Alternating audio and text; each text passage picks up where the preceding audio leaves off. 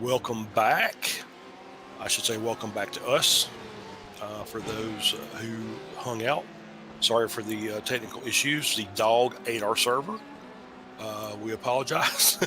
Honestly, we don't know what it is. It's the first time we've been testing the new hardware system for, I guess, basically since about a week after our last event. We thought we had a good one. It has run with no issues until right this minute. So we will see if we can get back and we'll get an update for everybody and see what's going on. It still looks like Fuga is still leading the race by 5 laps over Garage 69. Indy Autosport White is in third.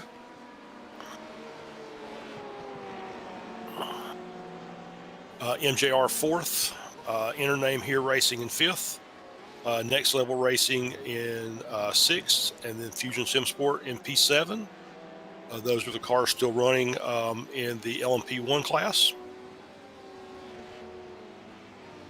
LMP2 class, we have Leo Racing Team, who is in first place with a 30-second lead over Venom Works Prototype. TC Corsa Esports is in third, and they are very quickly on the heels of Venom Works. Looks like there's about a 3-second gap, which changes frequently. Venom Works Endurance is in fourth. Turn 1 Pro Divers now they've jumped to P4. Venom Works is now in P5. Reaper Racing in sixth. Banzo RX Flow is in seventh. Legends Racing is eighth. Quality Control Racing LMP is in ninth. Stage 1 Racing in P10. Adam Cole's driving the Indy Autosport Red is in P11. Bro Sim Racing is in P12. EVP is in P13. And DG TCR is in P14. It appears as though Prescott Campbell is also still running, which would be the Ronin Sim Sport car, but he is several laps down. In the GTE field, DHR Team Pro, Ronin Sim Sport GTE, Porsche Sport is in P3. 24H Muglinger is in P4. Team Bush Fink in P5. Next Level Racing is in P6. Uncos Racing is in P7. In-Race Esports is in P8. Taipan Esports in Endurance is in P9. NJB in P10.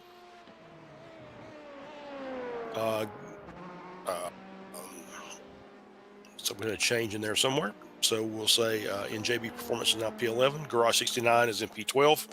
Hexa Racing is in P13. Bro Sim Racing is in P14. SCCR by Delta Sport is in P15. DHR Team AM in 16th. Slow Motion V.E.C. is in 17th. And I believe that are the cars that are still out on the track. I can't see if there are any others that are still making laps, but we'll go ahead. Next Level Racing, we said, is in P18. Quality Control GTAM in 19. And then Century Sim Racing is in P20. Thomas, welcome back. Yep. Obviously, we've got the broadcast going back up all good again after the short little forced break almost. Right. It kind of worked out because we were actually at the halfway point of our event, so it's a good time to end that up and to let YouTube reset itself. Yeah, just a quick stop and start. Hopefully, we'll go all the way through to the end of the race now without any other issues. Yeah, you never know when you get into when you go into the pits if you're going to have mandatory repairs if you got damaged. So I think that was where we were. We had mandatory repairs that we didn't know about until they said stop. So that's what that was what that was, and well, we will obviously investigate. I know our senior race director Tom Benloss is the man in contact with our hardware service, so we'll see if we can investigate and figure out what caused that break in our in our broadcast. The either way, obviously we've not missed out on too much. We haven't had any crashes or anything. No major incidents. Just obviously the make big difference now. Obviously is starting to get a little bit dark for the drivers, so you can see the headlights on track for those guys now. And yeah, be a crunch time for the drivers. They're going to start. Obviously, they're still setting faster lap times. Fuga still with the fastest lap for LMP1s. Leo Racing with the fastest lap for the LMP2, and DHR with the fastest lap for the GTE. So your three leaders across your three fields have the fastest laps currently. So obviously they're using the advantage of the cooler track temps, and hopefully for those guys they're probably getting some nice clear track running as well. And it's ironic we was talking about connection issues with for some of the drivers and struggling with hardware, and we have an issue like that. Obviously, but all being well, that's the only one of the 12-hour race. Well, that is our hope. So can't look back on the bad incidents. We can only look forward to the good. That's a good way of looking at it. That's a good way of looking at it. So what we're going to do here today, so we're going to carry on watching this race, and obviously hope we have some good battles coming up in front of us, and obviously some good content for you guys. The P3 car of TC course are not too far behind the P2 for the second position on the podium for the LMP2 field today. So I'm seeing a gap of 1.2 seconds. Yep, there they are, right on the track together. Maybe a nice little fight we can watch here and see how these guys do.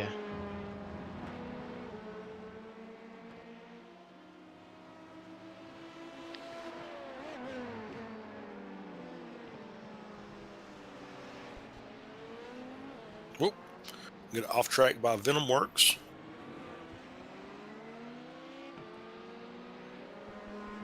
And that enabled TC Corsa to move around them.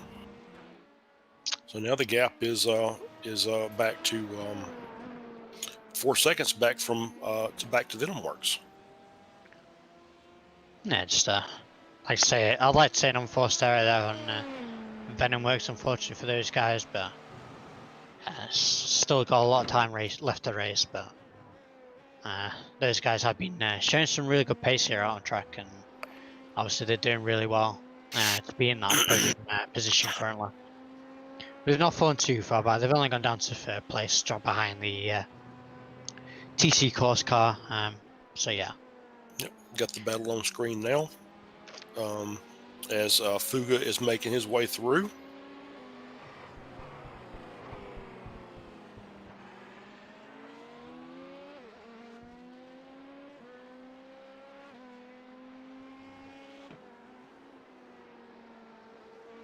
Quite a bit of a gap back to Venom Works.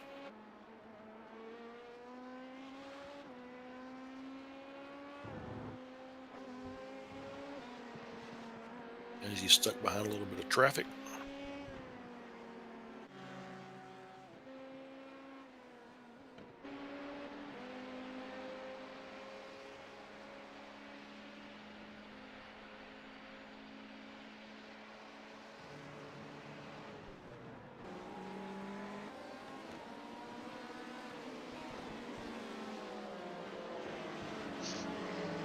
Looking through the field as I see a bit of contact here on my screen as well. Indy Autosport Red, very close to the Stage 1 racing team, separated by 2.4 seconds. The Indy Autosport team having a bit of troubles getting through the GT field, so it's allowed stage 1 racing to create a bit of a gap, but those guys hot on the heels of that stage 1 team, and all being well, fight for P10 for those guys. Except for the 1 lap between them, but they'll get them back on the lap with those guys, and all being well, they'll maybe fight for the position later in the race. Yeah, absolutely.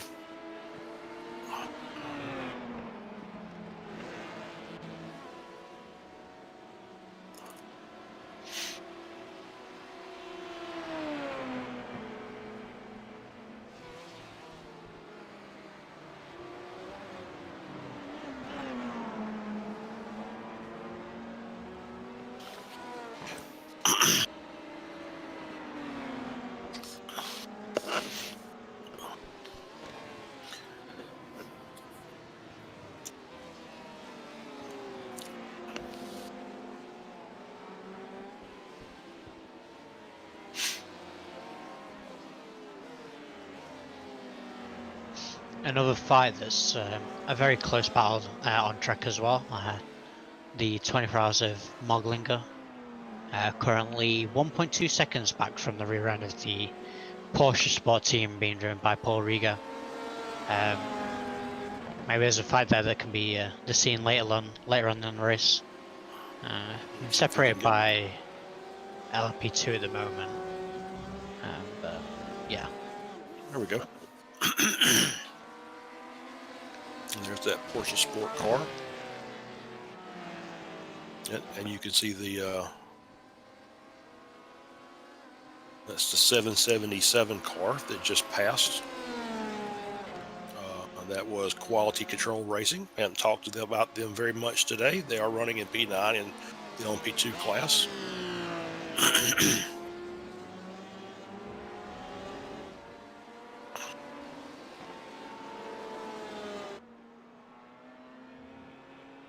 Don't know why it wants to keep doing that.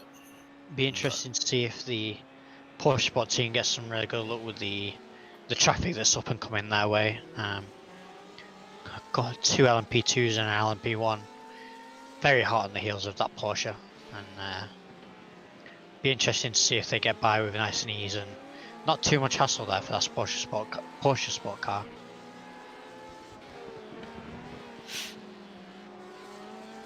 There you can see the gap back between Porsche Sport and the 24H Moglinger car.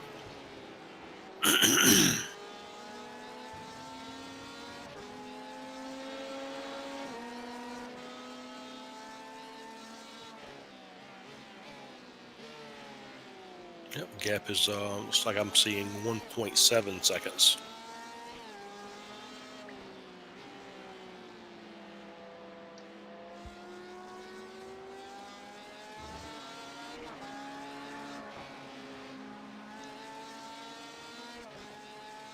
So I will just let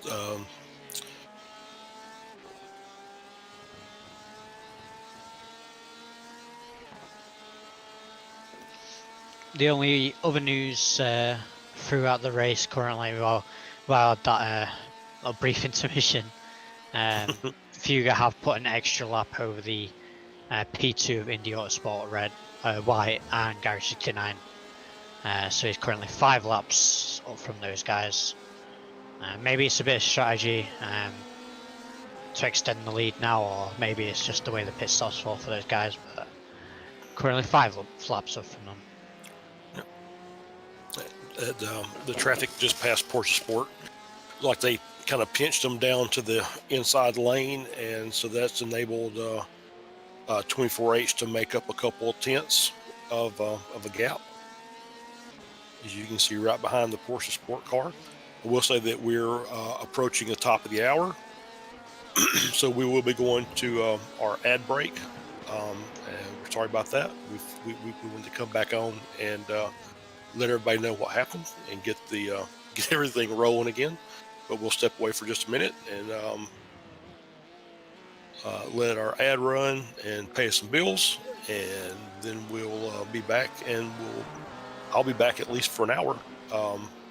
And I know Tom will be here for a little longer. Then we'll do a driver swap, and then I think I'll be back a little bit later. So I'll take my little 2-hour break.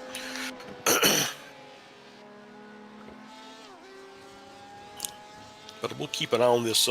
Seems like the best battle on the track for the time being. We'll see if 24H can make up some of that second and a half gap back from Porsche Sport as they're battling for podium positions in the GTE field.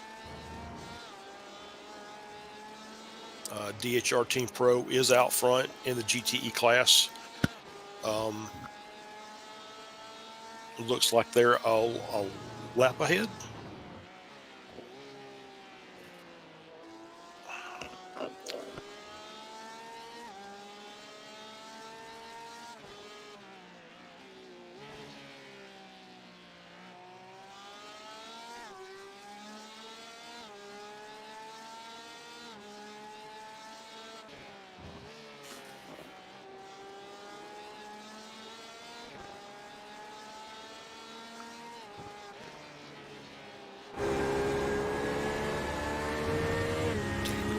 Inside the Porsche.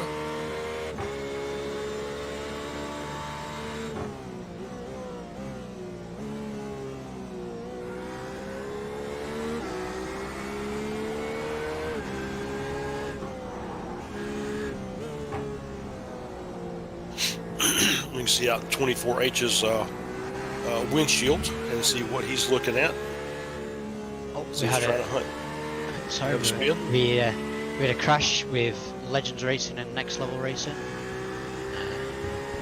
Going up the hill into turn 4, the Next Level Racing team locked up the brakes on the inside of the LMP2 of Legends Racing. And unfortunately, the Legends Racing LMP2 team, no fault of their own, going around the outside of the GTE and just got caught up in a little incident for those guys. And obviously, we'll leave all jurisdiction down to the guys in the steward's office, but yeah, just a little incident there for those guys, and unfortunately for the Legends Racing team, collecting a bit of damage on that right hand side of that car.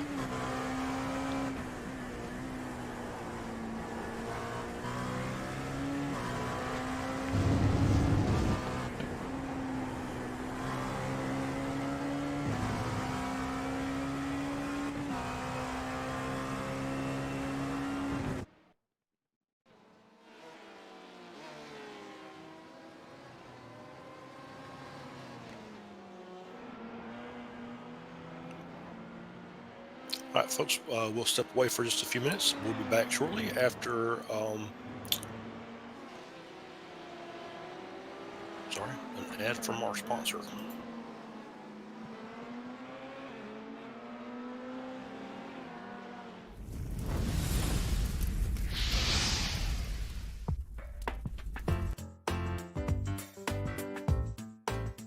Everybody has places to go, but not everyone has a way to get there. What if there were an easy way to get everybody where they need to be? What if there were one resource for all of the transportation needs in our community? What if we could move up to a better way to get people where they need to be? Welcome to a better way of getting around. With Move Up, all of your transportation options are in the palm of your hand with a mobile app that allows you to get where you want to go. Okay, there are lots of options for getting a ride, but this ride service is special because it offers answers to the collective needs of our community. Who needs a ride? Going to the airport or train station? Done. Need a lift to get some groceries, go to the bank or post office? Done. Need non-emergency medical transport to your doctor's appointment? Done. Need a ride for your child? Done. What if you want to take your dog or your bike with you? Done. You get the idea. But how does it work? There are basically 3 types of riders: regular folks with no special needs, children and adults who need assistance, people who need to get somewhere but can't afford transportation. The people with no special needs can use Move Up just like they would a cab or a service like Uber or Lyft. Why choose Move Up? Because participation in the program helps support the overall community by keeping the drivers busy so the network can grow. Children and adults who need assistance can choose among the drivers who have been carefully screened to be able to handle non-emergency medical transport, assist with the elderly and handicapped, and to transport children with their parents' permission. People who need to get somewhere but can't afford transportation can enroll in one of the community programs that will pay for their ride. The driver gets paid just like with any other passenger. We can all move up to the next generation of ride-hailing and transportation if we all get involved. To learn how you can become a part of the solution, join MoveUpLynchburg.org today.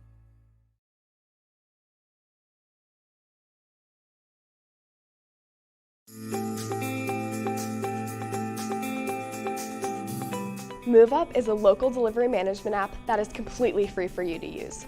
It lets you choose your drivers, whether your own employees or others in the community. It lets you and your drivers decide on rates that are best for your customers, and those customers don't even have to download the app. MoveUp is easy to use. When a customer places their order and requests delivery, you enter the delivery information into your online system, and the system alerts drivers of their delivery order. You can track the complete status at a glance, and so can the customer. MoveUp's processing system is designed to protect you from liability and to minimize transaction fees. All of the money stays local. You keep all of the money from your sale, and the driver keeps all of the money from the delivery. It's easy to set up. In fact, you can be delivering the next day. MoveUp is the no-commission connection to your customers. Find out more on our website.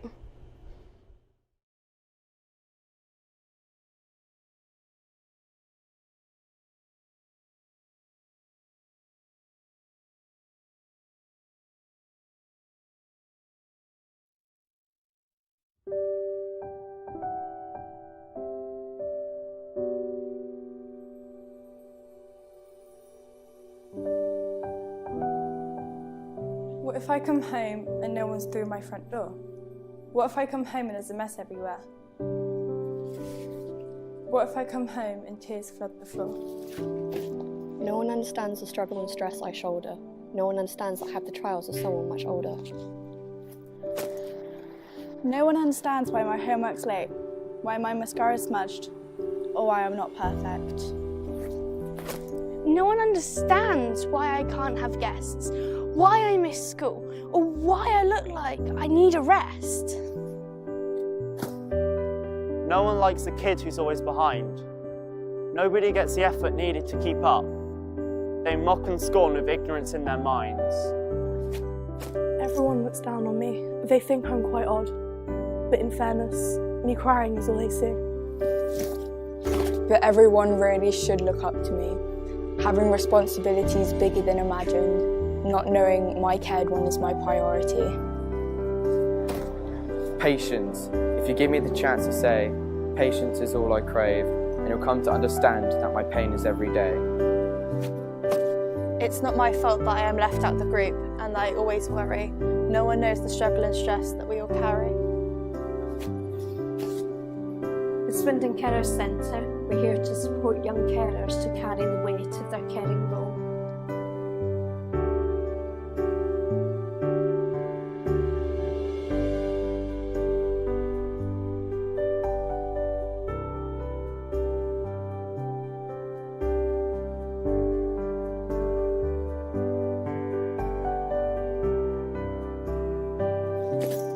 Someone is there for us to speak to. Someone understands what we all go through. To everyone at Swindon Carers, thank you.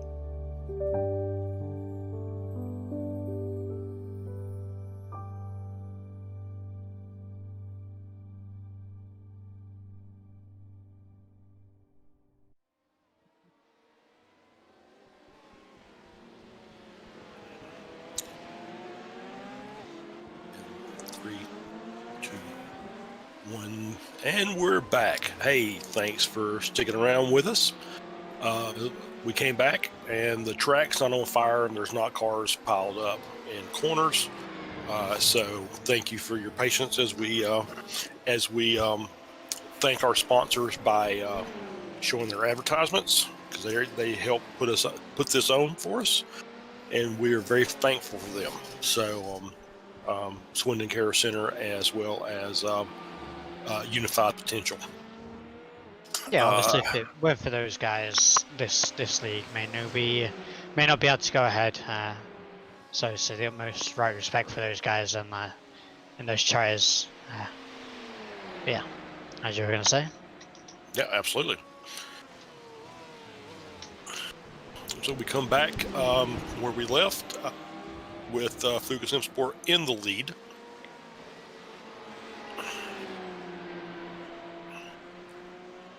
Still have a good battle in the GTE field between Porsche Sport and 24H Muglinger. So the gap is 3 seconds. And it looks as if if my timing and scoring is correct, that Juncos has joined them as well as Next Level are all on the same lap. So very interesting. So that might be battles that we need to watch later on down the road. I do want to kind of pop up, take a look at Juncos. We'll make sure that,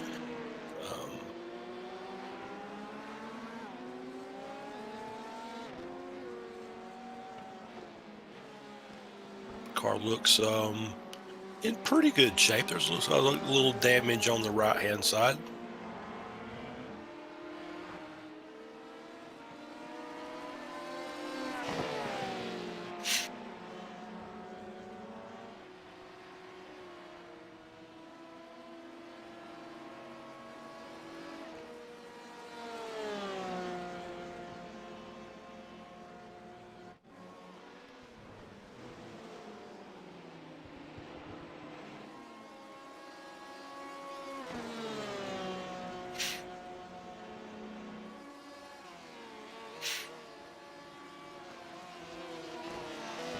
Another little battle back through the pack. Battle for P9 in the LMP2s. We've got stage 1 racing number 72. Currently 3 seconds back from the quality control car in that number 777. The stage 1 racing team showing a bit of pace in these later stages of the races after the halfway stage. They are catching up quite nicely to that quality car, so hopefully there we'll see a little fight come along. And also Venom Works joins the party as they've just come out of the pits there as well, although they are on a different lap to those guys.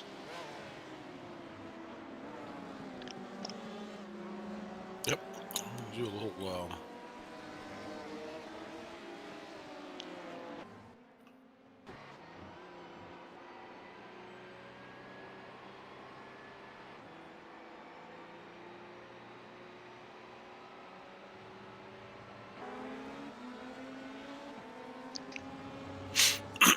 there we can see the 777 quality control, and behind him the stage 1 racing car. Like the gap is about 3 seconds. I'll kind of stick with them for a minute and kind of watch.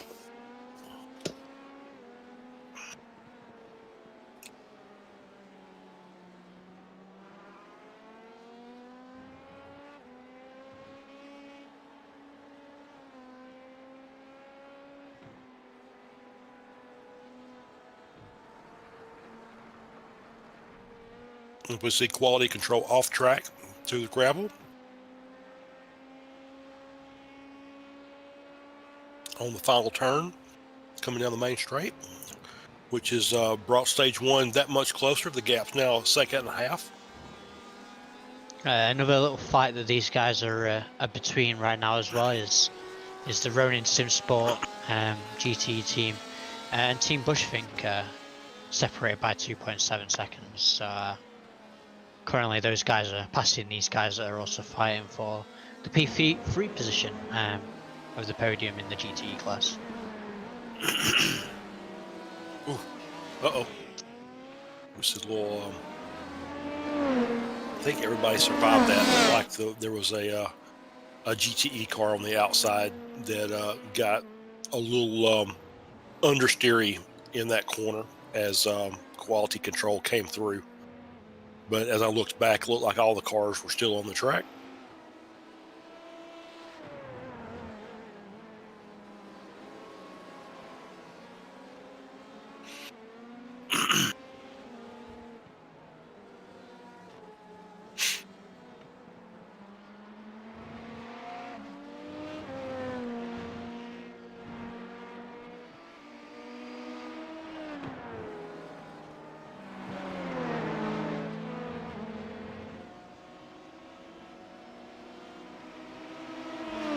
All this drama around the Team Bushfink GTE car has allowed the Ronin SimSport team to make up a lot of ground. They are currently 1.2 seconds behind that Team Bushfink.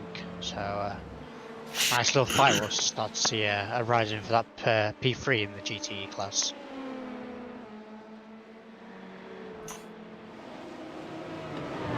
Yeah, just have to keep an eye on it. It's like the gap has stretched out a little bit, so may have been some traffic involved in that, but it's now back at a 4-second gap.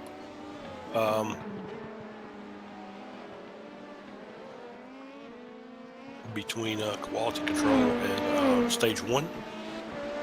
So for those in chat that are still hanging out, thank you very much. We appreciate it. And I just want to let you know that we have here at VEC, we have guys in the US, in the UK, and Australia. And to a man, the food of the day for a 12-hour event where you're either stewarding or broadcasting is pizza. So everybody just said, you know what, let's order a pizza. And so there have been pizzas delivered to various cities all over this great planet today.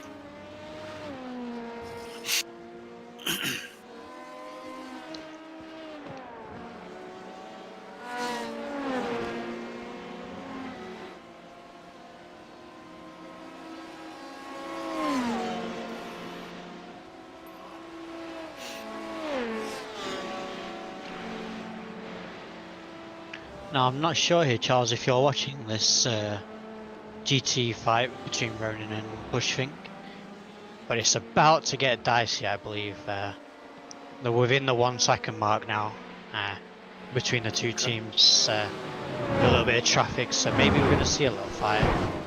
Hopefully, we'll see if good little scrap for P3. We'll see if we can dial in on it. There's Team Bushfink in the 63 car.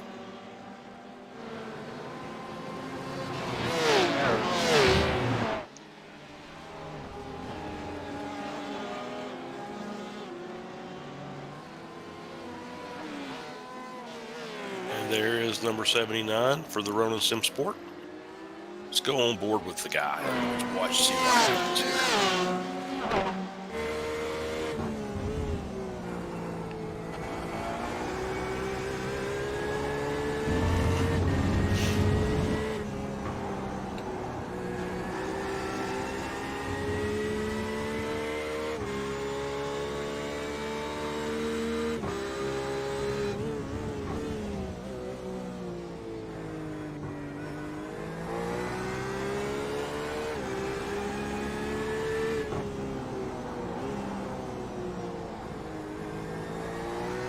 It's interesting to see these two teams staying very similar pace throughout the race here today.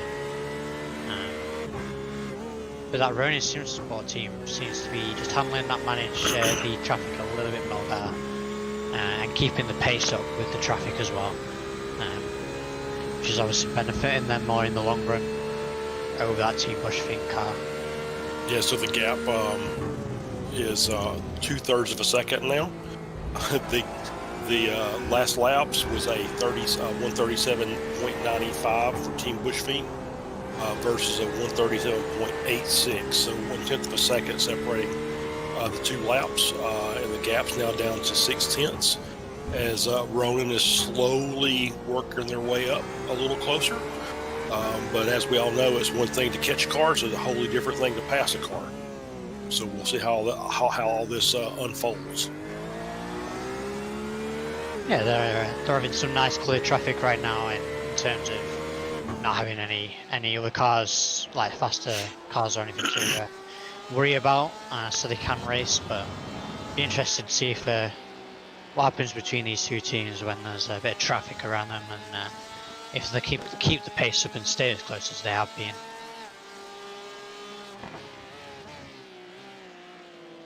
We'll go ahead and talk about the drivers for Team Bush-Fink. We've got George Sealand, and for Roland Simsport, we got Gabriel Erdely.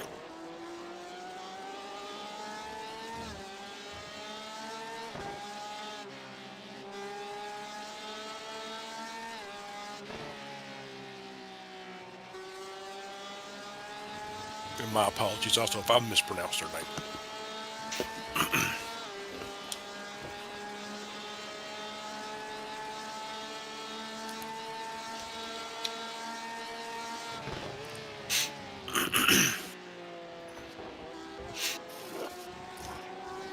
As you can see that Gabriel in the Ronan Simsport car is just a little closer every lap. The gap's now down to 0.3 of a second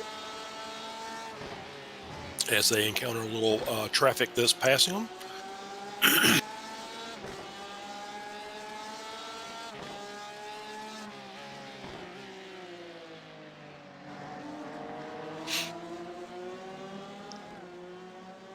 Also, not as big, but back in the GT pack as well, there's another little fight. We have Team Slow Pace on the rear end of the N Race for GT as well. Not as close as the fight we're watching on screen currently, but nevertheless within a second of each other. Right. Yeah, and I see Taipan is also 5 seconds back of Hexa Racing Team Purple. Wow, 79 car Ronan Simsport gets really deep into that corner.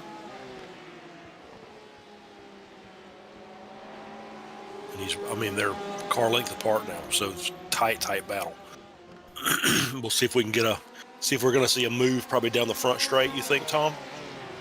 Nope, or he's going into the pits. So and something that caught us by surprise, a pit strategy here from Ronan Simsport. That's right. And so that battle seems to be done for a lap or two. I'm assuming that Bush-Fink will be coming into the pit shortly. And then I'm sure we'll be able to pick that back up. Yeah, and obviously, as I was saying, back through the pack, we do have the N Race and Team Slow Pace. Both those guys still out on track for the next couple of laps, I believe. Team Slow Pace last pit on lap 217, whereas the N Race team had last pit on the 229.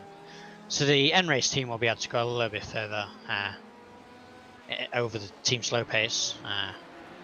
And all being well, they'll be able to dominate this fight, but they're not able to stretch that lead over those guys at the moment, but they're holding the P8 very nicely. And there's in pace, and you get to see the nice LED lights on the outside of the car, making it nice and shiny.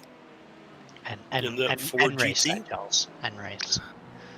Did I say something else? I'm sorry. You said N-Pace. In pace. I'm sorry. You're right. I mean, they do have some good pace right now. They do have some good pace. Yeah. As we covered earlier, this N-Race team being the only Ford GT out in the field with us here today and throughout the series, but managing it very well considering running P8 currently. So be interesting to see how these guys do throughout the series as the EVP car creates a bit of separation and also lets Team Slow Pace have a nice little run. And is that the N-Race team slowing up? It definitely looked like they were letting Team Slow Pace go by, and that gap is. Is this maybe a little bit of strategy? That is a battle for position, or at least on my scoreboard, it tells me that's a battle for position. Jonas V.E.C in the Team Slow Pace car. Yep, and that is a full position change, so that's interesting. Maybe a little bit of strategy from the N-Race Esports team, letting Team Slow Pace by, maybe looking in the long run in terms of having 5 hours and 10 minutes left remaining in this race. That's very possible. It'll be very interesting to catch a word from those guys and what they were thinking there. but we'll let them be for now. We'll see where this strategy plays out for these guys.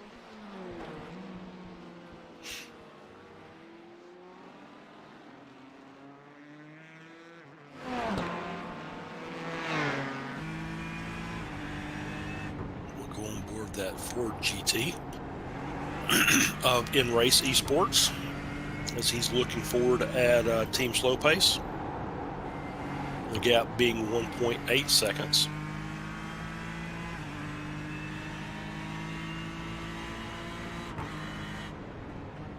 Yep, looks very methodical.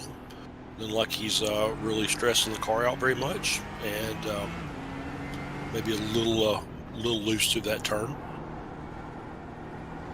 I don't know. I don't drive the Ford GT very much, so Tom, does it? What are its pros and cons compared to the Porsche? Me, I would like to say the Ford is a very safe and steady car. It can be very fast in the right hand with the right setups. In the long terms, I would like to put it down to being a very safe and consistent car, and those guys doing a really good job keeping it nice and clean. And obviously, looking at the way they're racing, only having a couple of incident points for them here today.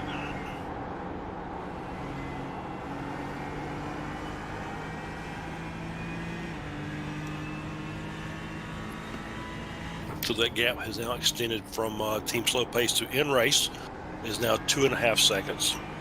And I see on my timing screen that the gap behind In Race to NJB Performance is about 9 seconds. So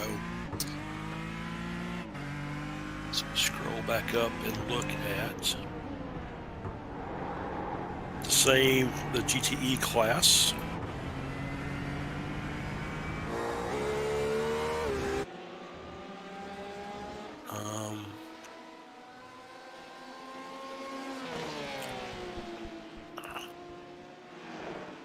To Team Bushfink, who was showing in P1, but now it looks like they're in P2. It looks like Next Level is in P1. We'll see how that updates shortly.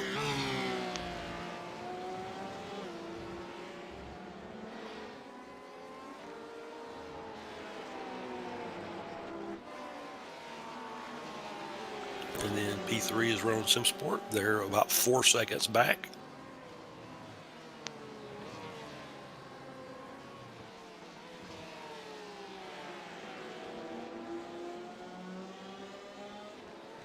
Don't know about you, Charles, but if you were the team N-Race team right now, you've got Team Slow Pace who you've just led by, and you've also got NJB who are currently 6.7 seconds.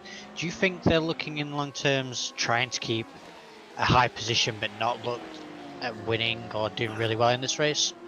It could be that, or it could just be that they're trying to maximize fuel, trying to stretch the fuel mileage out on the car.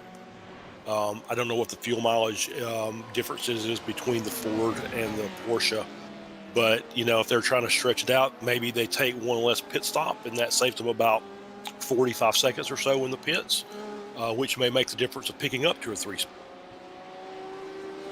It'd be very interesting. Maybe later in the race, if we can get a word from those guys and see if we can figure out maybe what happened in that situation, if it's an issue with the car or if they are looking in the long run with strategy.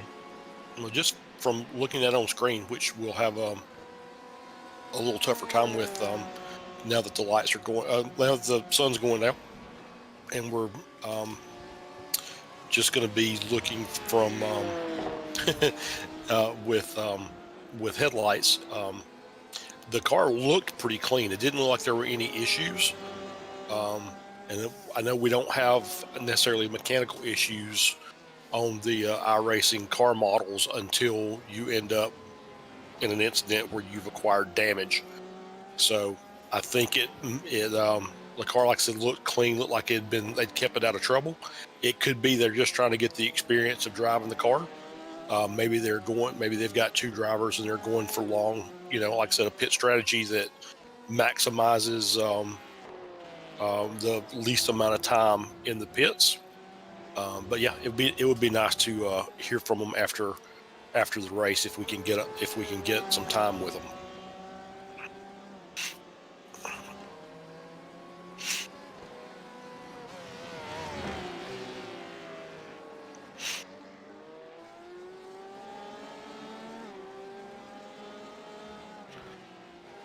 Let's go back and take a look at our overall race leader.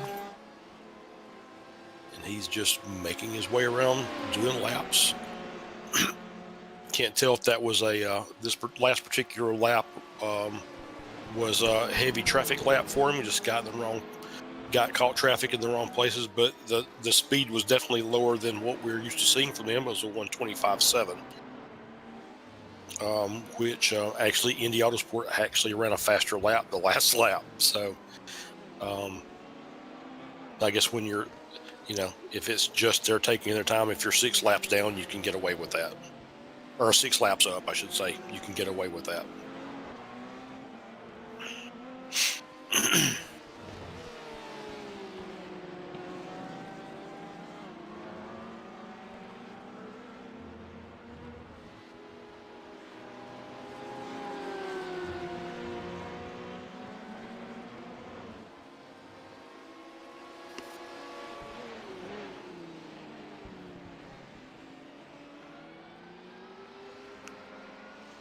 We will go ahead and say that the current podium positions for LMP1 is Fuga Sim Sport LMP1.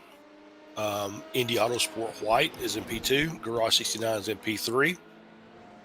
Intername here Racing appears on my screen is that they're 3 laps down. So the podium positions in the LMP1 class are starting to solidify.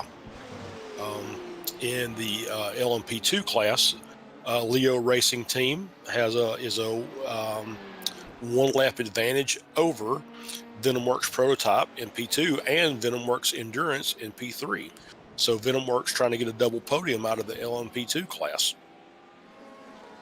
And as we've mentioned a couple of times, we've been watching DHR Team Pro is in P1 in the GTE class.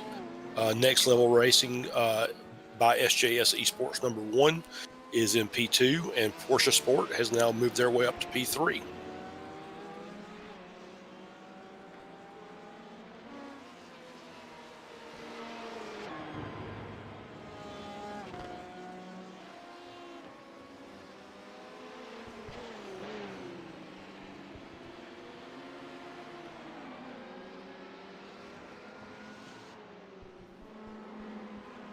Just looking back for a few of the moments in the race, Ronin Simsport, I've noticed have all of a sudden already caught back up from taking the pit stop over the Team Bushfink Racing, and currently 1.5 seconds behind on track.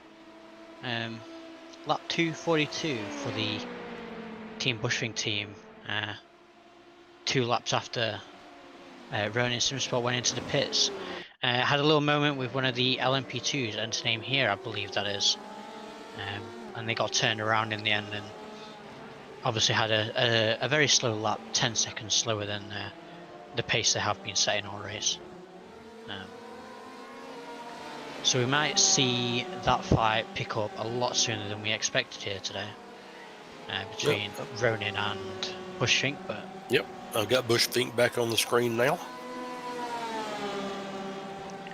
See a lot of traffic between the 2 guys, but still relatively close, and he's Ronin Simsport Gabriel's getting a really nice tow from the Corvette. To see Junkos staying out of the way of these guys and letting them continue their fight as he goes another lap down from these guys.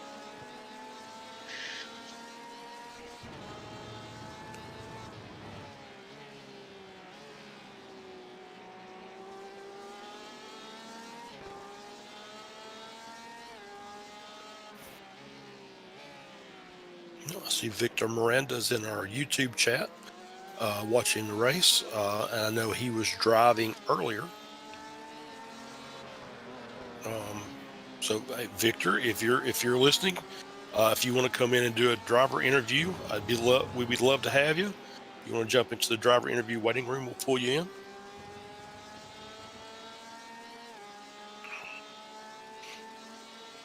to see the Ronin Sinsport team just getting a bit sandwiched there, as and also Team Bushfink having a bit Wow. of a moment with the LMP2s here. Yeah, definitely. As it's getting very feisty on track here today. I see these two fighting for position quite hard. All this in the meantime has helped that Ronin Sinsport car really get onto the rear end of the Bushfink team.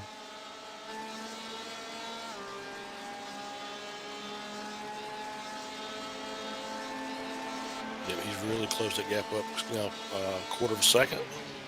He looks down to the inside. He's gonna hold it up. He'll be just kind of.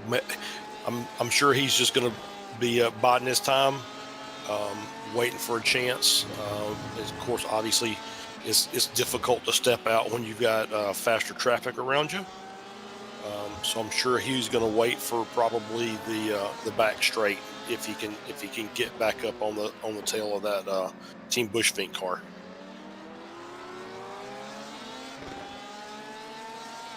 See a lot of confusion. Enter name here really getting held up behind that Bushfink car. Yep. As they very nearly take the front end off the Ronin Sinsports team. Wow. Lucky to have no contact there for Ronin Sinsport, but all that has created a bit of gap here between the two cars. Thank you, Victor. Victor said he's got one more stint to do, and he'd come join us in the broadcast booth a little later. So we look forward to hearing from Victor Miranda.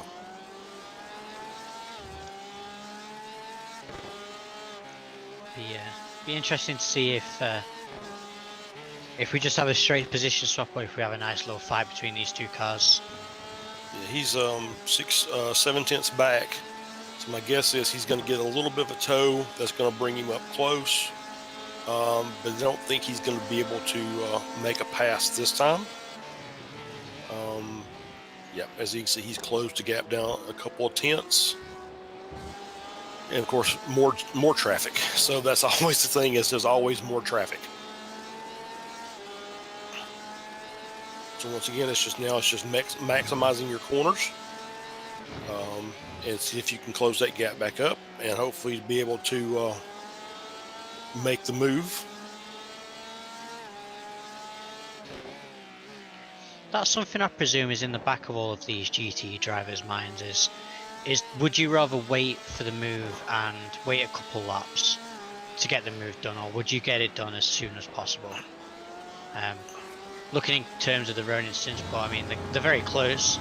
They definitely got the pace to overtake the Bushfink, but they keep getting the unlucky streams of traffic. And does it play a factor on their heads?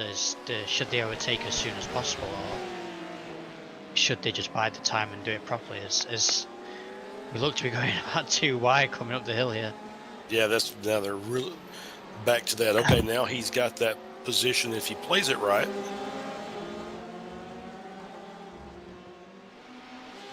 It's getting that run out of New Holland down the straight. As the LMP2 has been very patient here. Yeah, which is good. Which is good after 7 hours. You would hope that they've learned how to be patient around these cars, and he is going down to the inside, side by side, and then the looks like Bushfink just kind of backed out of it. So now you got Ronin Sinsport, and that actually was a pass for the class lead at this point in time. So then you got Ronin Sinsport GTE and P1 and GTE class. Team up. Well, okay. So now so P2 and P3. Sorry, my software just updated. So Next Level Racing by SJS Esports #1 is in P1. Ronin Sinsport is in P2, and then Team Bushfink is in P3. I think you've still got that a little bit wrong there. I feel like from what I'm seeing, I've got DHR still in P1. Are you seeing DHR in P1? Yeah, Team Pro, then Next Level.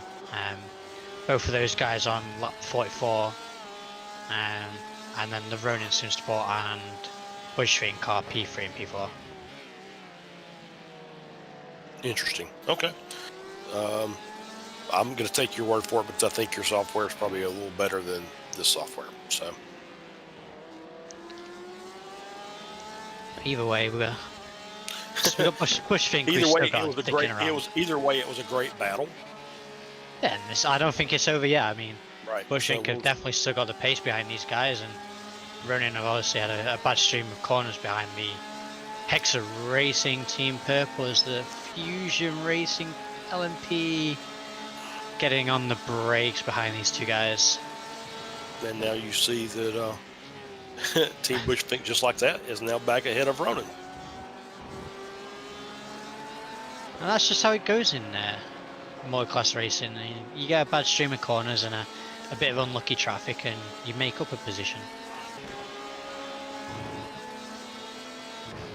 As we have Hexa Racing Team Purple and NJB Performance here in front, who are in a fight for position as well. I'm not sure if these guys are on the same lap though. Yes, they are. So that is a full position fight for position for P10. So we have the P3 and P4 and P10 and P11 in the GTE class fights. Pretty much on screen for you here right now. As you can see them, as you can see Bushfink making a pass around Team Hexa Racing Purple.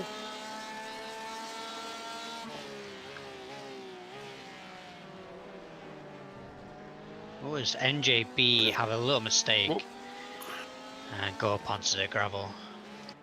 So that'll be a position drop for those guys, unfortunately. But Ronin Cinesport still sticking with that Team Bushfink car.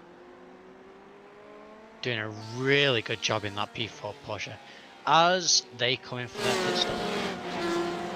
So it's very interesting here. I don't know what the strategy is, but I've now got Ronin Cinesport pitting twice, while Team Bushfink haven't pitted since like 219. What if they had a penalty? Could be. They are in the pits and they are stopped.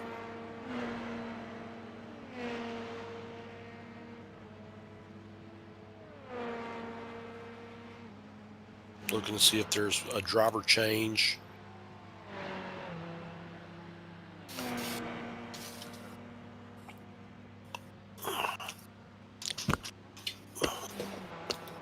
As the car goes up on the jacks. So it looks like it's just a routine pit stop for these guys. Right. Taking tyres. So that fight's broken up for a little bit as Ronin Cinesport made their way out of the pits. Now the question is where are they going to come out in relation to what Porsche Sports already passed them, it looks like. Yep, so that's Ronin Cinesport just behind Porsche Sport. 1.9 seconds separate those guys now. The 24 IH Moglinger, another 26 seconds back from those guys. So it'll be interesting to see if there's a nice little fight that arises. If that Ronin Cinesport team on the fresh tyres can maybe force an overtake or a fight towards the Porsche Sport team.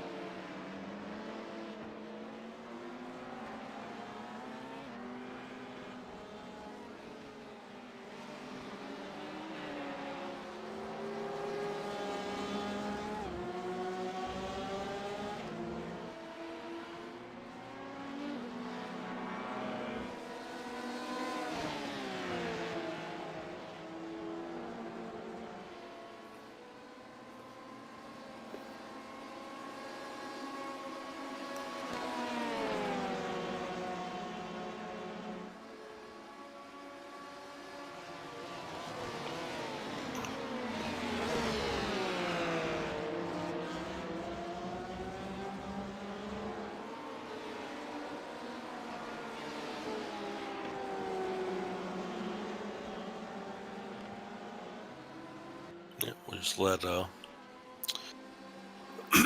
will iRacing play driver roulette for us and find the most exciting action on the track. Do see Paul Rigo back in the Porsche Sport car.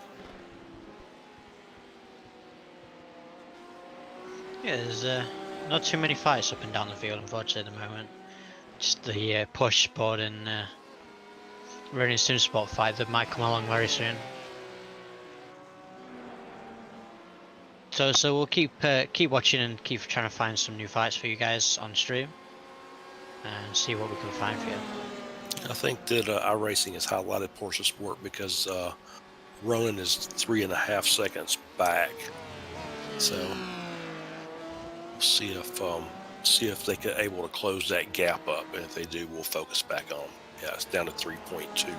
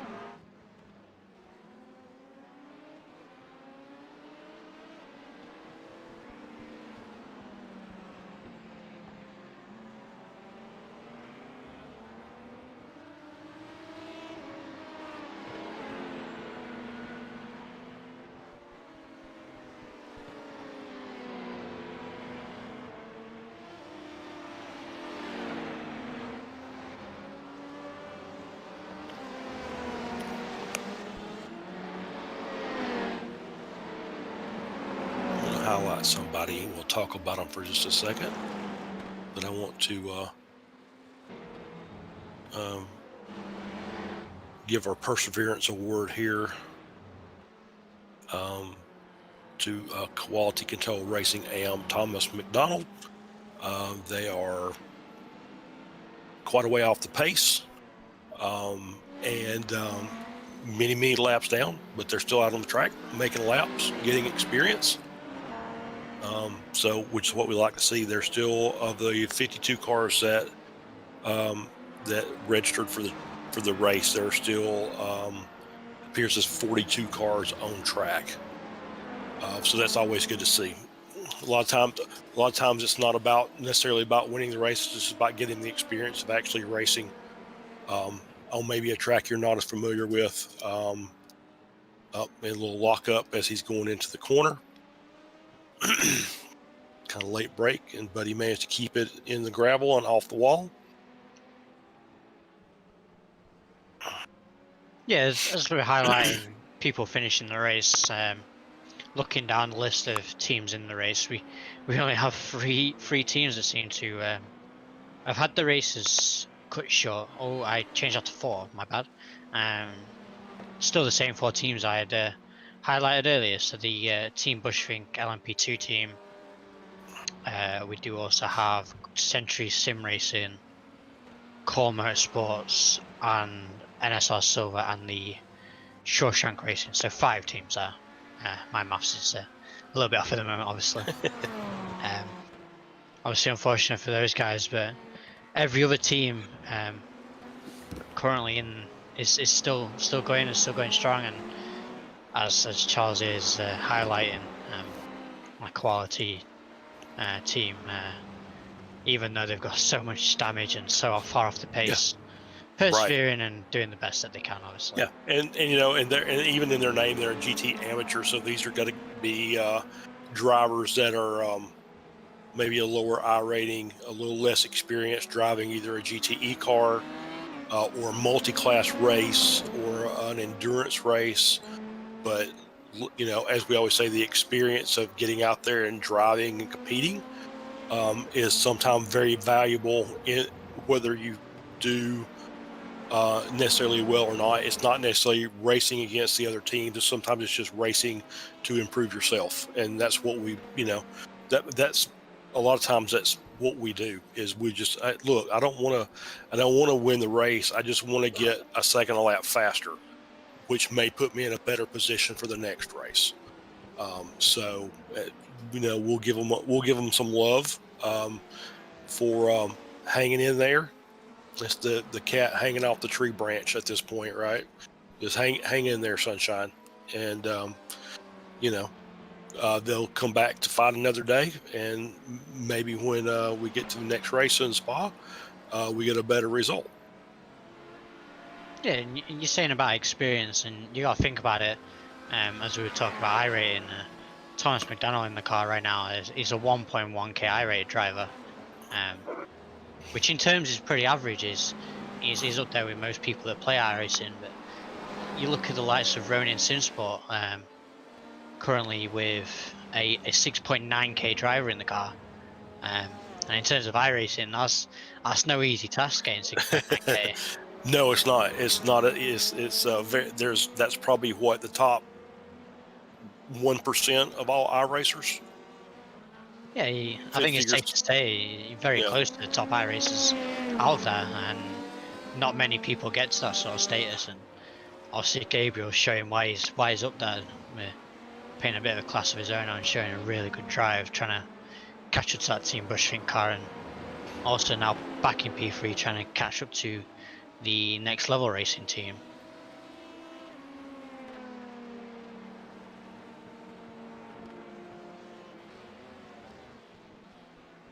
Yep, so I'm going to say that Porsche has came in for a pit stop, so they're a minute off of Ronin. I'm sure that'll update, and you'll tell me, no, it's only 4 seconds. But we'll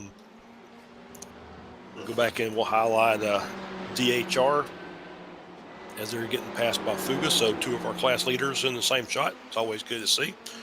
As DHR looks like they're passing.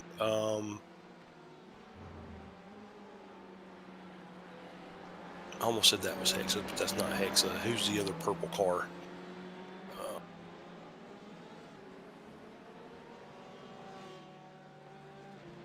Where are we looking? Slow motion? Yeah.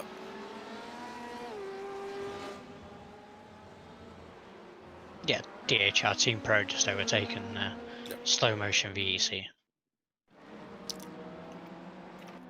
Another team who've taken a lot of this race, had a lot of damage. Ooh. And We got Indy Autosport Red with a spin. Okay. Oh, and kind of a little nudge with this tail into the wall as he backed down the straight a few meters and was able to get the car turned back around. That's Adam Coles in the Indy Autosport Red car.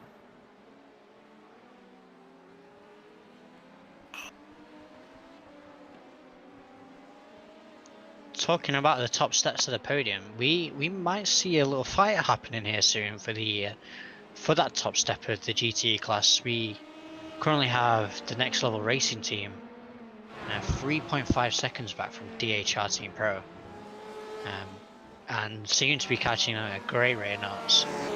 Last couple of laps, a 38.7 for the Next Level, and a 39.3 for DHR. Right, that's Taipan. Why is that saying DHR for me? So ignore me. I've apparently. I was looking, but it does look like the Next Level. It's other way around, right?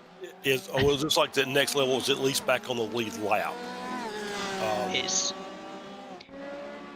I am so right in saying DHR was slower, but yeah, DHR was it's like a little bit slower, but it's like Next Level has managed to get back to the very tail end of the lead lap for the GTE class. Yeah, so that DHR Team Pro is 2.7 seconds back from the rear of the Next Level Racing team. Yeah. So very close to lapping the whole field of GTEs, but obviously that Next Level car is showing he's still got some fight in him, trying not to go a lap down. Sorry for my little scary moment of mix up there, but no worries at all. No worries at all. I mean, we're sitting here looking at software that You know, you're looking at iRacing, I'm looking at something that's supposed to be reading the same thing as iRacing, and we're still seeing different results. So we do the best we can with what we got, try and call the race, especially after the field is as staggered as it is.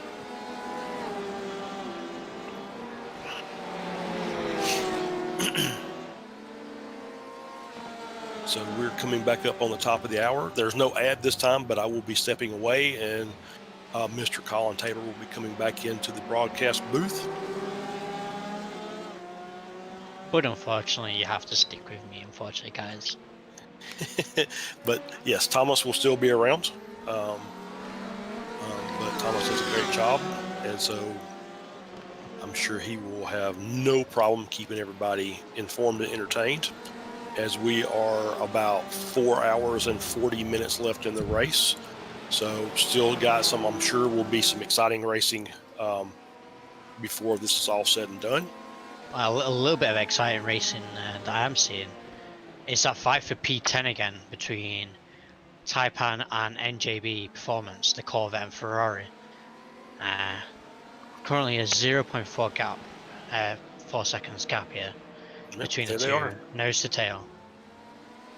So it'd be interesting to see how these guys manage the traffic, and if the LMP2 gets in the way here.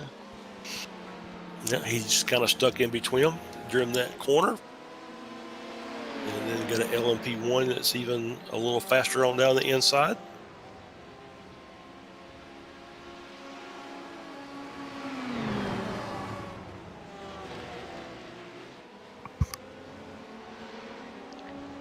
As we're watching this, obviously we welcome back Mr. Colin Tabor.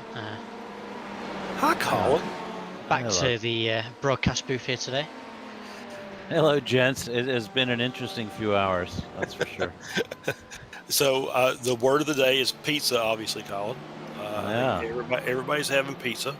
So I will say that we did, from the YouTube chat, Victor Miranda, who I believe is driving for, I can't remember which race team, but he is going to be going back in for his final stint of the day. And he said he would come join the broadcast. He's in DHR Team Pro. He's in the car now. When he finishes this stint, he'll be back to jump in the driver interview room to talk to you guys. So, and I do know that I did speak with Reggie, and he said once he had a couple of things and cool off and reflect, and he said he would come back and talk to you guys also. So, all right. Fantastic. All right, so I am going to leave this, and Tom can watch while we do our switch over. There's no ads, so there'll be just you and Tom talking. I am clear. All right, nice to see you, Charles. Good to see you, always. and as always. So, guys, have a good stint. Keep it on the gray, and we'll be back shortly. Good job, Charles, and I'll see you later. All right. Yeah, as you've seen, obviously, this Taipan and NJB Performance 5, we've also got the 24 hours of Muglinger joining the fight as well, behind these two guys. Not for position, but just joining the party, and a nice GTE all around four-way drive for now, I will say it.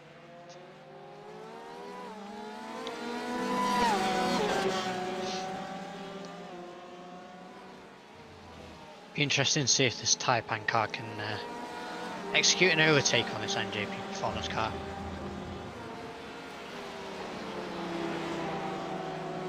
Yeah, it looks like it's tightened up a little bit, and there's been some changes in the GTEs. That means they clear a lap car. Yeah, you got NJB. They're fighting with N-Race. Is that it? And then the next fight behind that is it's NJB and Taipan. Oh, okay. So push your two cars back one. That's fair. That's fair. And then 24-hour Moglinger, as you mentioned, has come up behind. I just watched them. Tobias had a spin near the pit lane that he managed to recover, and now trying to lap, but not pulling out because of the LMPs coming through. Troy in the Taipan car having a little bit of an job. issue as the LMP comes up the inside through the final turn, and ends up just going a little bit too wide, being a bit too kind to the LMP car. Takes a little bit of grass and loses a lot of time to NGP performance there. But he's still in the fight. He's only 5 seconds. He's not got any damage or anything. He's just had a bit of a slow moment. Indeed. Says I have a look through the field. I'll see if we can find another fight for you guys. Yeah, it's been a kind of a bit of a shuffling around. Looks like Team Bushvink, who was in second at one point, has fallen back to fourth. Looking at the pit cycles, DHR Team Pro has the most recent pit stops. Looks like 5 or 10 laps after all the rest of the cars, and they're still ahead. So they're really sporting a good lead right now. Yeah, and obviously they're doing really well. I can't not really had any issues as such, have they? Not that I've seen, Thomas. And Victor Miranda's been doing a lot of the driving there, as well as other drivers include Roger Resende, who I think just got out of the car, as well as Caio Vinicius Gaspar. I guess the last stint was the first time we'd seen Roger. Maybe he'll be finishing up. We'll see. Yeah, obviously we've still got a lot of driving time, and we may see some of the early drivers jump back in the car for a lot of the teams. For a lot of the teams, you may see the main drivers, the ones who got the most pace, and maybe for DHR, obviously, as we've lined up in the YouTube chat with you guys, Victor Moran, this is his final stint of the race, so maybe we will see Roger jump back in the car, or maybe Xiao. We'll see for that team. Yeah, picking up now on the stream, the second place car, Next Level Racing, Kevin Pone in the car. They're just about 15 seconds back. Not too far. And doing well as well. Looks like the car is clean, although a little dirty. Yeah, expect a little bit of dirt on the car these days. That's right. It's horrendous, the marbles and the tacky dirt that we're seeing here. But it's part of the deal. Yeah, iRacing have done a great job being able to replicate the dirt onto the car as if it was doing a real 24-hour race. Looks real. Looks real. It does. It's a cool effect. And then third sport here in GTE, Ronin Simsport, we'll try and pick them up. Yep, Gabriel Erdeli back in the car.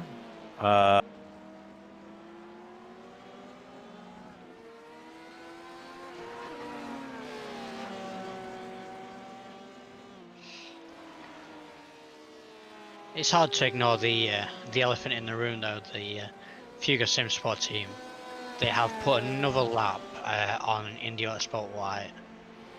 So currently 6 laps separate those two teams. Obviously, as we spoke to the Indy driver earlier in the race, saying that they're just waiting for a mistake, or they're happy to take the P2. And obviously they're showing that they're solidifying that position at P2. For sure, P2 is a very respectable finish. Normally, one doesn't expect to be 6 laps down when one is P2, but it's the way the race is developed. We're aware of the mishaps of the Freedom Maple Syrup guys, and they just had a tough day, compounded by the challenges of running, I think, in a small team, just a 2-man team. And real life, getting in the way, as well as the racing incidents that may have happened. Yeah, an interesting choice. I mean, a respectable choice for only a 12-hour race, but coming with only 2 drivers. I mean, you got some of the commitments that some of these drivers have put out there, doing 12 and 24-hour races, it takes a toll on you, obviously, as a driver. And obviously, you feel a little bit disconnected from the real world when you've been sat down in a rig for 12 or 13 hours in a race, obviously. Yep. So, riding along now with Patrick Pelchat in the lead car. Looking to, we're going to go on board here for a lap and see how it looks now in the dark. The pretty purple cockpit feels like a light show, although you're not there for the light show.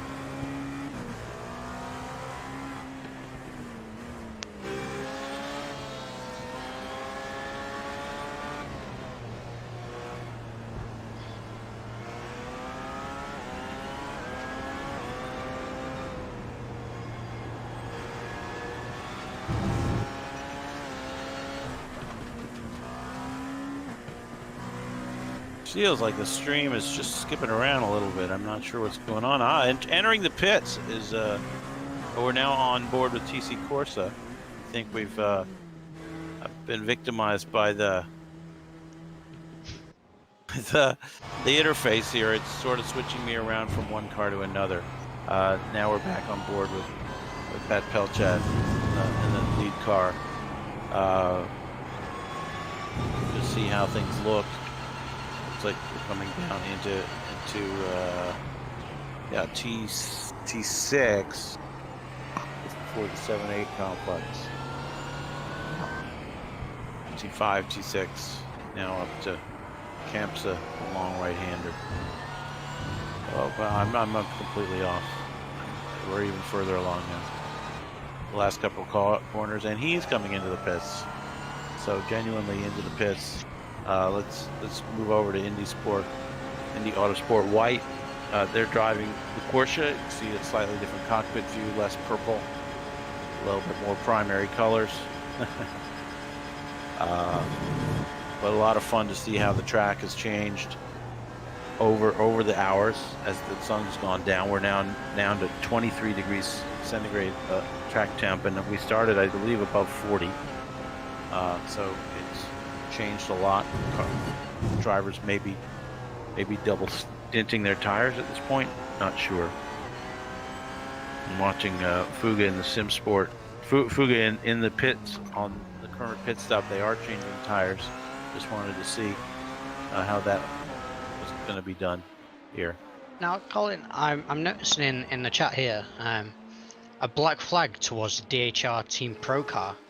And looking through my report, quite a while back, the way they do the reports is a little bit back, but a 30-second stop and hold for an unsafe rejoin towards that DHR Team Pro car.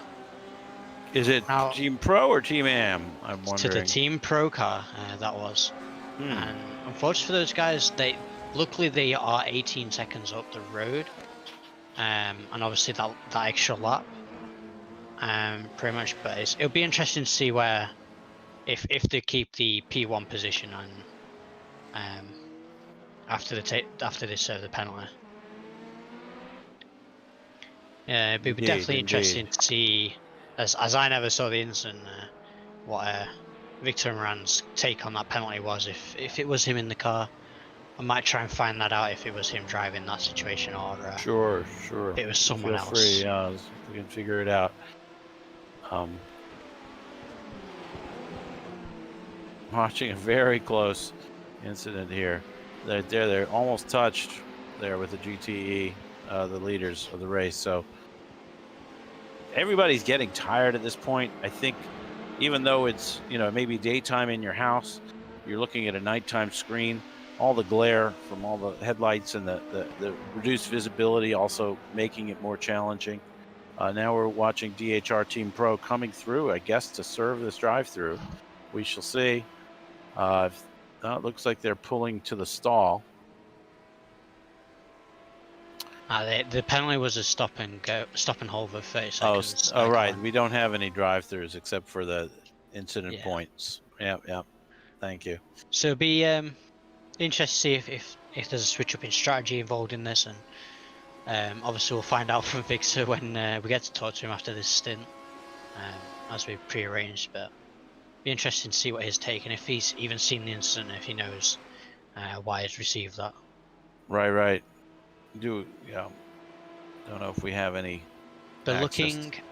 looking at the results, it does look as if that has cost him a position for the P1. It should be so for now. Yeah, I mean he just got in the car like 6 laps ago, so I have to assume it was the other driver's error, Roger's error, that cost them this time. Yeah, it was. Yeah. From what I've seen, it's Roger that was in the car at the time of the incident. So, like I said, it'd be interesting to see if Victor, who's obviously we're going to get to talk to, if he's got a take on that situation, and obviously his thoughts and opinions towards it. Yeah. Next Level Racing now in the lead of the race. Kevin Pone shown in first place. It looks like trying to figure out where DHR is blended out here. They're still shown in the lead in the official standings, I believe. But I see it as DHR come out in third place. Yeah, that's what it looks like to me too, Thomas. With a 6-second gap to Ronin Sunspot, who currently hold P2. Yeah, let's bring up the GTE class ticker now on the left, and we see Victor Miranda shown in third place. As we look through the fields here, Ronin Simsport looks like they are running through the last couple of corners, the sweeping right-handers. There they come onto the pit straight. Next Level Racing up the road and exiting turn 1 and 2. And DHR Team Pro, we picked them up just coming onto the front straight. So they've lost a good minute or so in that exchange there, which has taken them from a pretty strong position in the lead of the race to third place and fighting to get back where they were. We'll see how that goes. Yeah, they're no pushover team, so it'd be interesting to see if they make up that ground again and get back towards these guys. It is interesting watching the Ronin Sunspot team. It's wondering if there's a little bit of strategy between the two Next Level Racing team GTEs right now, as the Ronin Sunspot team seems to be getting a little bit hot-headed behind the Next Level Racing team number 2, which is currently in front of them, obviously, while they're trying to chase down Next Level Racing team number 1. No, of course we'll pick up that right now, and it looks like they're going to get by just as we speak here. But they gained a second on the last lap on Next Level. They kind of see the chance to take the lead. They're also, I'm sure, trying to stay clear of DHR in third. DHR being very strong, and they still hold the fast lap of the race. So, and Victor, one of their fastest drivers. Yeah, it'll be interesting to see if, like Fuga earlier in the race, if DHR try coming out and setting a few quality lap times and trying to catch that ground back up, as they are currently 6 seconds back. So it'd be interesting to see. I'm just looking through the last laps, and the 2 laps between Ronin and DHR were very, very similar, only separated by a couple of attempts. So certainly, I presume it's in the DHR team's heads that they're going to try and get that gap back down and make up as much time as possible. Clearly, right on.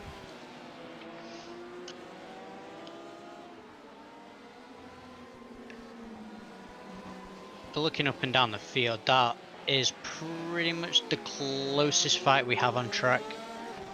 We do have EVP overtaking DGT and the LMP2s, but there is a lap between those two teams, so no position change for those two, unfortunately, now.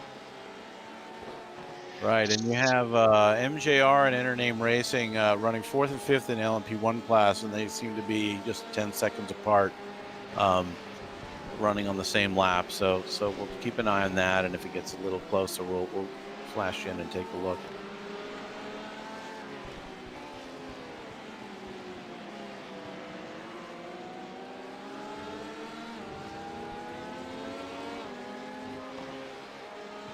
wondering now in the the LMP2 class, what's happening with TC Corsa Esports. We'll pick them up here. They had been running a pretty solid second before. Right now, they have not pitted for some time, but they pitted more recently than the other cars. Wondering if they're really kind of 17 laps off cycle from Leo Racing Team, who last pitted on 270, or not, if they'd had any incident. Gonna kind of take a look back in their lap times and see if there's anything looks unusual.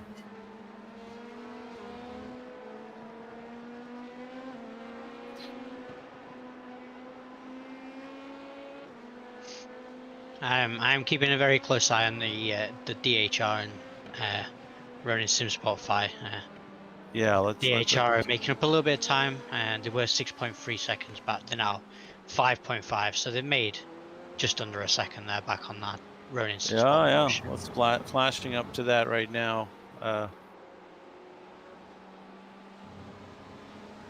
the last lap for the DHR Team Pro, a 37.7, whereas Ronin SimSport 38.1.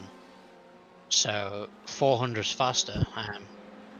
So clearly DHR trying to show, even on used tires, they do still have paces.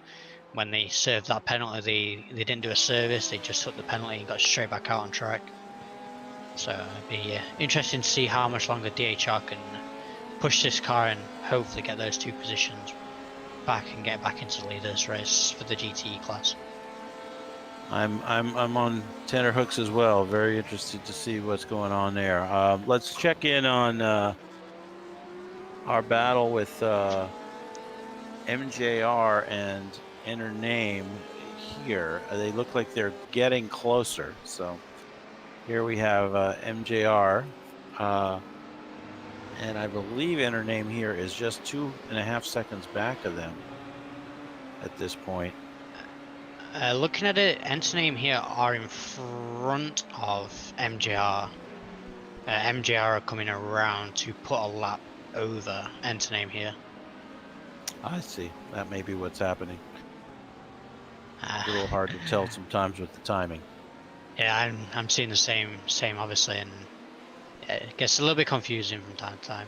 Yeah, but MJR is running lap 312, and but the five behind that, so the Next Level Racing LMP1 team, currently within a second of the Name here car.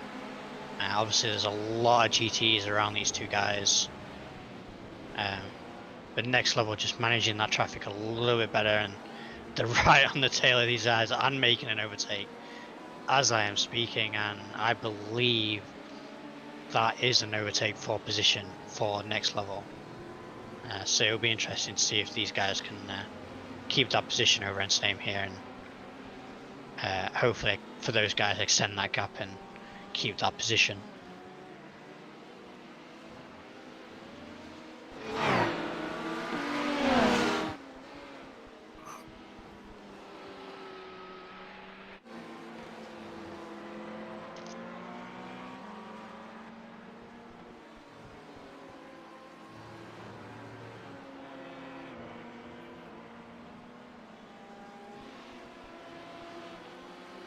Another fight I am seeing, Stage 1 Racing and Quality Control, LMP.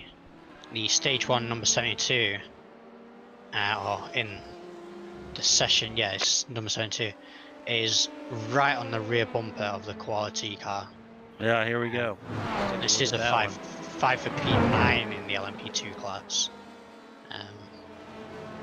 With a GTE of, I believe, is that Core Motorsports in front of these two guys? No, it's Garage 69+1. Yeah, they are the GTE car for Garage 69. As the Garage 69+1 takes his line over the Quality is coming on the inside. They're side by side. Really trying to negotiate the GTE car. Oh my gosh. Really causing a lot of havoc between these two teams here today. 777 takes the advantage, keeps the advantage, shall we say. With stage 1, the 72 car in red and black, right behind. In hot pursuit, should we say. I think quality control maybe either had an issue or coming out of the pits. Yeah, it looks like they clocked the normal lap times for this class between like 130 and 132, 133, but they clocked a 141 on lap 290, which was like 2.5 laps ago. So that probably put them into the clutches here. And now, next level having, or stage 1 rather, having a little bit of a trouble with traffic, getting pushed back a little bit, but we'll see if they can make their way back.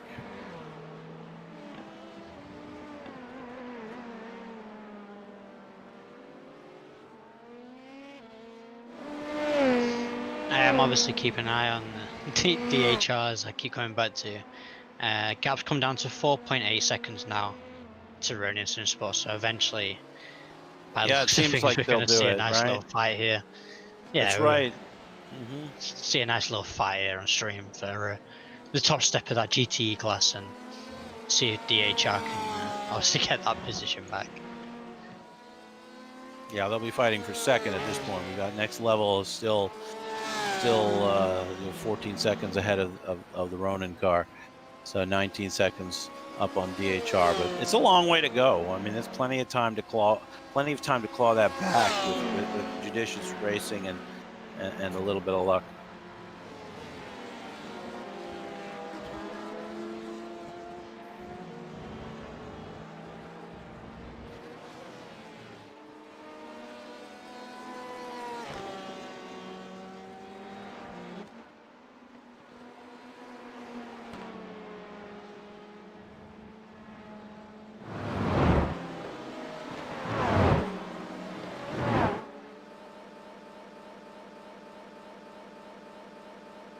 As Koala make a little bit of a mistake in front of that next level racing car. Next level racing number 2. Stage 1 right with them now.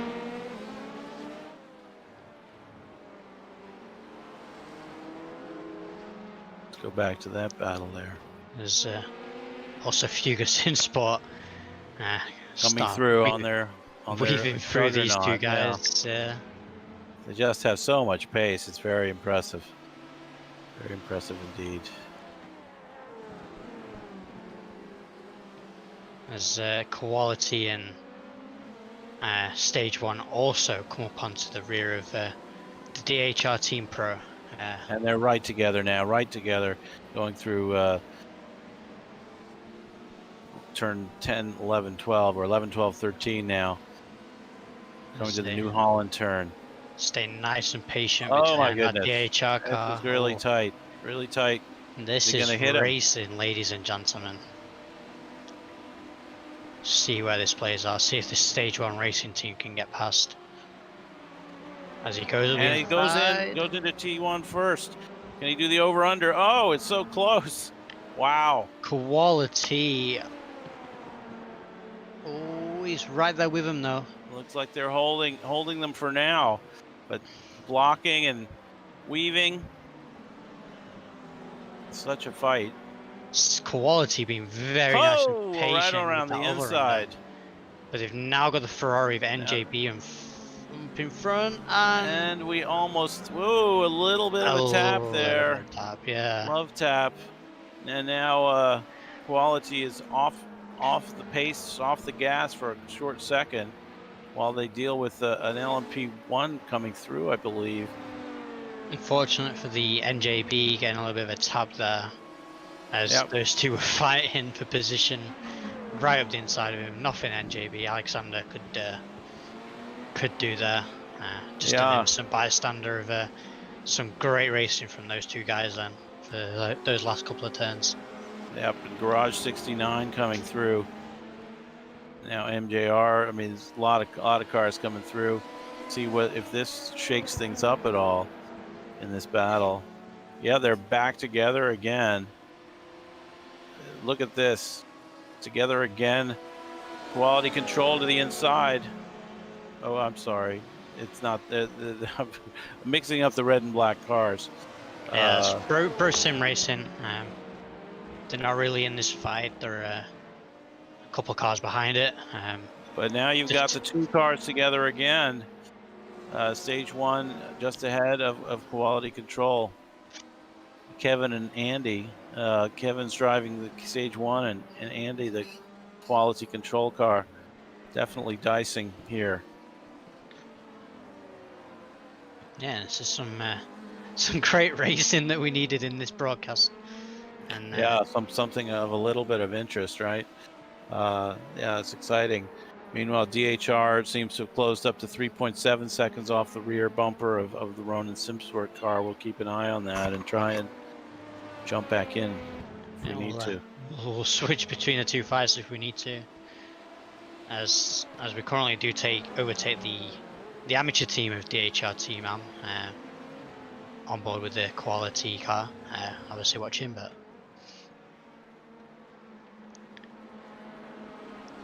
yeah, maybe Koala seeming to just stick behind him a little bit, not fighting him too much like they just were. As stage one create a bit of a gap here. Yes, looks like they are pulling away. They may have a slight bit more pace at this moment. Or maybe a little bit of damage after following that contact with the... Possibly, yeah.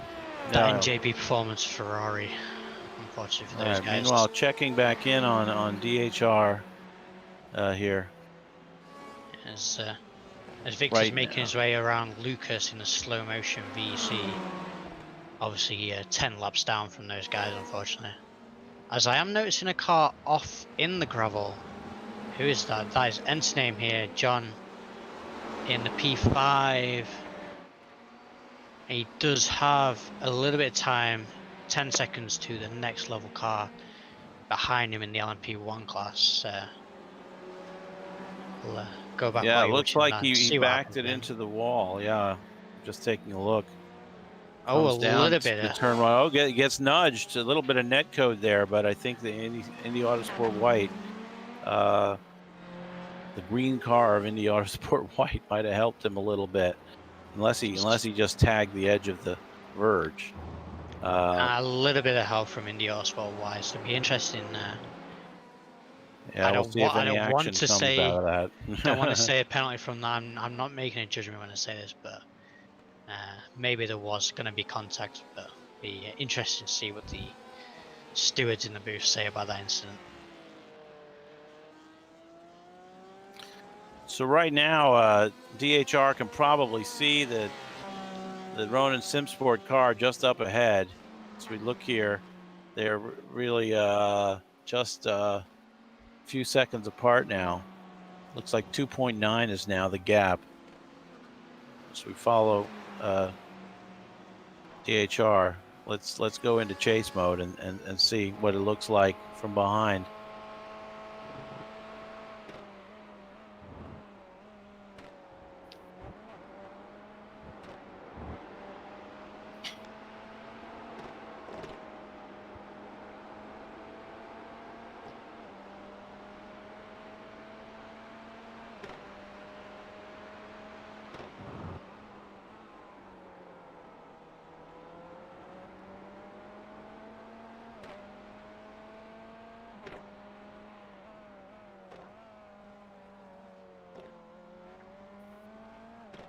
Yep, still a bit of a gap.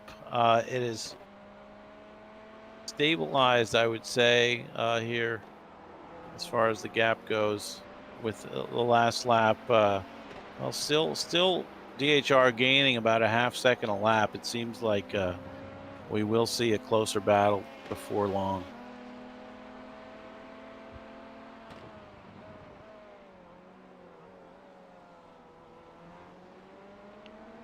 And also, not far from that battle, if anything does go on, you've got the Team Bushwing Racing GT who showed some quite amount of pace throughout the day.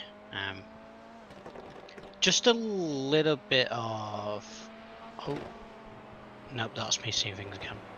I was about to say, I thought DHR Team Pro didn't qualify for the race. But that was a practice time, so ignore. Okay. Ignore I was going to say anything just there. All right. Tracked in, picking up Team Bushvink here. They have had a good series so far. They did win the first event at Le Mans, so are technically in the front of the standings for the event, which is exciting for them, especially given that right now they're running a fourth in class here, which will probably put them in a pretty strong position, if not the outright lead of the series coming out of Barcelona. But we don't want to count our cookies because it's still a third of the race to go. We are at 7:57, just about on the race clock, and coming up to 4 hours to go in this race. It is 10:36 local time in Barcelona, so the race will end in the dark somewhere before 4 a.m. local time on the Barcelona circuit. Yeah, I definitely don't want to put any commentator's curse on any of these, but definitely the GT field it's all up in the air on who's going to take the top step and maybe even the second and third step. Obviously, you got 5 cars all on the lead lap for that GT class, and as for the LMP2s and LMP1s, well, Fuga, well, unstoppable, 6 laps up from P2 in the Autosport Y, and Leo Racing Team 1 lap up from TC Course and Venom Works. So maybe there'll be 5 for P2, but P1s seem to be, especially for the LMPs, seem to be a little bit set in stone at the moment. And yeah, well, failing a catastrophic failure or kind of incident from Fuga, and honestly, it can happen at any time, guys. Let's not forget, it can literally happen at the blink of an eye that a car goes from leading to done for the night. And we won't hope for that for anybody, but it does bring the drama.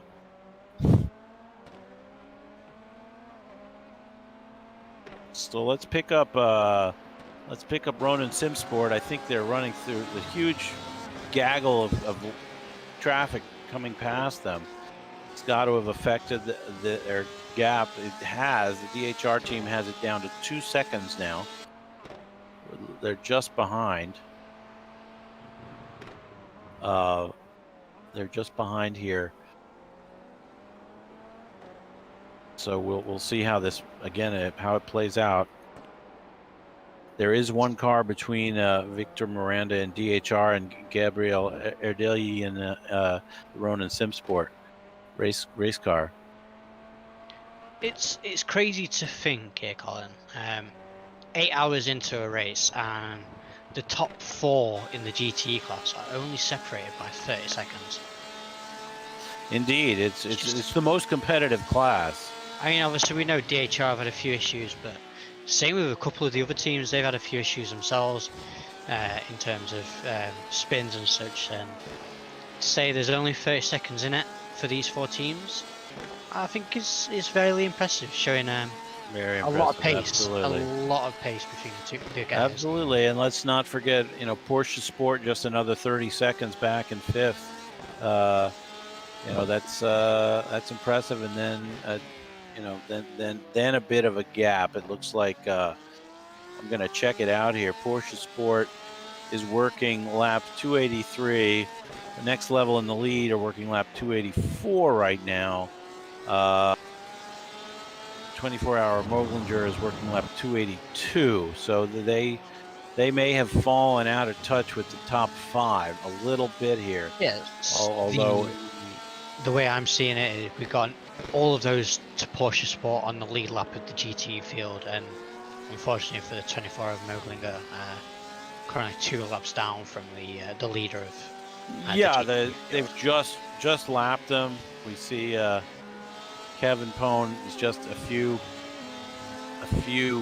yards up the track here in his next level racing machine, starting lap 285 for him with Tobias Blake starting 283. So 2 laps down. Not bad after 8 hours of driving.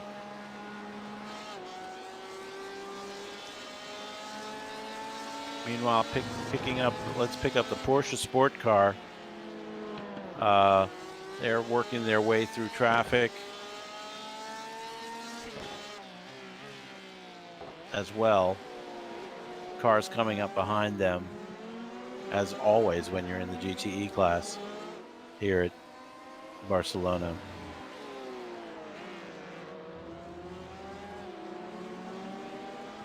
And we've been saying about the DHR team that they currently got 2 seconds to the car in front in Ronan Simsport, so they've really made up that time from serving that penalty quite a while back now.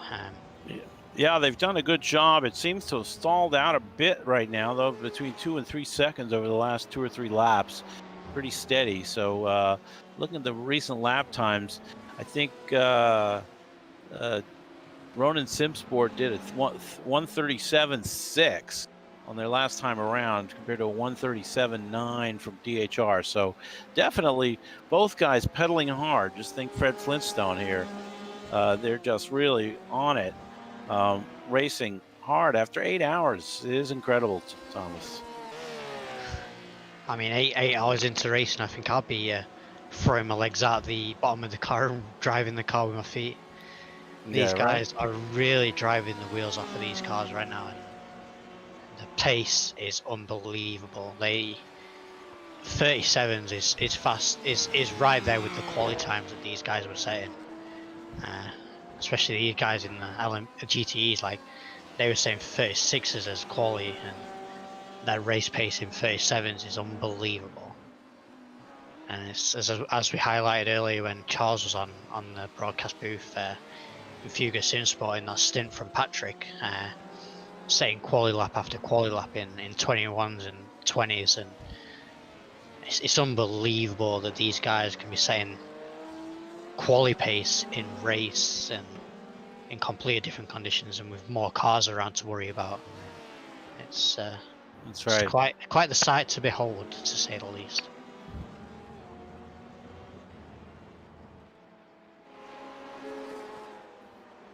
But as we look at the last laps with the DHR and Ronan Simsport, DHR with a 37.4, unfortunately for Ronan a 38.4, so they were a second slower than DHR on that lap.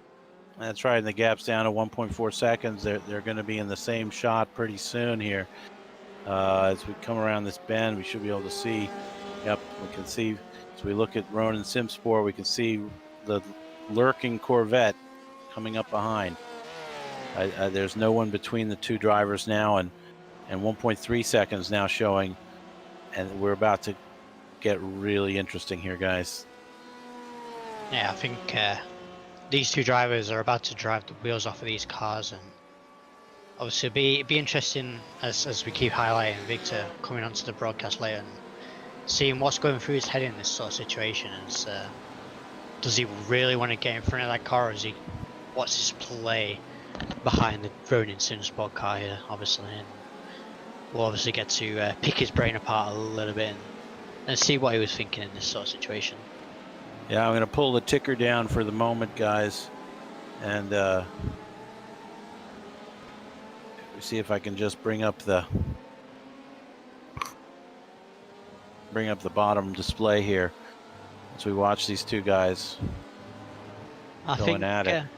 While the DHR Victor is coming up onto the tail, I think we'll sit back a little bit and just enjoy what's the race and see.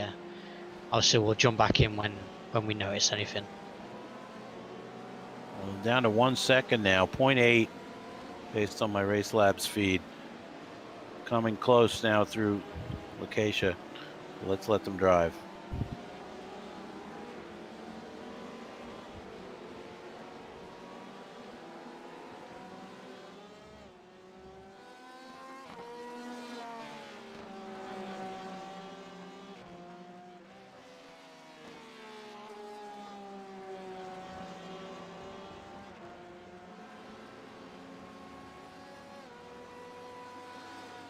Oops.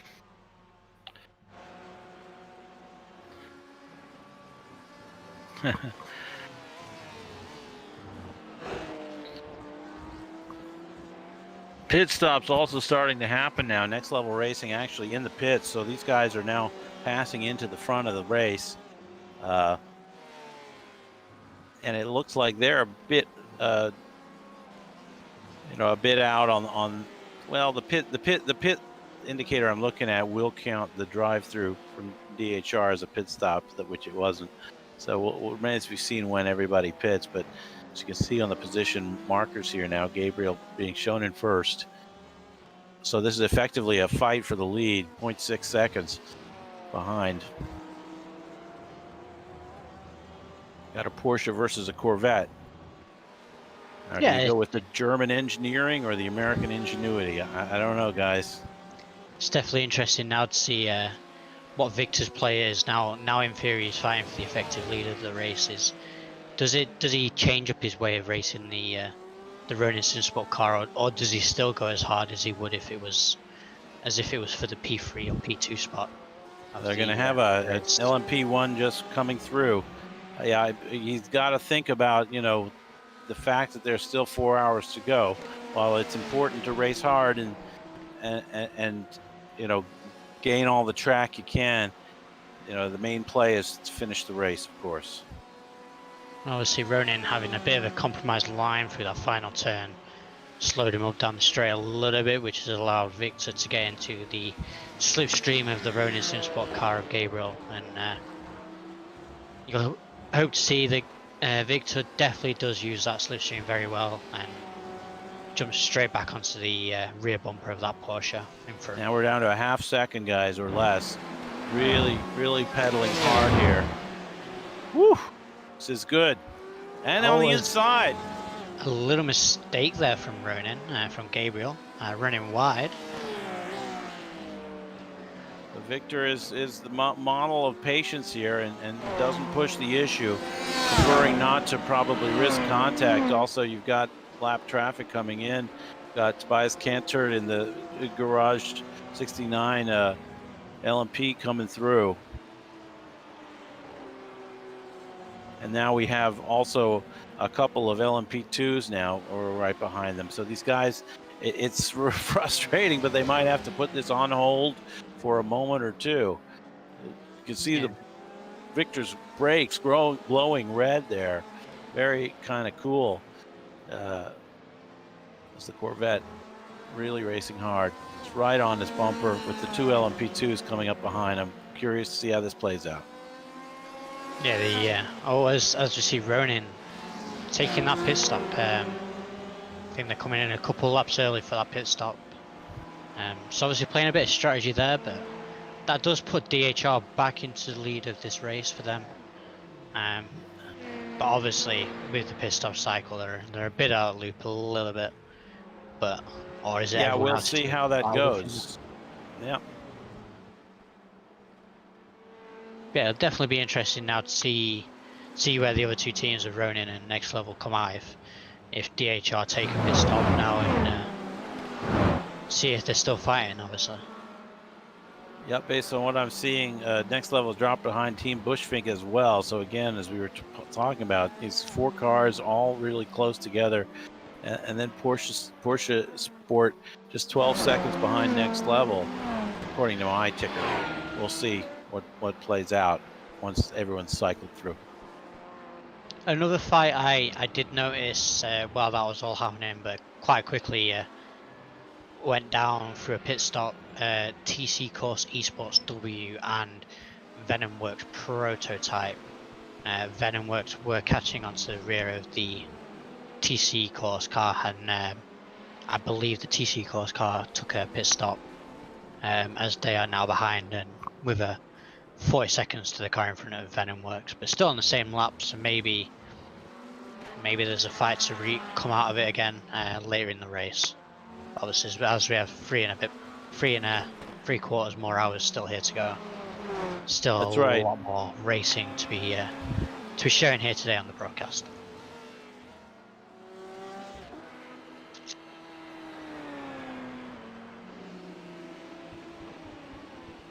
Right now we're showing MJR Racing in the LMP1 class half a second ahead of enter name here.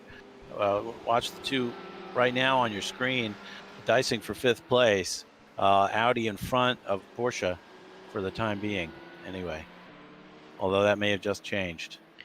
Yeah, the next level racing cars, obviously the lap in front, but still, it shows the dominance of the Audi over the Porsche, I believe. I would like to say the Audi is a much better car than the Porsche over a track like this, such as the Audi being able to dominate in the corners over the Porsche, but the Porsche allowing to have more boost throughout the lap as it can regenerate down this very long straight. And as you can, if we are watching it, the Porsche just crawling towards the back of the Audi, almost stalking him in terms of an overtake, but thinks the better of it. MJR and enter name are on the same lap. They're both working lap 330 here, so this particular battle is for position between the 11 car and the 39 car. It's a little I think it's there's a mistake on the graphic. Looking in the actual race, they're on the same lap. So not sure why the graphic is off there. The team in front of MGR on track right now is next level. Enter name here are quite a way back. They are kind of 17 seconds back. Oh, I see. MGR. Right. I think you got it right. I'm looking at it from the wrong angle. Okay. My my timing screen. Yeah, the interval given to that team is to the car in front of them, obviously. Gotcha. So as MGR just being overtaken by next level again. So next level are 1.2 seconds ahead on track, but luckily for next level they are one lap ahead of those guys as well. So now on to the LMP2 battle. Leo Racing Team now up front again after pitting lap 295, currently working their lap with 315. Venom Works pitted on 302 and TC Corsa Esports on 309, but it looks like Venom Works has well and truly overtaken TC Corsa, although things are confusing on my screen. I do see Venom Works ahead though, so that's what it looks like is happening. They're on lap 314 and TC Corsa on lap 313. So just a little update for you. The Team Bushing team has just taken a pit stop. They have come out ahead of the Porsche Sport, but currently a lap down as well, with the DHR team being not far in front of them on track. I am also noticing the laps from Indy Autosport White coming down to Fuga, and a lot of damage to the Fuga SimSport car, maybe a commentator's curse. A big incident for those guys. That does not look good in terms of the lead that they had over the Indy Autosport White. Let's hope they can get back out on track. We see them in the pit lane. I'm going to have a quick run through here. I don't know if you're going to try and get a replay, but I'm going to find where this incident occurred and tell you. You know what, Thomas? I'm going to go manual on this sucker. We're just going to back it up because this is too much news to ignore. So this does not look good for Fuga. That is going to be a long repair time. So lap 342 for Fuga SimSport, coming through the final sectors. LMP2. Let's just wait and take a look at it if you don't mind. Let's just. Yeah. I'm backing it up. We're going the manual route. Unfortunately, our replay client is not allowing me to properly back up. Not sure what just happened there. Let's go, guys. Still see them in the pit lane. They've been there maybe for a little bit. We've missed out on this. Yeah, on Trying to back it up. Oh, here we go. Here we go, guys. Let me just clear the visual here, and we'll take a look at what happens. As they're coming through the final set of corners, a lot of traffic, and someone loses it and cuts across right in front of them, and they go spinning. Holy mackerel. That is sort of worst case scenario for these guys. Can't believe it. They're trying to get the car over. Look at this. I don't know what they're doing, but that's going to be some serious repairs. I don't know, Thomas, if you can drop down to their channel and ask them if they can give us a heads up on how much repairs they have, or we'll just wait and see. But yeah, maybe we can line up an interviews with it as well. Yeah, I mean that's a little bit of a tough moment to ask for an interview, but see what they say. Yeah, but at least find out what's the prognosis. Yeah, I'm gonna go and have a quick find out for you guys.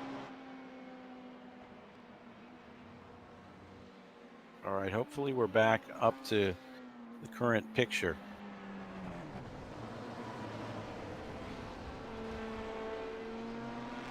I'm watching Indy Autosport White come to a stop on the track. It looks like they might have run out of fuel. That's the first thought that comes to mind here. Unbelievable at a moment where, you know, the gap has come down to 2 laps down. Both the first and second place cars are in the pits, and Garage 69 is licking their chops. Unfortunately for those guys, that's a big hefty repair. They've got 16 minutes required. And 16 minutes. Optionals. All being well, hopefully that'll repair a lot of the car for those guys and hopefully give them a really good, fresh, clean car. But it's not. That's going to put them back. Yeah. I think they're going to drop down to about 4th or 5th with that. Unfortunately. That's going to cost them quite a few laps at about 125 per lap. Definitely. Sorry to hear that.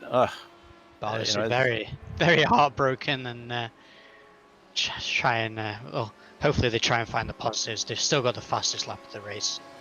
I don't think that time's going to get beaten very soon here.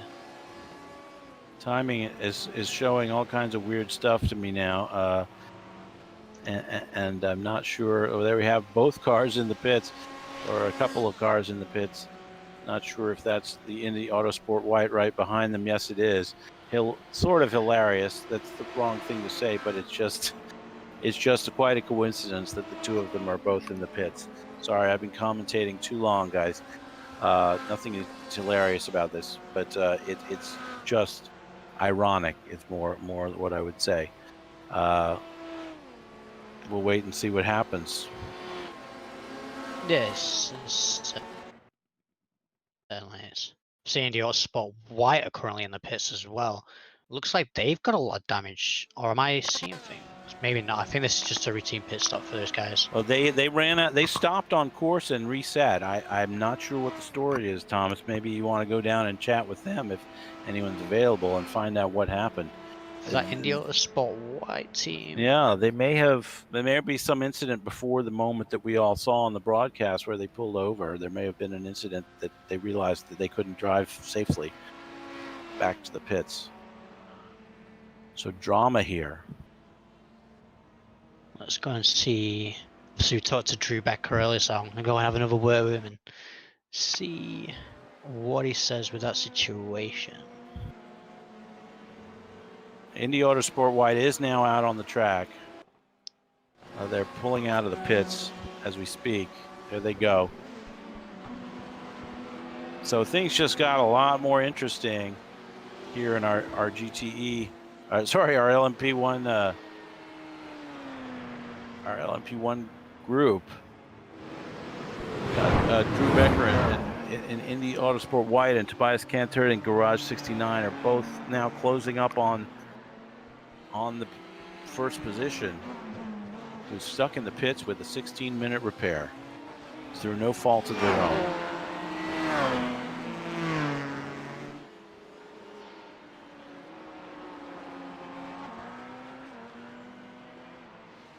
Yeah, and unfortunately for those guys, the crew chief didn't tell them anything, and they ran out of fuel. That was my guess. That was my guess, Thomas. It looked like just one of those ones where you just pull over to the side because you're out of gas. A couple of the LMP1 teams have fallen victim to that today, unfortunately. Obviously, Freedom Maple Syrup have had that, and now Indy Autosport Y as another victim. For 3 and a bit hours, I presume they won't be the last. So it'll be interesting to see where Fuga comes out in relation to Next Level Racing, running in 4th, 6 laps down. MJR Racing also 6 laps down. Enter Name 7 laps down, and Fusion Simsport, the last car running at this point, is in the LMP1 class, is 9 laps down. And obviously, as the Indy Autosport Y team crosses the line there, that now puts Fuga Simsport down 1 more position into P2. Unfortunately for those guys. Obviously, Garage 69 will be coming around soon to overtake that position as well. The tragedy striking in the LMP1 class for Fuga Simsport. After 8 hours of dominant racing, 5 laps up, maybe 6 laps up at one point on the lead of the race, no longer holding the lead. It's very heartbreaking to see for those guys, obviously. So dominant, and we cannot miss and be thankful for those guys racing, and obviously they're going to keep going and obviously take the repairs and see how the car feels after that.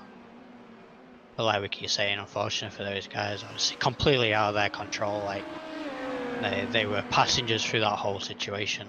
Yeah, we saw that incident. A couple cars on the inside of that corner got caught up together and swept across the track and collected them.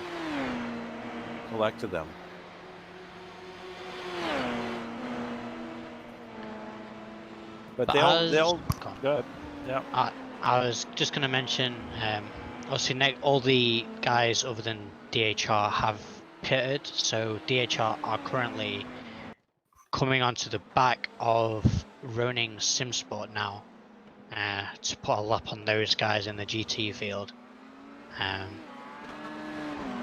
yeah, DHR are trying to turn dominant again like they were so much before. They are. I think when the pit cycles through, though, here we're going to see them kind of back behind a couple of these cars, or at least one of them. I'd be very surprised if they've overtaken Next Level on track after the cycle, but we'll see. Next Level currently shown about 16 seconds behind them. Another little fight on track, not as such as fight. Drew Becker and Tobias Cantor, the Indy Autosport Y and Garage 69 teams for LMP1s. Garage 69 going up the inside of Indy Autosport Y to go back onto the lead lap of the race for them. So all be well, they could pose a challenging fight towards the end of the race, as the way I'm seeing. I'm not sure if you see it on broadcast, but yeah, we are. We're watching it right now. Actually, Indy Autosport going back around the outside on turn 1, and Garage 69 contesting it on the inside on the right-hander, but getting stuck behind loud traffic, and Indy Autosport White goes through into turn 4 into Repsol and puts them back a lap down. Certainly something I think that that Indy Autosport White will want to do is keep them behind, but it's going to be a tough job because Tobias wants that lap back, and this is a kind of a thrilling battle in its own.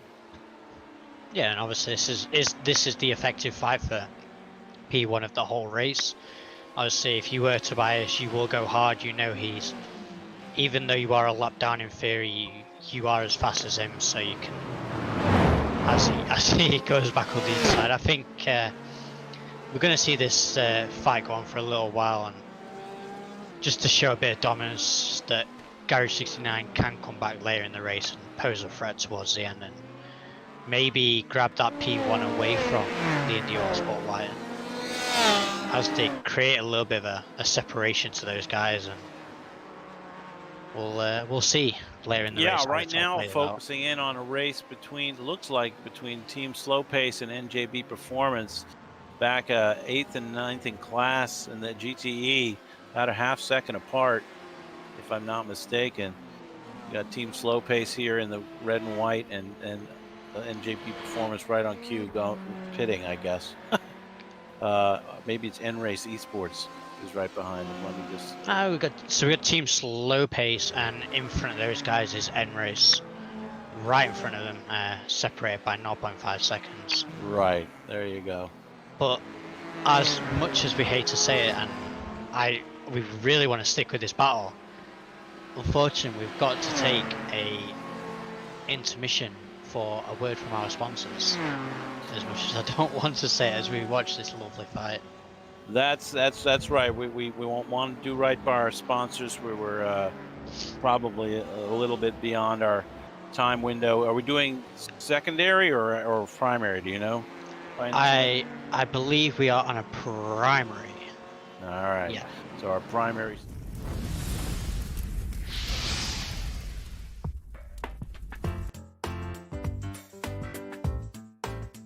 Everybody has places to go, but not everyone has a way to get there. What if there were an easy way to get everybody where they need to be? What if there were one resource for all of the transportation needs in our community? What if we could move up to a better way to get people where they need to be? Welcome to a better way of getting around. With Move Up, all of your transportation options are in the palm of your hand with a mobile app that allows you to get where you want to go. Okay, there are lots of options for getting a ride, but this ride service is special because it offers answers to the collective needs of our community. Who needs a ride? Going to the airport or train station? Done. Need a lift to get some groceries, go to the bank or post office? Done. Need non-emergency medical transport to your doctor's appointment? Done. Need a ride for your child? Done. What if you want to take your dog or your bike with you? Done. You get the idea. But how does it work? There are basically 3 types of riders: regular folks with no special needs, children and adults who need assistance, people who need to get somewhere but can't afford transportation. The people with no special needs can use Move Up just like they would a cab or a service like Uber or Lyft. Why choose Move Up? Because participation in the program helps support the overall community by keeping the drivers busy so the network can grow. Children and adults who need assistance can choose among the drivers who have been carefully screened to be able to handle non-emergency medical transport, assist with the elderly and handicapped, and to transport children with their parents' permission. People who need to get somewhere but can't afford transportation can enroll in one of the community programs that will pay for their ride. The driver gets paid just like with any other passenger. We can all move up to the next generation of ride-hailing and transportation if we all get involved. To learn how you can become a part of the solution, join MoveUpLynchburg.org today.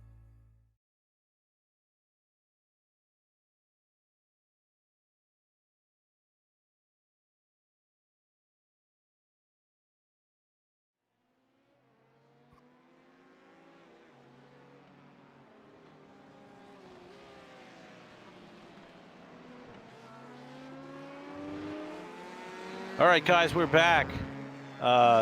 Broadcast software is still acting up a little bit, thinking there's a replay going on. I don't know, man. We're fighting it. We'll be fine. Right now, shown in first place is still Indy Autosport White. There's just a 7-second gap. Oh, Indy Autosport White just taking a pit stop in Garage 69 now up front.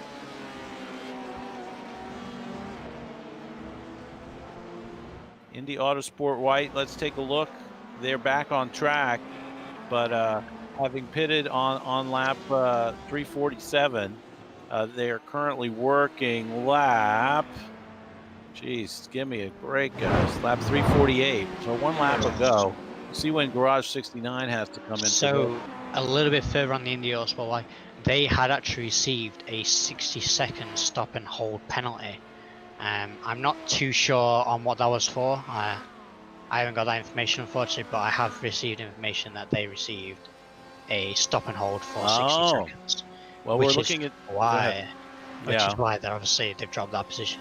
why they've dropped back in through the pits. Oh dear, 60 Also, seconds. It's going to be a long one. That's a severe another one. little fight. DHR took their routine pit stop. Roger is now in the car. So I believe we'll be able to talk to Victor sometime soon. And they have come out a mere couple of seconds behind Next Level Racing. But they are now currently 1 second from the Porsche of Next Level. All right, let's pick that fight up. As we see on the broadcast, we can see Fuga Sim Sports still in the pits. They do have a front nose on the car now. The mechanics working their butts off over there, but now picking up DHR. But yeah, 0.6 of a second back. Next level. Front of each of the GT and the LMP1 is getting a bit dicey later in the race. Obviously, still a lot of time, so it'd be interesting to see if these guys can stay clean and race like this for the rest of the 3.5 hours we have here. Yeah, for sure. It looks like DHR has kind of dispensed with Ronin Simsport, who are now 11 seconds in arrears after the pit cycle, and got Next Level a half second up ahead of them. This is going to be exciting as we watch them battle here. Unfortunately for Next Level as well, getting a little bit held up from the Ford GT of N-Race Esports. Gravy, guys. Flashing their lights at them, trying to get them to get by. All being well, they get by here on the straight. We'll see what N-Race's intentions are as they pull over to the right. Sorry, guys, we're not with them. That we've got a problem with the cameras. Of course, at this moment, here we go. We're back with it.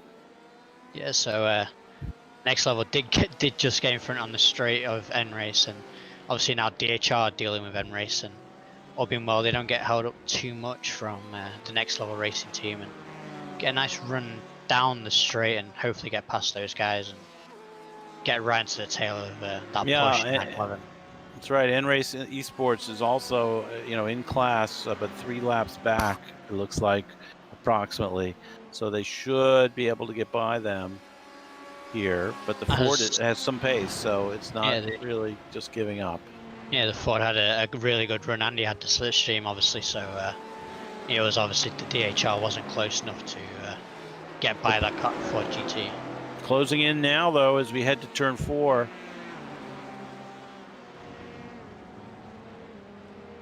And taking the inside, a little bit optimistic there.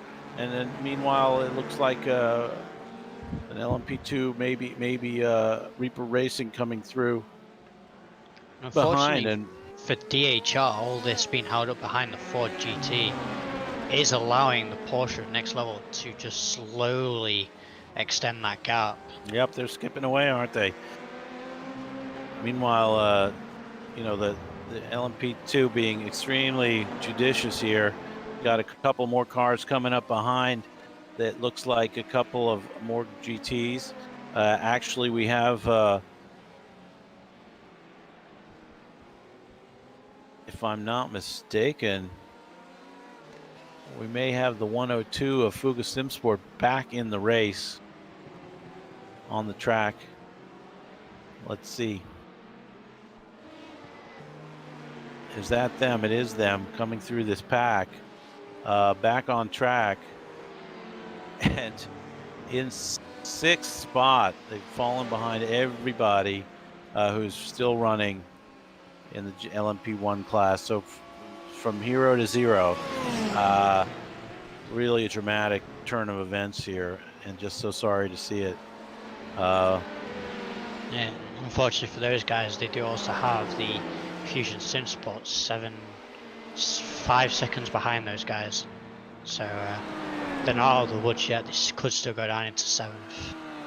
That's right. Well, we'll see who's got the times. Yeah, hopefully if they've got their pace back, maybe they can make up those 2 laps and get onto the same lap as Enternaim here and MJR, and maybe get up to 4th place. But I think with the time frame left in the race, I think P1 and P2 is a little bit too optimistic for them, but never know what's going to happen. Gary 69 could have an incident, and Indy Sport White could have an incident. So maybe P1 is still on the cards. We'll just have to wait and see till later in the race.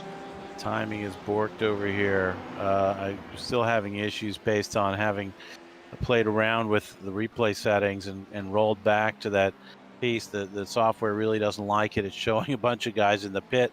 I'm just going to pull a what I would call as an unfortunate event here, and I'm just going to pull up the iRacing interface on the main screen, and we're going to reset everything and select the right camera.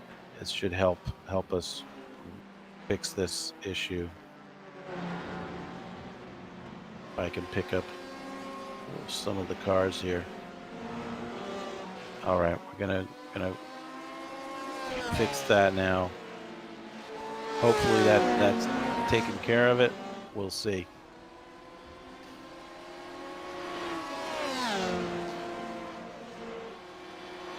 Timing still showing a lot of cars in the pits that I don't think are in the pits. But I think it'll reset itself here over the next couple moments. With looks like a pretty tight fight now, with Drew Becker showing 3 seconds behind, but on the timing there. But it's not. I think that's still a little borked, right? I think all we can do is if you know how to do it yourself and where everything is even though it does look like it has kind of fixed itself a little bit. I'm not sure if you're seeing that right, but I would say maybe closing down the ATVO and reopening it if you know what you're doing there. Let's just minimize it for a moment, see if the command's here on the command line. I think we see where to do that, so we're going to try doing that. Close down ATVO, and bring it back up again. I think there might be some settings that will be borked when we do that, but let's just see what happens. No, guys.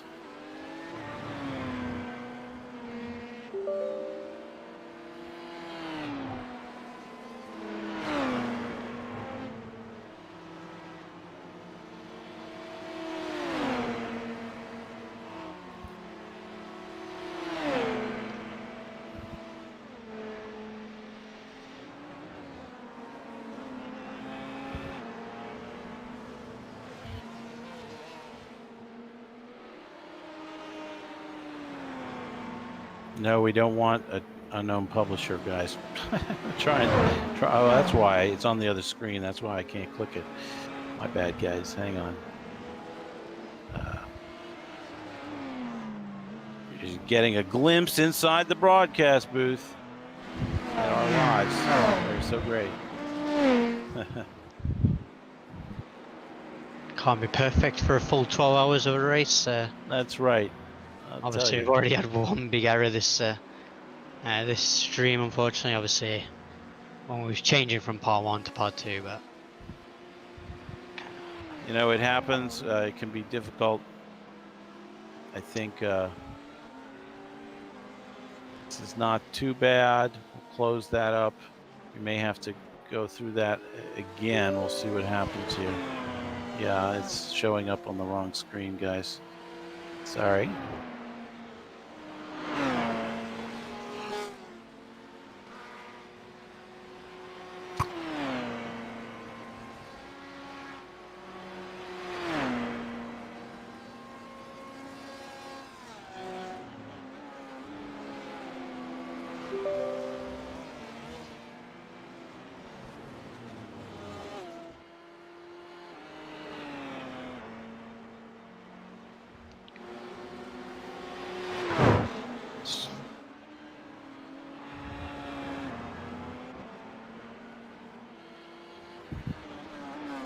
obviously here in the broadcast booth as well, while Colin is trying to sort these out, we like to do a few little highlights for some of the teams out on track. Earlier heard me and Charles highlight the quality controlled GT ARM class car. In a very similar situation is the SCCR by Delt Sport car number 20. They've got a very damaged car, but obviously they're going to keep that car going. They're quite a way off the pace. really struggling with lap times. And with the car, it looks like they're fighting it quite much. But yeah, they're staying out, obviously trying to get as much experience in as they can. They're in a very similar position as they've got a lower I-rated team, and all the driving time they can get against these faster guys and see what they can do. But they're doing a very good job. They are P15 in class,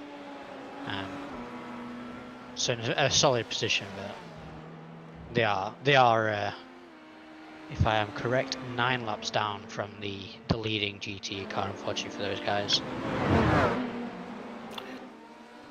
Sure. So still watching the. Let's see if we can check in on the battle here for first in GTE. Next level racing right here.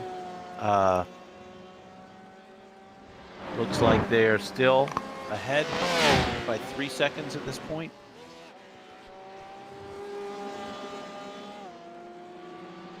On DHR Team Pro, Roger Resende at the wheel.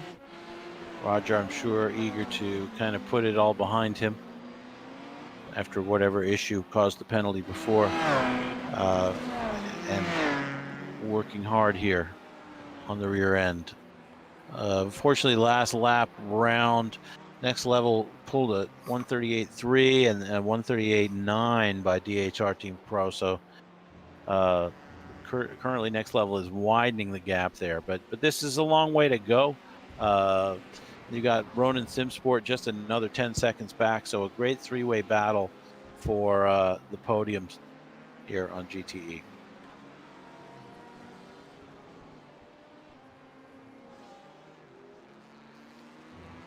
Does look like our standings have righted themselves. As you got Garage 69 in the lead of the race at this time. Let's give them some airtime, guys. Here we go. Fans of Garage 69, rejoice. Your team is in the lead.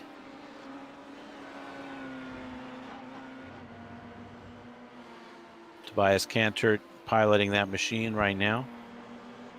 He's been joined during the race by Juan Chirinos, who started the race, Matthias Wasser as well. And it looks like a 3-driver lineup so far. And now it's time for him to, be extremely judicious going around the track with what looks like about a 25-second advantage. And he comes into the pit lane. Indy Autosport White shown right now here on the track. They look like they're maybe in Lacacia corner here, coming around to finish the lap, maybe a little further back. We'll see as this develops. I always have a little trouble identifying where everybody is. Yep, it looks like I was right. 11, 12, 13 turns there, and they sweep by, I would presumably into the lead, as Garage 69 in the pit lane at the moment. And moving again. I am not so sure they took tires, guys. That makes sense in the cool of the evening, but I don't think they took tires. Right now, the track temp is 23 C, which has cooled down quite a bit from the original race start around 40. And Indy Autosport White consolidating into the lead of the race. Just now, based on the pit cycle. They pitted 10 laps before, although that could have been drive-through, perhaps. Could have been a penalty if they did have to serve one. I could drop off a message and find out if they had a pay. Oh, big crash right there behind Tobias Cantor. We got Junkos Esports involved in something, I believe. NJP Performance in that Ferrari got turned around.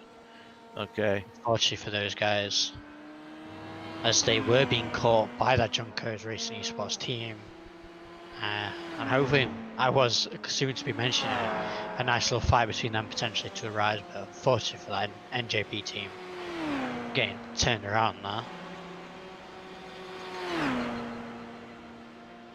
Yeah, it looks like what happened was having just passed them, the Banzu Racing machine with Ivan Barrera in the car got on the gas a little too aggressively coming out of T7-8 and jerked to the left into the Ferrari and put them off. Doubtlessly a protest coming, a little burnout from Stefan Hoffman in that car as he gets back on track. I don't think it's a race-ending incident by any means, but certainly an annoying one for the NJB Performance guys. I am seeing on the Metal standings, the Garage 69 team are making really good inroads towards the Indy Autosport Y team. The gap was 12 seconds. They are currently down at 10.8. So they are trying to catch up. Yeah, you do have to think, does Garage 69 want to get back into the lead of this race very early, or are they happy to let Indy Autosport Y with Drew Becker behind the wheel lead this race for a little bit? Indeed. I would just say they should want to keep motoring on and doing fast, clean laps, and keep the car on the gray as they dart in and out of traffic.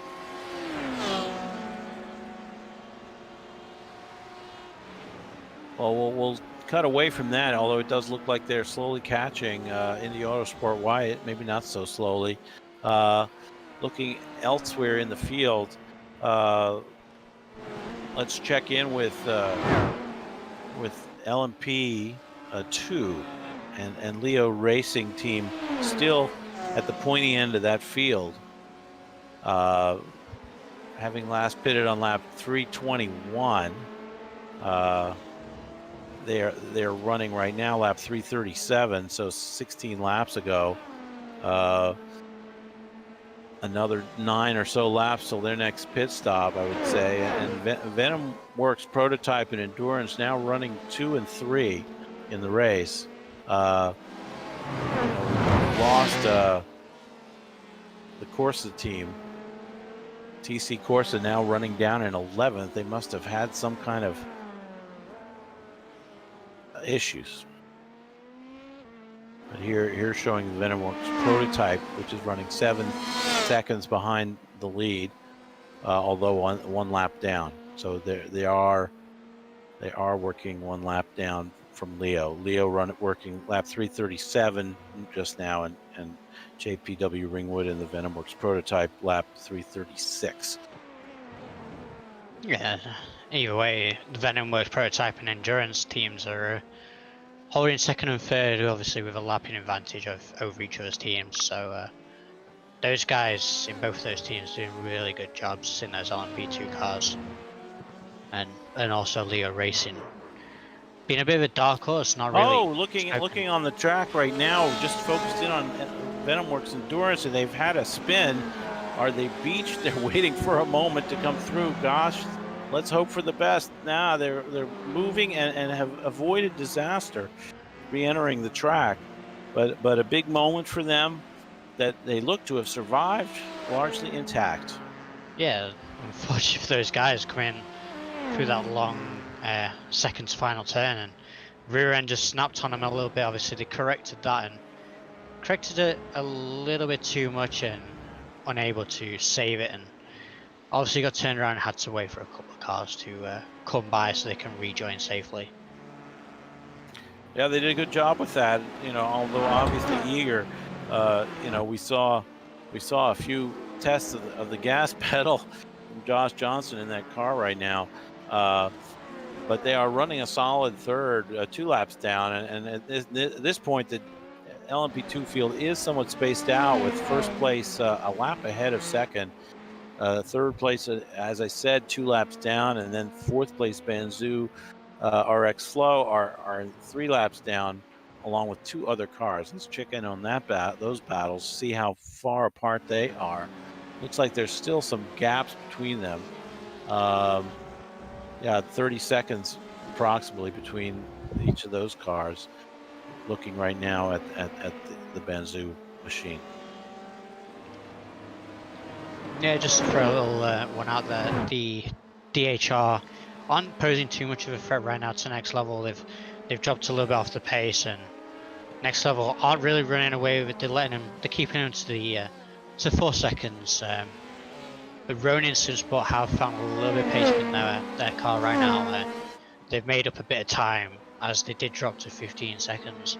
They are currently 10 seconds behind behind DHR. So maybe we could see a nice freeway battle towards the end of the race. And still no pushover. Team Bushfink another further 35 seconds behind Ronin Simsport. So obviously still a lot of time to race here today, and that's right. Still may see a big lead fight with all those guys later in the race. Checking in on turn 1 pro divers coming out of the pit lane after their pit stop here on lap 334, 335 for them. They are now shown in 4th. Though I'm not sure for long. Not to butt in here, Colin. We do have a potential lead fight coming up in the LMP1s, as Garage 69 are right on the rear tail of Indy Autosport White. Here we go, guys. We'll tune in right here with Tobias in that second place car at the moment. Oh, look at this. Overhead, it's tight. They're working through, it looks like turns 3, 4.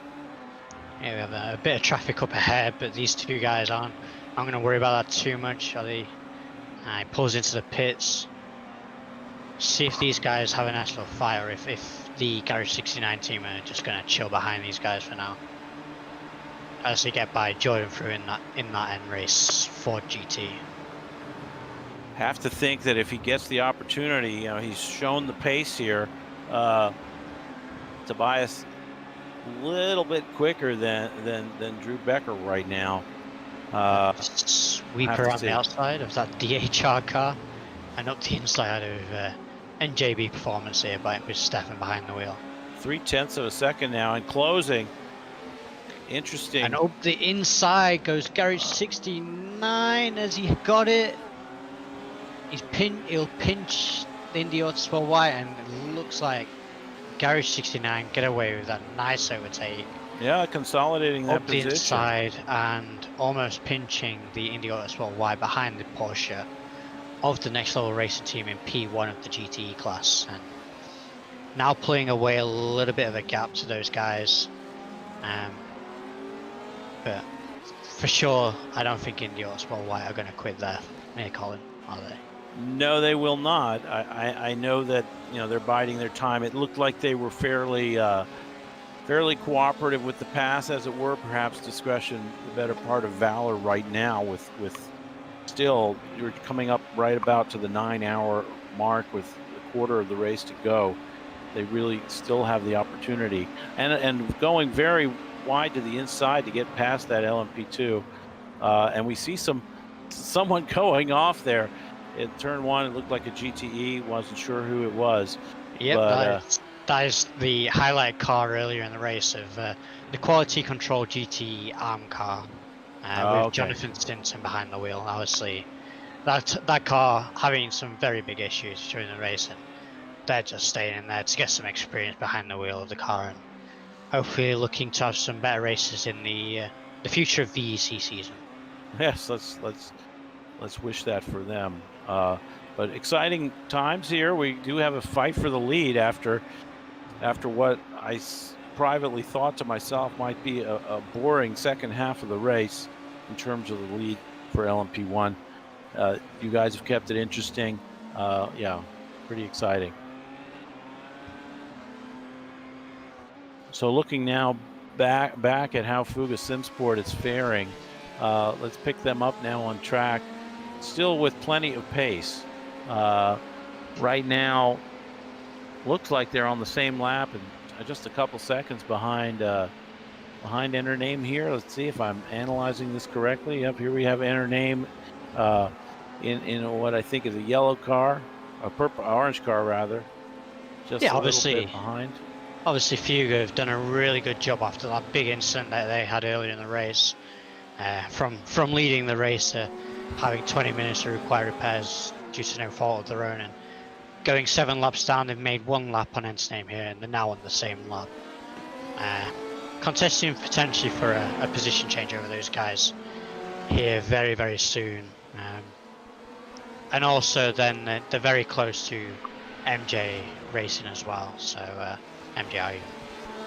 Yeah, MJR showing another 10 seconds up the road, but working lap 360 while these guys are working lap 359.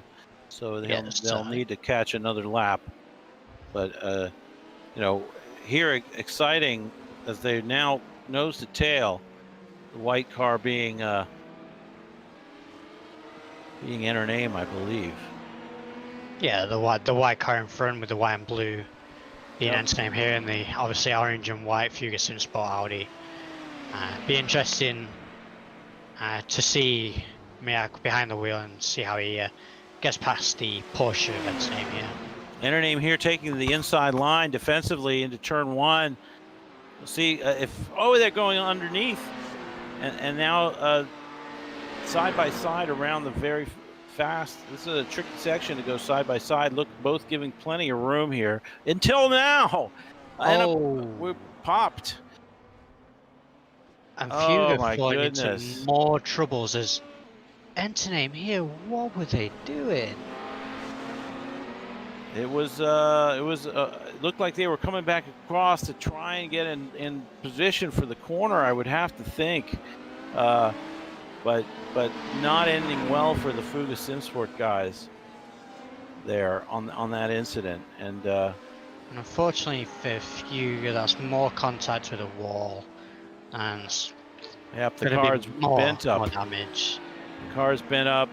It looks like it's still drivable, navigable. What should we say? But the rear of that car looking very poor. Yeah, it'd be interesting to see if they're bringing that car in and taking somewhat more optional repairs. And certainly this one is definitely an incident with some sort of consequences there, as Fuga do currently come into the pits, obviously. Yeah, we'll try and look at that left rear here, looking much the worse for wear. If we go to the chase cam, a very sad looking wing, left side of the car. The left diffuser definitely impacted and compacted. So they are faced with a difficult situation. Let's see if we can pick up Enter Name here.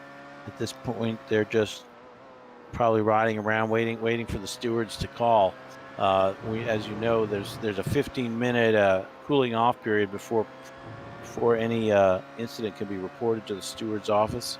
So it will be a little while before we hear what consequences we may have, but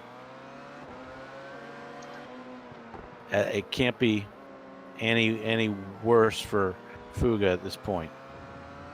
It seems like. Yeah, unfortunately, Fuga has gone from bad to downright dumpster for those guys, unfortunately, and as they take more damage, and I'm guessing that call for Fuga Simsport's not going to be a happy place right now, and obviously they have something that they can protest out there with that incident. Obviously, sure, no one's choice to be in that position either. Right now, catching up with David Plasman of Next Level of GTE class, running in first there, and doing a good job keeping DHR Team Pro behind. Right now, they're about 4 seconds back, unless they just hit the pit lane. No, showing now 38 seconds back. So maybe things are a little different than I thought at first there. But looking at next level coming around to the back side of the circuit, the last 3 corners, and then DHR. Yeah, not too far behind, it would appear. Going through that stadium section, you can see the stadium seating up there on the left. All the cameras flashing in the middle of the night, whereas our imaginary crowd continues to express their undying enthusiasm for our racing here. Yeah, and obviously these drivers are currently given the chance to put on a good show for us right now. And obviously we've had the fights for P1 in GT and LMP1. All we need now to complete the trio is a nice fight for the leader of the LMP2 class. But Leo Racing doing a great job, obviously 1 lap up from Venom Works. And I'm not going to ask them to slow down, obviously, but they're doing a good job. Let's say that at least. That's for sure.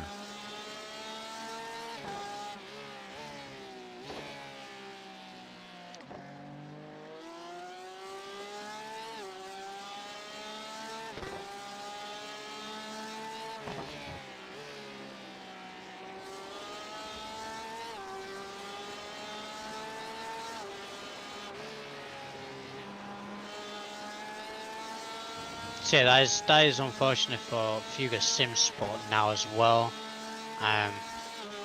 Not only did they make back all those positions from the situation and have a really good shot to get towards MJR Racing Team and at least get 4th place, they've received more incidents and they're looking down in 7th position right now, and it can only go worse from here, unfortunately, for those guys. Yeah, things seem wide open now in the LMP class as far as the standings.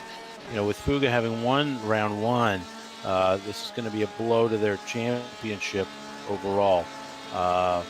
Indy Autosport White will be the beneficiary along with Garage 69. As I look back at what we had last time in the LMP1 class, Indy Autosport White finished 2nd. With Garage 69 in 6th. So points as they run is 10 points for Indy Autosport White, along with 3 points for Garage 69.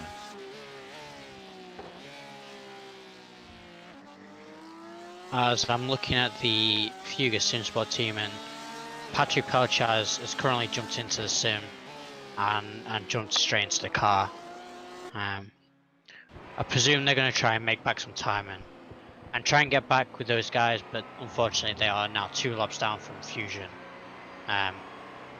Fusion and SimSport, who is also the car next behind them on track, as Patrick gets caught out by cold tyres. I don't know if you saw that on the broadcast, but just has a little moment where the rear end steps out on him, but obviously that car is going to be very different feeling from when he was last driving that car with all the crashes that car has now been involved in, unfortunately for those guys.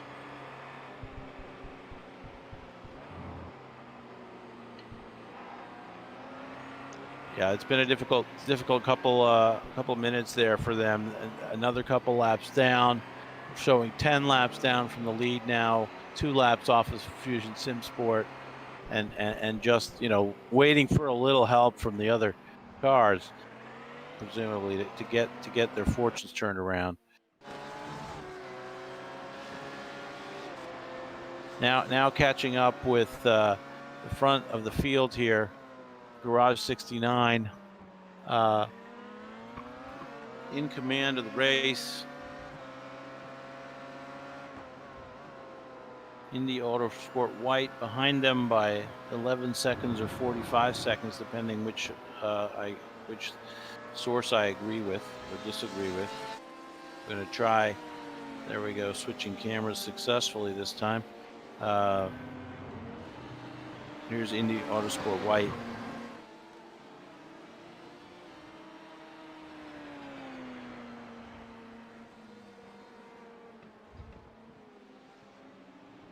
Currently approaching the back half of the course, going through Lucatia and onto the Bank Sabadell Europe Car New Holland trio of right-handers on the track.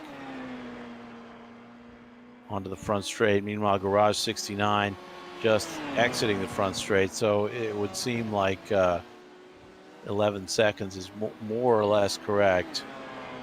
Maybe a little more than that, but not too far behind at this moment. And the two cars, presumably, let's just double check, they are working the same lap. So we do have a contest here for the lead of the race. That's exciting at 9 hours in, as we're now at 9 hours 6 minutes.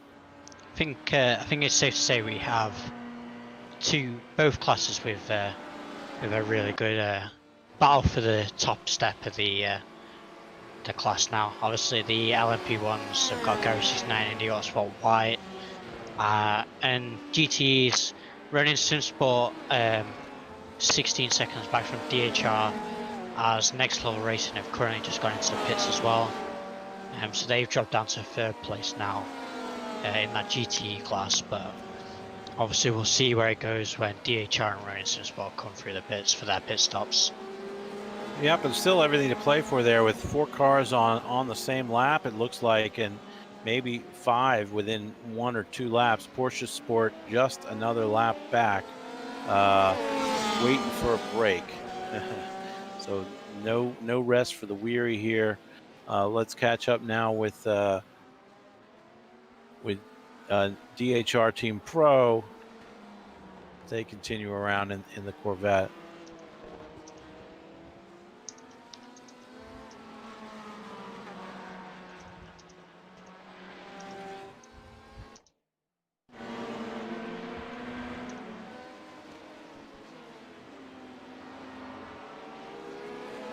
Next Level Racing back out on track here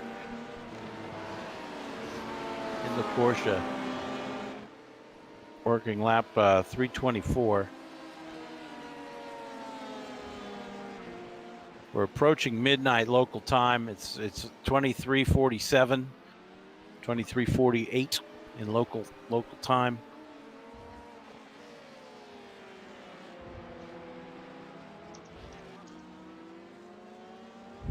DHR now shown in the lead based on the pit stop sequence. Ronin Simsport, presumably the next to pit, having last pit on lap 289.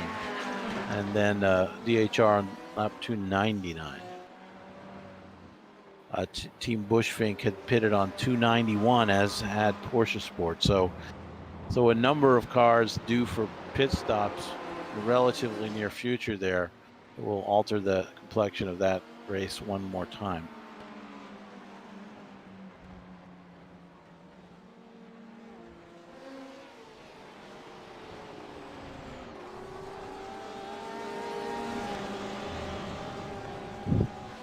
So let us know how you're enjoying the stream. I know we've had a few little glitches here and there. Software really not behaving all that well right now, showing everybody in the pits. It seems to freak out when we're focused on a non-lead car right now. So sorry for that. Fuga doing 21s again, someone said. They are fast.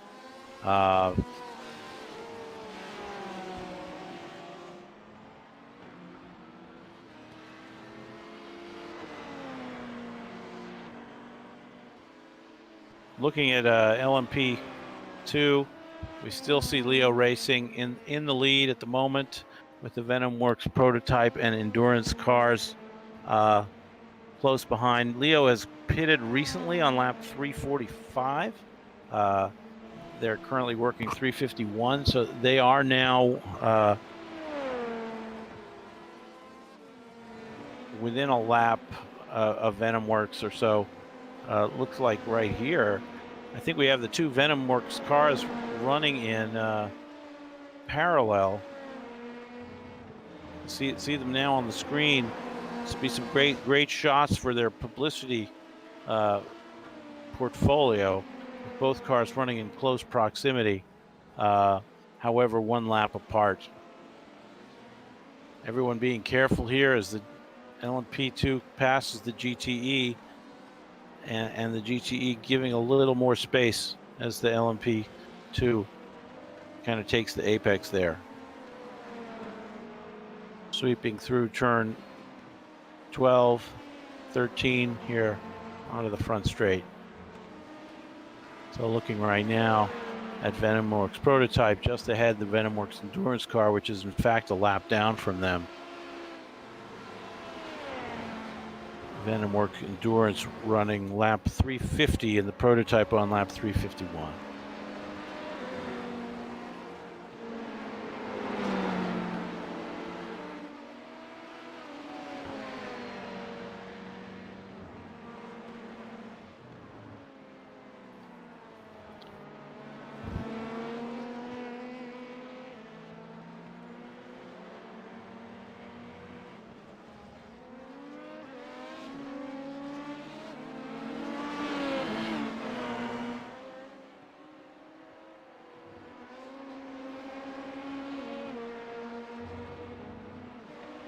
Reaper Racing has worked themselves up to 5th place in class with a steady run here. Right now we're seeing V.E.C. Voigt in the car, I think for the first time tonight. Haven't noticed his name before.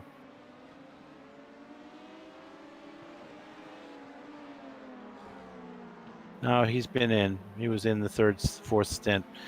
Been a lot of stints, and Reaper has, as I mentioned, they've done a steady run, improving their position over the last 4 years.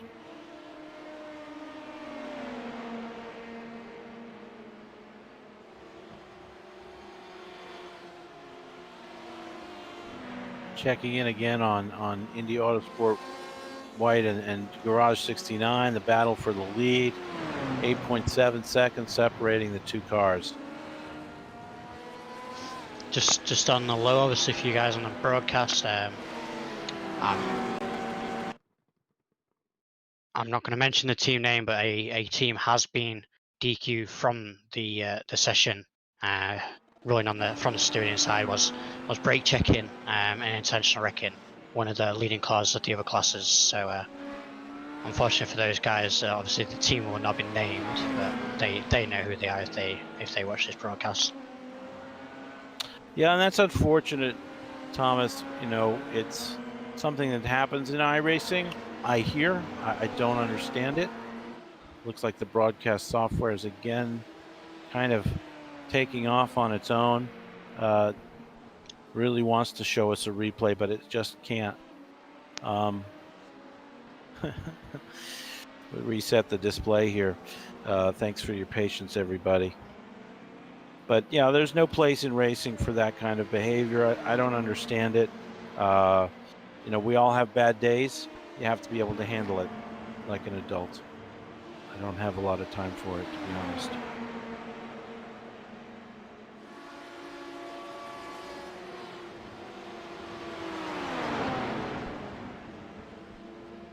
Continuing to watch the leader of the race, Tobias Cantor in Garage 69. Team Porsche leading the race, working way through many cars, four cars here to work through. He's got to be careful, got to take a methodical and considered approach, as we still have most of 3 hours to go. Flashing the headlights as he comes through.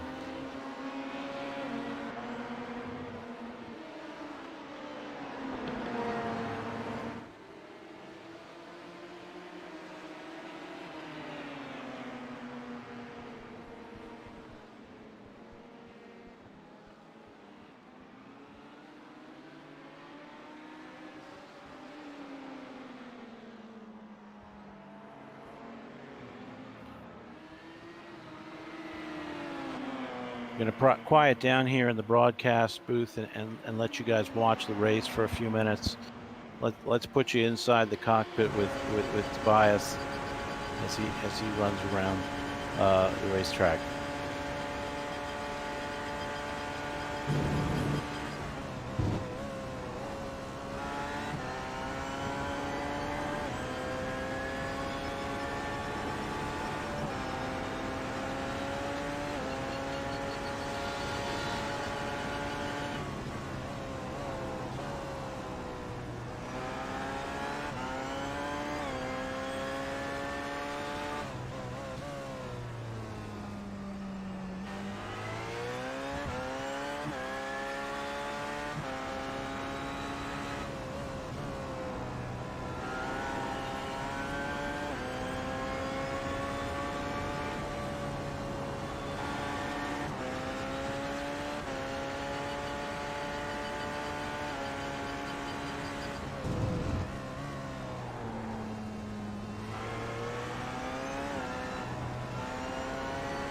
close call there. Just get these GTEs that just get surprised at times, and who can blame them really with all the length of the race and the nighttime conditions and constantly watching the mirrors and the relative screen. It is a hard job, but you have to do it. You have to do it well to stay safe through the race.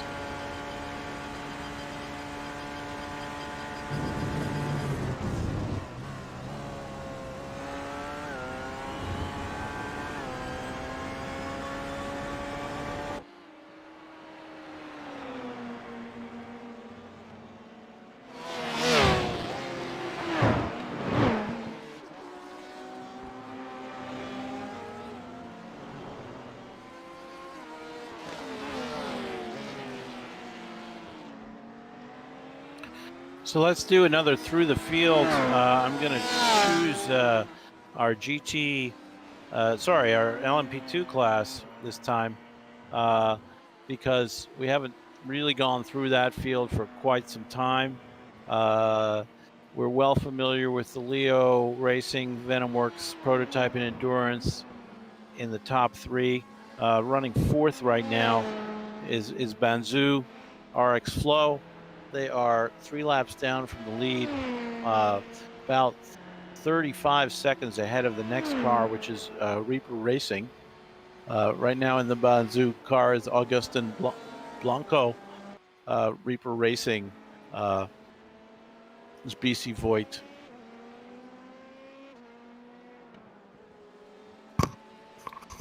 V.E.C. Voigt in Reaper Racing's number 26. Then in 6th place is Turn 1 Pro Divers. Let's just bring up the ticker and show the LMP2 class here alone, so we can see who's racing. And you know, any commitment to a race this length deserves recognition. Guys, you guys are doing a fantastic job. We really enjoy having full fields here of enthusiastic drivers doing a great job. But Turn 1 Pro in 6th, then we move to 7th, and that will be Legends Racing right now with Paul Richards behind the wheel. Here they are in a pretty blue livery. Enjoy this car, number 237 car in 7th spot in class. In 8th spot in class, Stage 1 Racing 72, the 72 car here, with Rob Newens at the wheel at the moment. They are running about, I think, 6 laps down from the lead.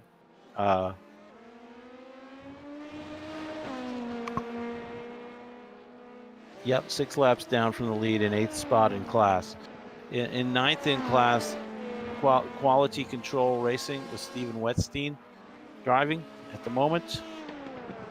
Here's their teal and black livery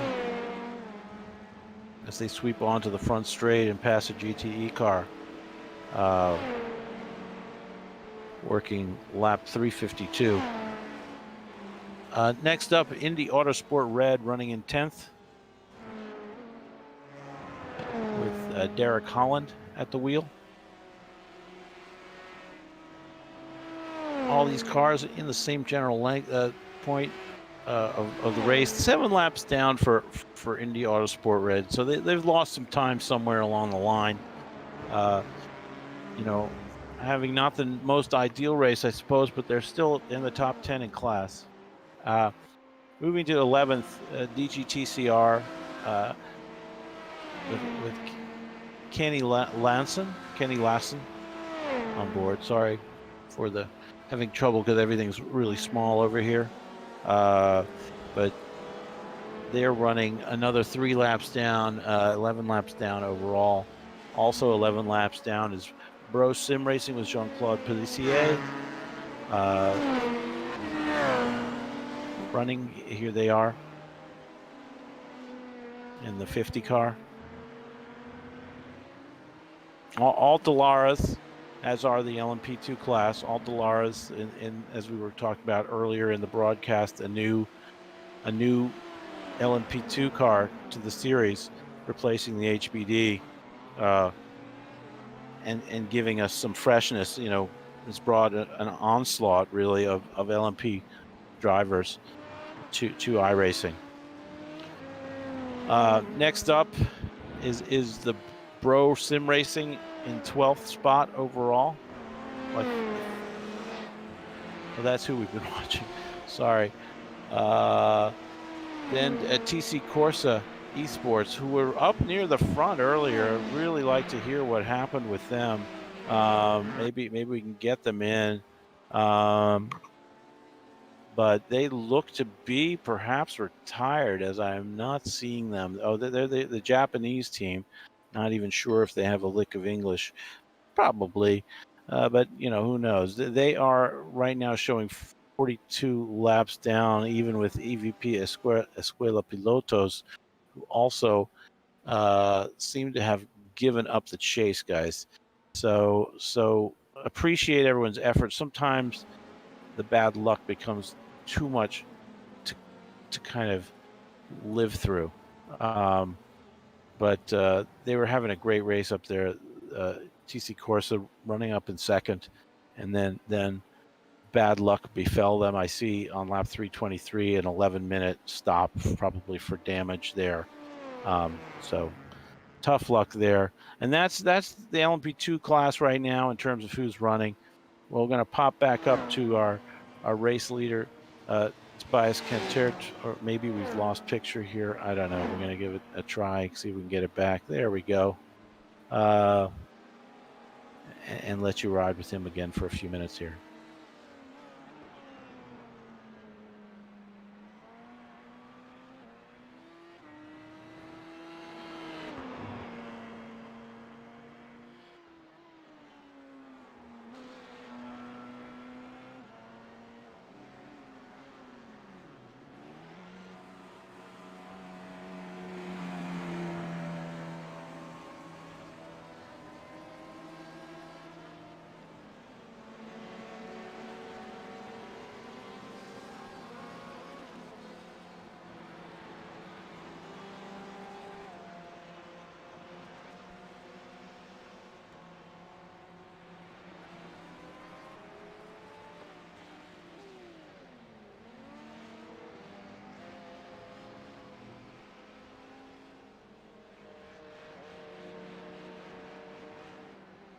Looks like in the pit lane right now, Garage 69 coming out. Unfortunately, TV2 not a good angle for the pit lane. Apologize for that. I'm actually trying to sort of track down what happened to our friends at TC Corsa through my replay.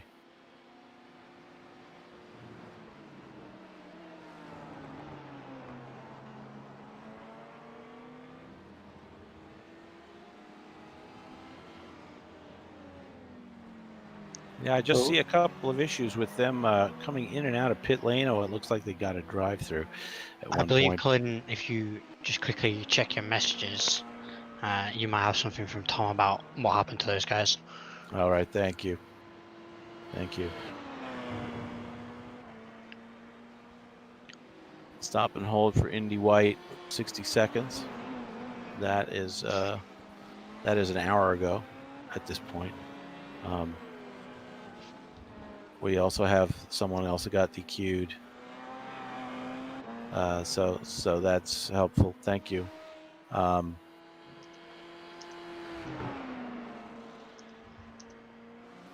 That's not a great outcome. But let's carry on here, right? Right now we're seeing Indy Autosport White showing 6 seconds back and possibly a lap down now, if that's accurate. If they got a 60-second stop and go before, that quite possible. But as I look at Garage 69, they're currently running lap 387. Indy Autosport White running the same laps. So everybody pretty close there. A little fight I'm noticing between two teammates starting to arise, although there may be a pit stop coming for the Venom Works Endurance team some point soon. But in Venom Works Endurance, they're on the same lap and closing on the Venom Works Prototype team. Interesting. Yeah, we were just looking at them. They were almost a lap apart at that point. Maybe someone took a pit stop and someone I didn't. believe yes. The Venom Works Prototype team pitted seven laps ago on lap 353. That would do it. So then. obviously the endurance team have made up all that time on that pit stop from those guys and using it wisely. Obviously catching to the tail, they're obviously 2 seconds behind currently. Also a little bit further down the field in the LMP2s, Turn 1 Pro Divers is currently 2.6 seconds behind the Reaper Racing team and on the same lap. So that will be a fight for position when those guys catch up. And right now we're checking out Fusion Sim Sport versus Enter Name here. They are, I believe, fighting for position as well. Yep, Fusion Sim Sport are catching onto the tail of that Enter Name here racing car. Enter Name here, I believe, have had a penalty for the earlier incident they had with Fuga. Obviously that we managed to catch on the broadcast live. So yeah, this is Fusion catching up to those guys, and yeah, but Fuga's not too far behind either. They're only 1 lap down now from these guys, and I presume they're on a mission to catch up to these guys, and hopefully for those they can beat them on outright pace, and a bit of retribution for what happened to those guys between those and Antonym here.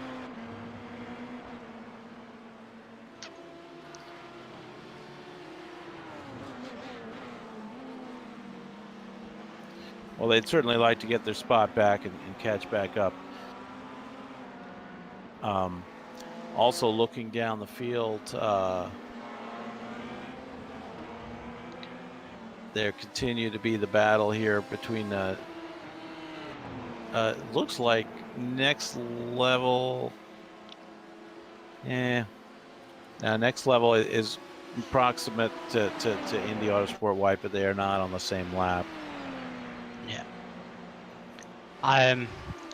On that note, guys, it's been a great broadcast because I believe my time up is here in the broadcast booth as I hand my position over to Mr. Charles Michel, the better announcer of between the two of us.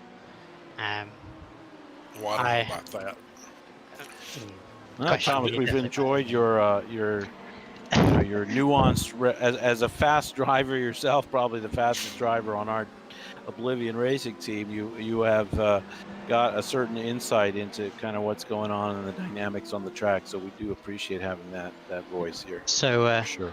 Thank you guys for being so hostile on the so nice to me on the broadcast, and so hostile. Freudian slip there. Maybe so. Yeah. But thank you around everyone on the stream. It's been very nice, and I'll catch you all hopefully on the next broadcast or on the track. Hi. Yep. Catch you all later. Cheers. Thanks, Tom. Thank you, Tom. Well, I'll leave. Charles. Yep. Thank you. I'll leave for 2 hours, and the whole race goes to crap. What are y'all doing in here? I know. We just wanted things to get a little more exciting. Okay, I was faced with 5 laps up. Just kind of watching Fuga motor home, and as they were motoring home, something happened, and we feel awful for them, but it's racing. God bless them. They're still running. Yeah, I came in and sat with Tom Benloss in the steward's room for a few minutes before I came on, and he kind of filled me in on what's been happening. So it's okay. It's been strange the last couple hours, but when you have an endurance race, these things are going to happen. This is why they run the race. That's right, and Fuga Sim Sport originally got caught up in a situation, and completely none of their doing. Right now, they are running like the wind. really hot on the, Patrick Pelchat running 21s again when he can, based on traffic, of course, and now being 7th in class instead of 1st. The drivers around you react just a little differently, I would wager. But yeah, focus. indeed. Go ahead. No, I was.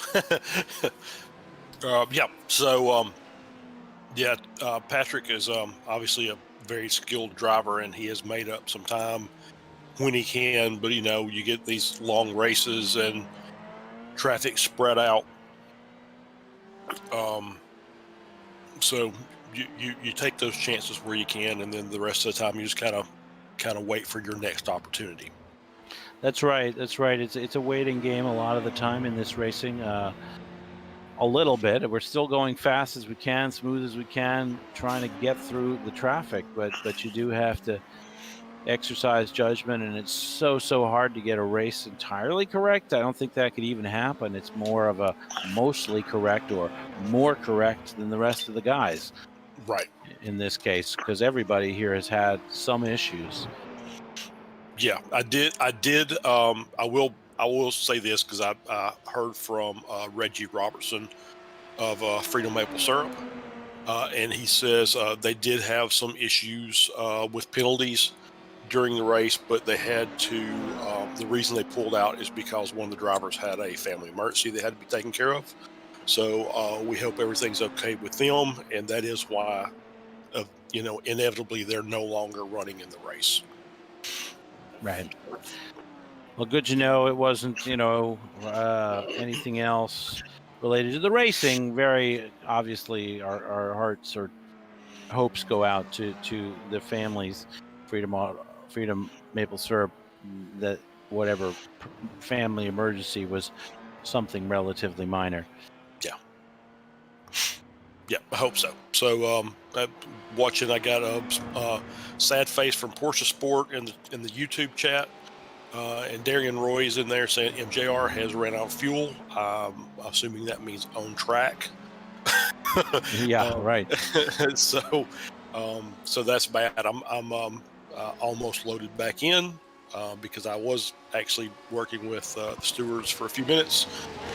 I was kind of last minute trying to get back in here. So no worries there. Yeah, it's fine. We are following Porsche Sport at the moment. They seem to be running 5th still. I'm not sure what the reference was, whether they ran out of fuel on track. Sounds like it. If I look at the lap trace, we're going to see what happens here. If I can get them. I don't know. Sometimes my replay is not that cooperative. And I'm talking about my personal machine here. We are actually running our broadcast machine in the cloud. Found an innovative solution, as it looks like Garage 69 or somebody going through, almost getting hit there, and I think the car behind might have gone off as they were surprised to see the leader at the apex. You really have to stay sharp. These LMP1s are so fast that they can literally be on you in a flash, a moment of inattentiveness, and you could find one at your apex that you're shooting for. So it is dicey all the time, and you have to be aware as we watch Tobias knifing through traffic.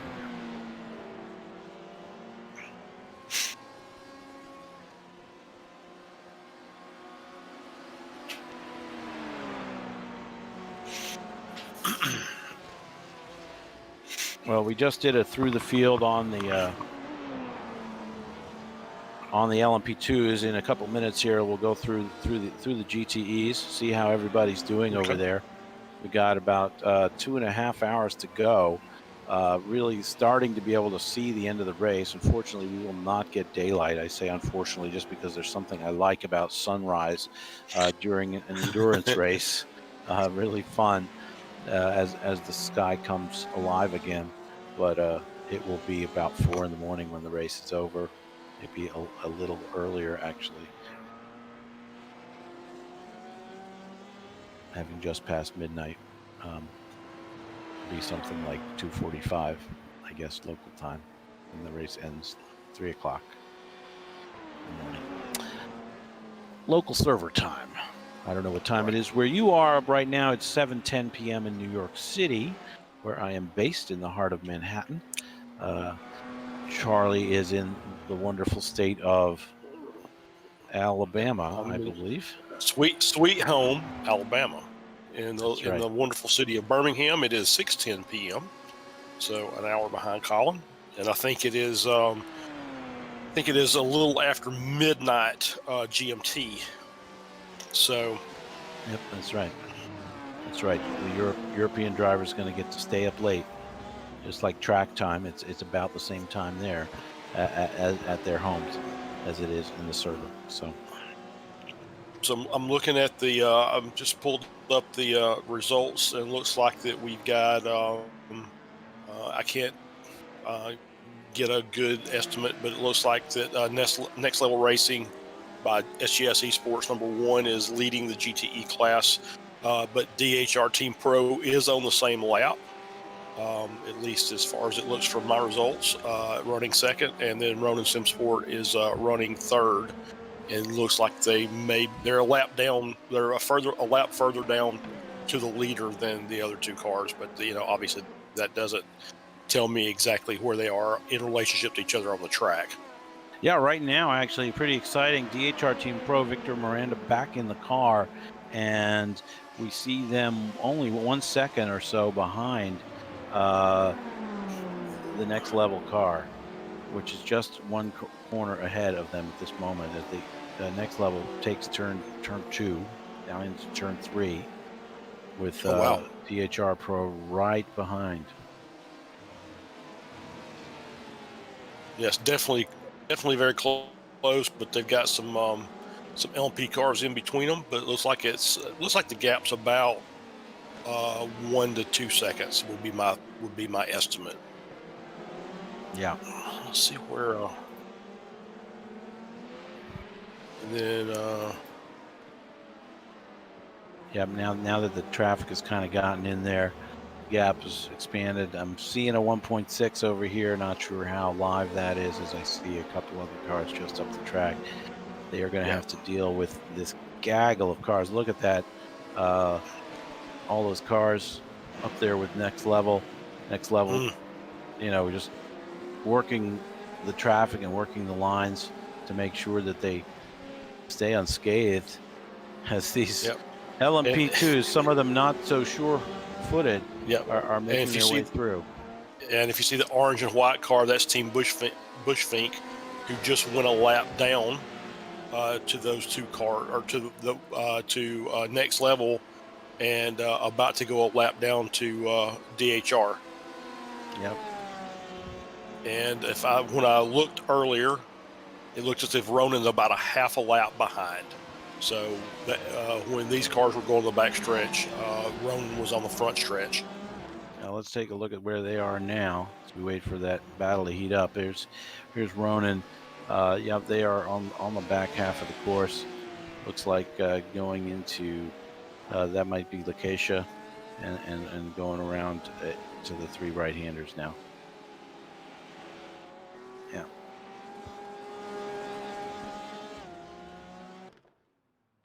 Meanwhile, back to a little touch there.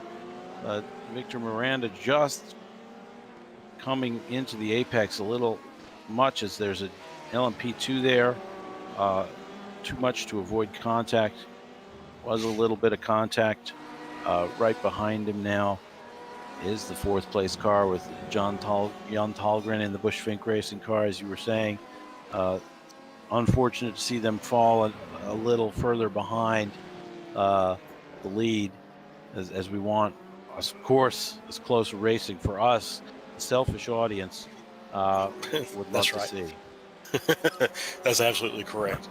Yeah, we'd like to see battles for 24 hours. I know the drivers don't want to see that. They'd like to have a little bit of break. But, us being the selfish people who want to be entertained, we're looking for, obviously we're looking for clean racing first, but we're looking for aggressive, fast and tight racing. Yeah, absolutely.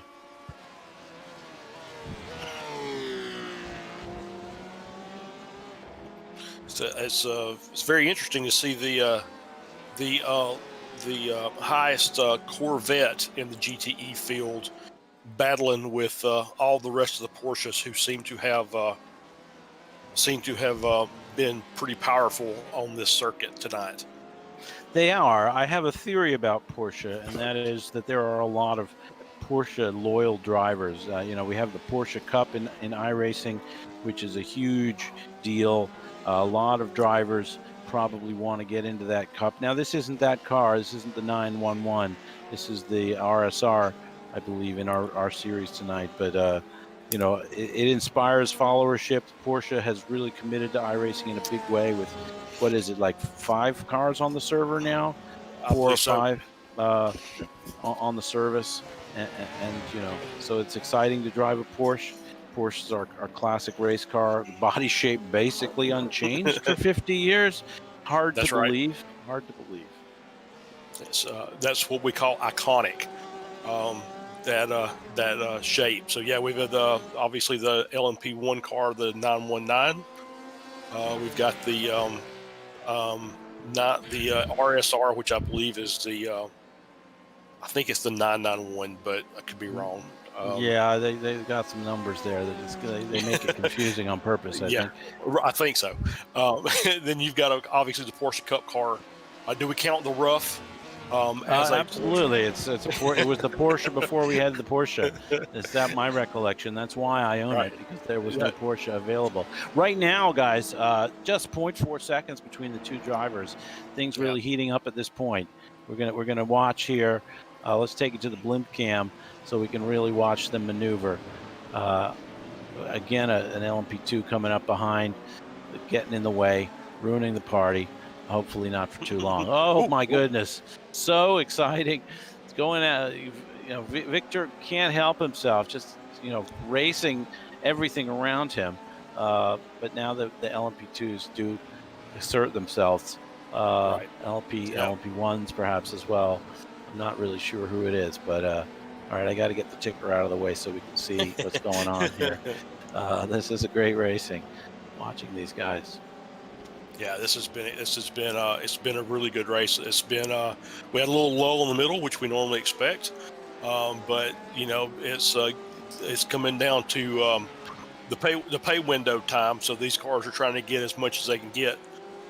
So we're just hoping it stays clean. Obviously, we saw Victor fighting or battling with those faster classes, but doing it safely, not wanting to interject himself in the middle of something he's probably going to come out on the losing side of.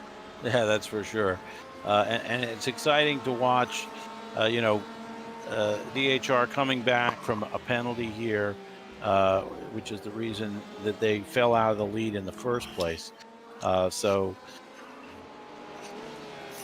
really exciting to have, in a way, for us, again, selfishly, as the audience, having them put back only to have to race back to the front. Not to take anything away from Next Level. They are having an incredible race. I hope that this will all wind up cleanly. Yeah, absolutely. And everybody just having a great, fun, clean battle. Yeah, the lap times for the last lap was DHR had made up about a quarter of a second. Ronan, who we said earlier was about a half a lap down, was only about 200ths of a second slower than DHR. DHR had the fastest lap of the what we call the lead group in GTE class. Right. So everyone's going at it here. Look at the complex traffic they're dealing with. The LMPs probably not even understanding this is a battle for the lead in class. Maybe they are. Hopefully they're paying attention, but they still want to get through. It doesn't matter. Yeah, this is. Here we got one being extremely careful. We appreciate that. Absolutely. Oh. That is the Lee Tucker and Apex Racing. They're well down, so good to see them being respectful of the first place battle going on right here. Yeah, we gave a call out earlier right before I jumped out for my break to who was it? It was Quality AM, the Quality GT AM guys, for just still hanging around out there, 100 plus laps down, and just turning laps and getting the experience. So it's still good to see these, and it's like Apex Tech also. Still good to see them out there because every lap you run tonight, even with a damaged car, is that goes in your experience bank, which you can draw from later. So that's always that. Oh, I had to do this when we crunched our car in Barcelona that one time. So let's see if it still works. Oh yeah, that still works. We can do that. So. Well, these guys still going at it, hammer and tongs. We got a 0.4 second difference between the two. A little space here right now for them until the next LMP2 comes up behind them. He's about 3 seconds back at the moment. See if Victor can get anything done on David at this time. David is doing an incredible job hanging tight in that lead car. And down absolutely. Into turn one, a great passing zone. The DHR car gets close, but not close enough. And here comes the LMP as they head down to turn 4.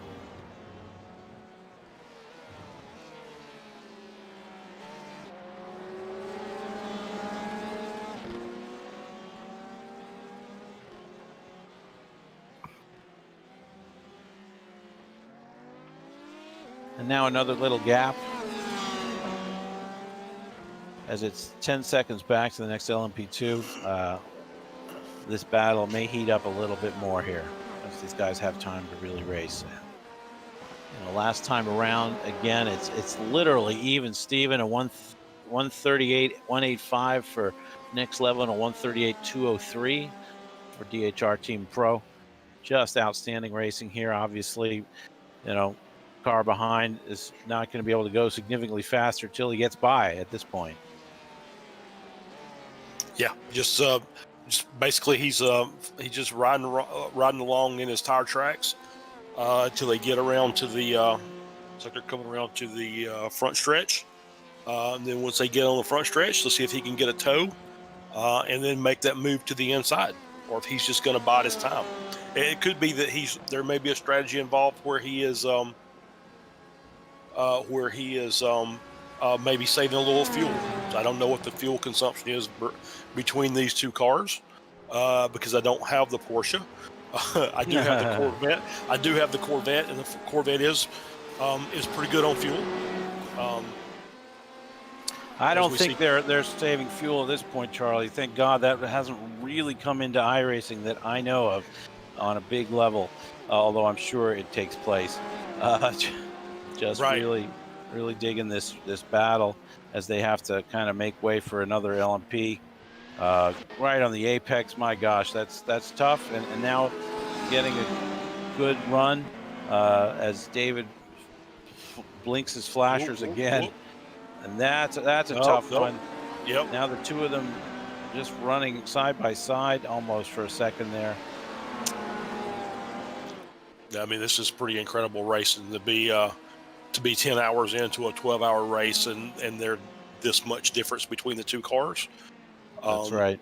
Looks like the Corvette is a little better on the brakes coming in that hard braking zone. Able to make up a little more gap. But he just can't seem to pull us next to David, Charlie. It's he's been fighting for laps now.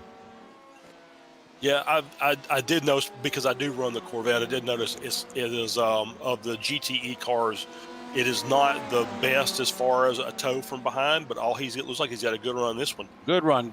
Oh, yep. And weaving back and forth. Yep. He's got a defensive line from the Porsche. exactly. But Corvette took it on the outside anyway. So Sweeps great by pass. on the outside, great pass. So many laps in the making. Fantastic racing from both teams here. And keeping it safe while dealing with all of those lappers passing them. Unbelievable. Absolutely. Yeah, it's crazy. Hats off. Yeah, absolutely great racing between both cars. So we'll stay tuned here. So see. I have a message from a message in the YouTube chat from Drew Becker, who we spoke to earlier for Indy Autosport White. Loki Brown has entered the building and will be getting in the car. So I don't know if you heard our conversation with Drew earlier, Colin, but we talked about Loki in the first race where he owns the world record at Le Mans. He now also owns the world record at LMP1 at Road Atlanta. Aha. So he's as we like to say in our racing parlance, he's a bit of an alien. Yep. Mostly alien, I think. But yeah, that's exciting. I'm glad he's woken up from his hangover. We hope that his connection stays stable as well. As if he comes in the car, he's got his work cut out for him. Still several laps down, are they? Let's bring up the ticker again. Not that it's ever accurate, but it looks like they're it's just like from what I'm seeing, one lap down from Garage 69. One lap down from. Oh, he is. You're right. Yeah. Indy Simpsonburg. For some reason, I was thinking different team. That's exciting. That's okay. He's got some time to catch up. Tobias, I don't know if Tobias is gonna run the rest of the race. He may be their fastest driver on the other team. Meanwhile, here we're watching and it does look like Victor is pulling out for DHR Team Pro, pulling out a small lead, although it's still less than a second, guys. I mean, this could just change at any time based on the lap traffic and the relative pace of these two guys. But we're going to break away from them for a moment and take a look at what's happening at the front of the field. Yep. So I did see a message from Ben Johnson in the YouTube chat, who is part of Venom Works Endurance, who is in third in LMP2. They're a little concerned with their incident count. They're at 26 for the race, and of course we know 30 is that dreaded drive-through penalty. Don't want that. It's difficult though. Which team is that? Venom Works Endurance. Oh, okay. Venom Works Endurance. So they are, I believe, in third place in LMP2 if they're still in that position. But hopefully that won't. Oh, a huge punt there. Huge punt of the leader, is it? My goodness gracious. That's the leader. Just got punted into the wall, ladies and gentlemen. Unbelievable. At the risk of screwing up the whole thing, I'm going to back that up because I have to. We're going to look at that one more time. Sorry, guys, for all the display artifacts, but got to know what happened. So he had let's see, who was that in front of him? All right, so he was coming up on Next Level Racing, number 2 in GTE. And the Next Level gave him the inside line. And as he was braking, the car behind him was Indy Autosport White, we were just talking about. So apparently Loki is in the car, and completely complete disaster for both teams, really. Yep. Yeah, completely misjudged the braking area.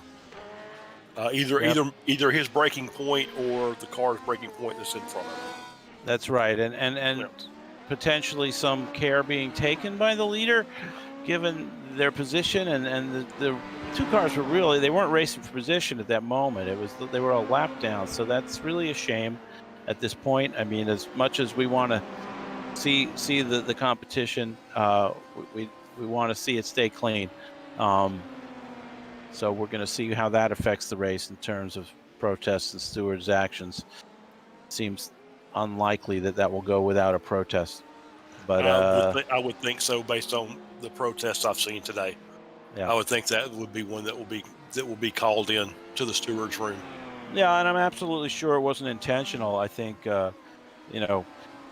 drivers in the heat of passion often mistake other folks' braking points for their own, and Right. it's not always the case. You do have to take some care.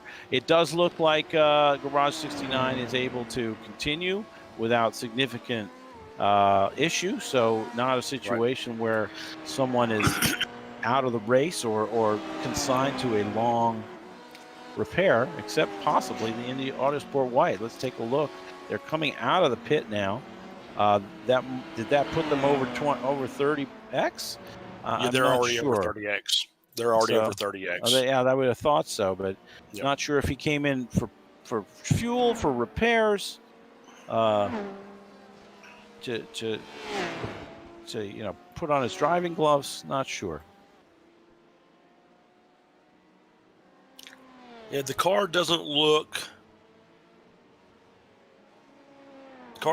terrible from what I can see. So maybe that was a precautionary pit, just to make sure. I've got mine rewound, and I can see if take a look at what's going on. Yep. So that was Loki's fourth lap. So coming in cold, with a lot of drivers who have been in there for hours, is probably not the best situation to jump into. He did a drive-through, so that was all he did, was just drive-through penalty. So okay, right.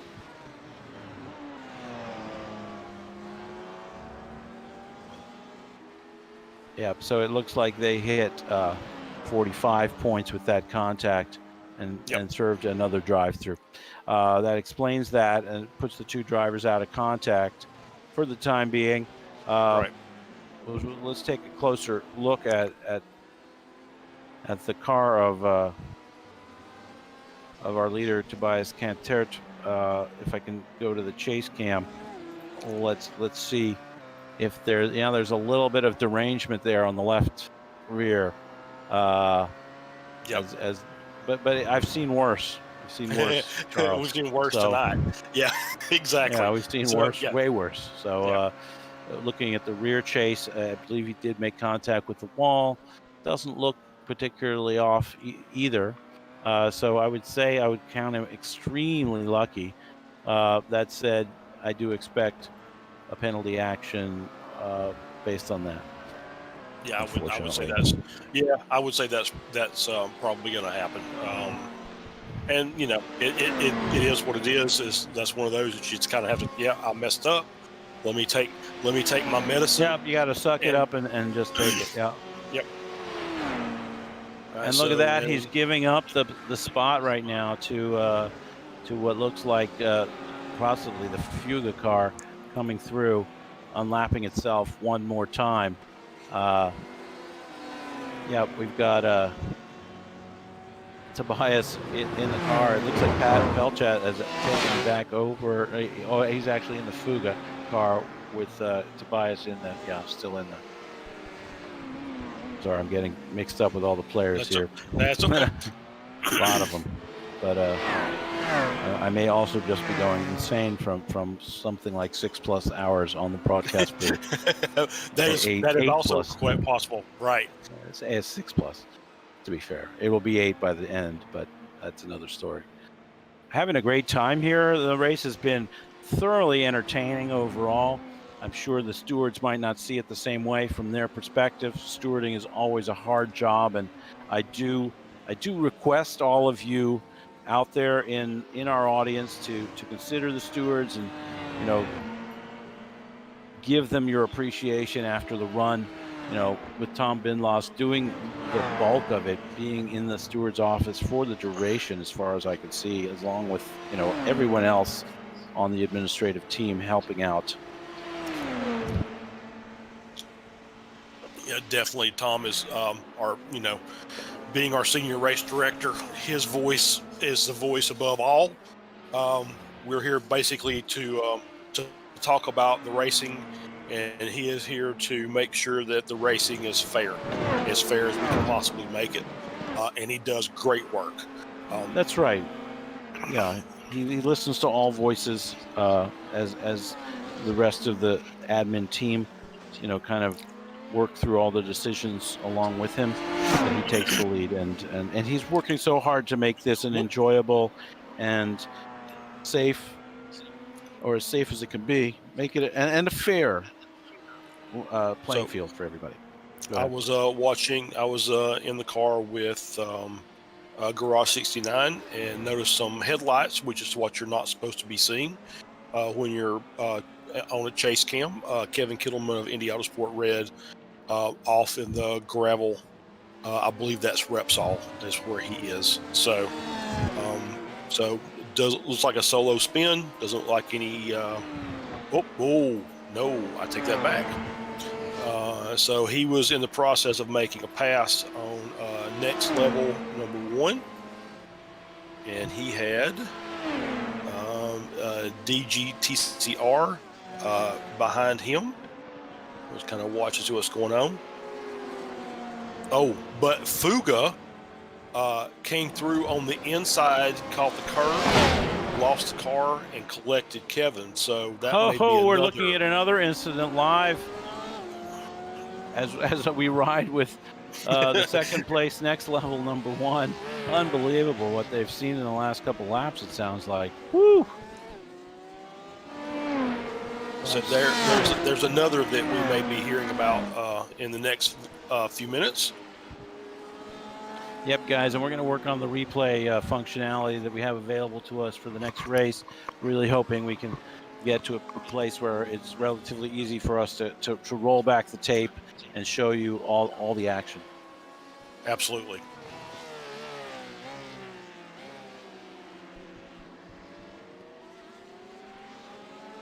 So just as a note, we'll just keep an eye on this. I'm still kind of watching the top 2 cars in LMP1 as Garage 69 is entering La Caixa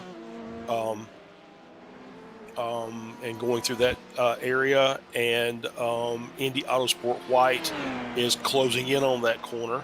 So they are making up ground. Looks like they are making up quite a bit of chunks of time, but we'll see what happens with any penalties or anything like that.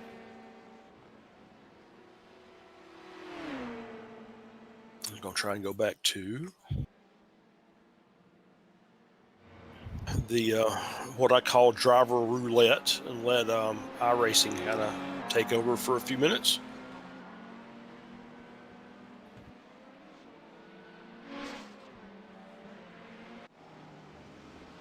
Give a try to most exciting. I think we're getting a little bit of the situation depending on who's being focused on after invoking the rewind function.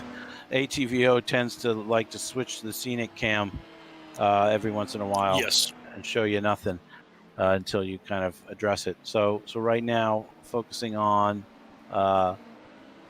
most exciting, which looks to be our leader right now. Oh no, another almost an incident there with what I think is the leader, Garage 69. Almost, it's a miracle if you guys saw that did not result in an accident, and that did. It looks like pit stop time. I was going to suggest it might have been a drive-through, but no. Yep, he's in the pits. Pit stop time for number 690, and looks like Tobias is relinquishing the car, if I'm not mistaken. It looks like Matthias Wasser is coming into the car. Indeed. So a fresh set of tires going on the car, as well as a load of fuel.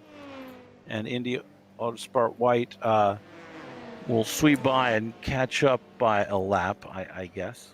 Yes, they've already passed the pit, so they've they're back on the lead lap with Garage 69.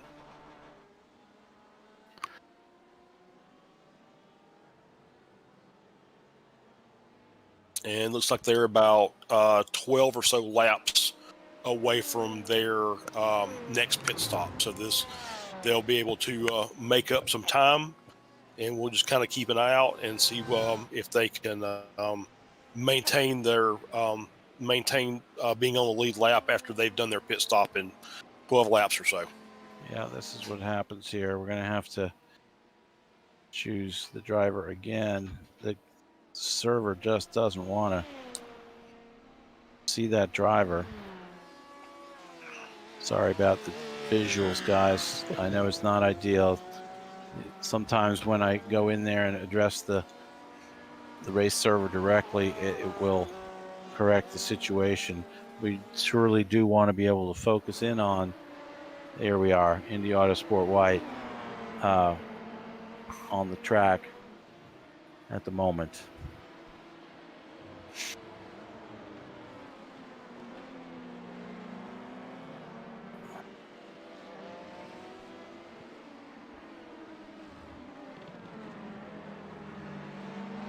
So we are seeing them, we are showing the Indy Autosport White in the lead of the race at this point, having taken over the lead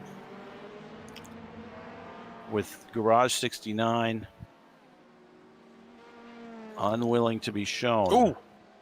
Oh, Garage 69 just lost it over in New Holland, and he's back in the pits again. Very sad to see. There we had it for a second. Sorry, guys. This software is just driving me completely bananas tonight.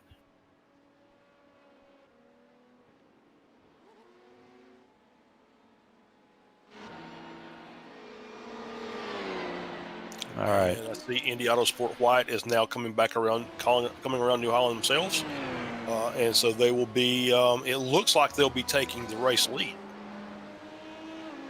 with Garage 69 in the pits. Yeah, Garage 69 currently shown in the pits. Not sure how much repairs they've got. I'm sure they're kind of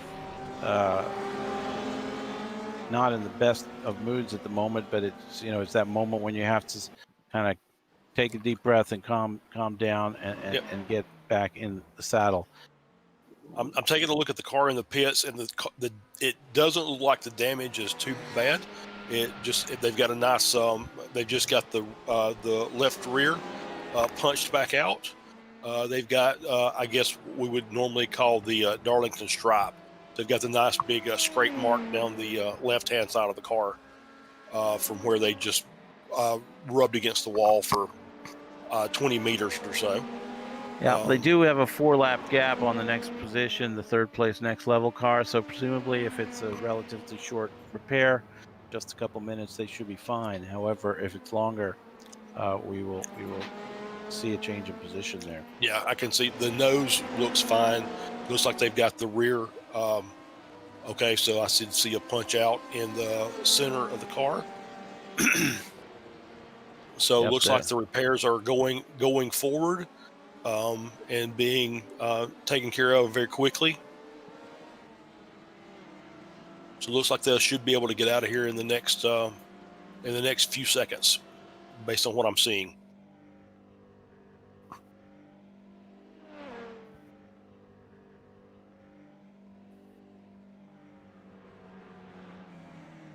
So we got a note from Ben Johnson, I believe we're the Venom Works guys, saying this is their last driver change for the night.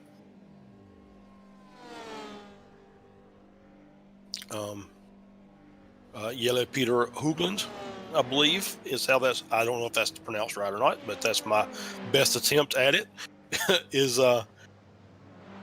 taking over the Venom Works Endurance car. We'll take a look at him. Home. Yep. Tobias Cantor coming out of the pits in the Garage 69 car. Looks like he's taken over again from was it Tobias Matsky he took over? No, it was Matthias Vosser. Matthias. Was that who And was? there he goes for a ride. I'm sorry we can't. I'm having trouble with the cameras. We'll take you back over to him. There you can see some of the smoke. He had a nice little lurid slide, as we call it, in oval racing, but he's trying to gather it back together here. A bit of a drift, maybe. Exactly. Now shown 2 laps down on my scoring. I see the very same. unfortunate turn of events for them, and never an end of drama here.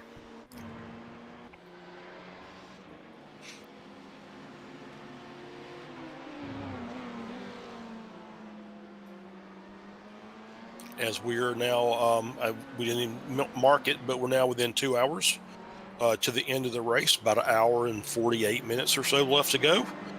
Right.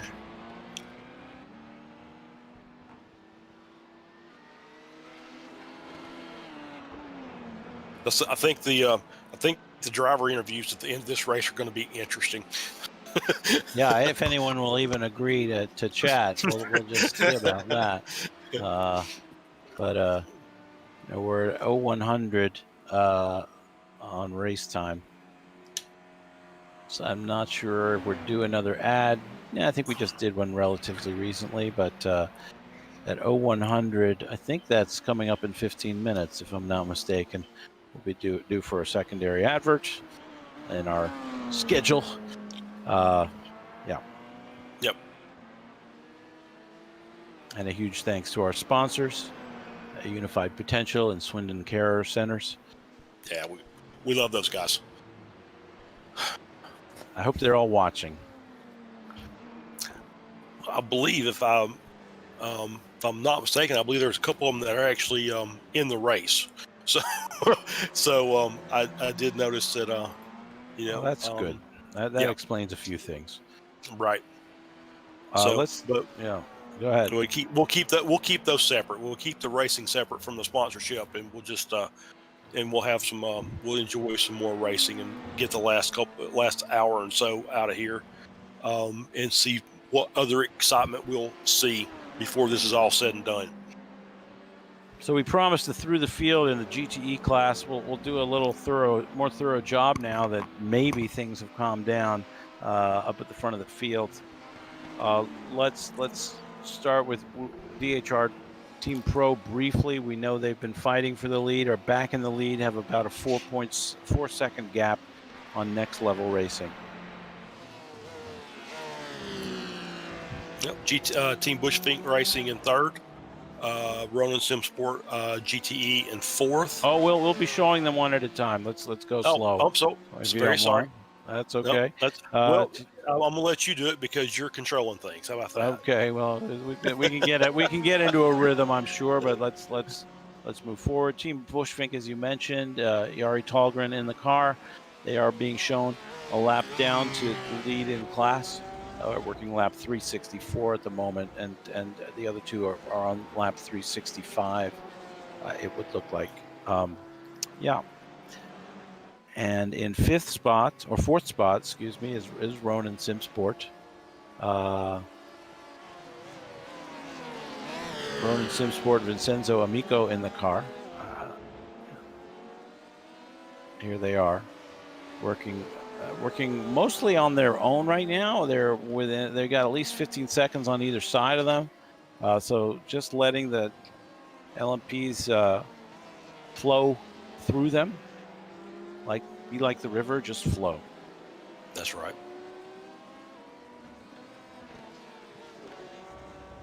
And then we'll pick up Porsche Sport. We're in fifth. We see Ryan Parkins in the car at the moment. Hard to admire the beautiful paint job in the dark, but it's there. And having a nice time with them. Then in sixth spot, 24-hour Moglinger, we have Yannick Bleich in the car at the moment. They've had a long but productive race. Definitely doing a little better than last time. when they wound up 10th. So they're 4 spots higher than the last race. Not to curse their luck here, but we'll move on to N Race Esports. The lone Ford in the field, I believe. That is correct. And that I noticed this earlier. That car is still very clean all the way around. Looks like they've managed to keep themselves out of trouble. And so I think they're getting some good results because of that. Yep, Thomas Saint-Tot in the car at the moment. The art of endurance racing is keeping your car clean. And they last race they finished 4th overall, so looking to have a good total. I don't think they will necessarily improve, but we'll see. Then we have Team Slow Pace in 8th spot. Curling in the pits. Currently in the pits. Not sure if that's a routine stop. Let's stick with them for a moment and make sure that they get on their way. Timely.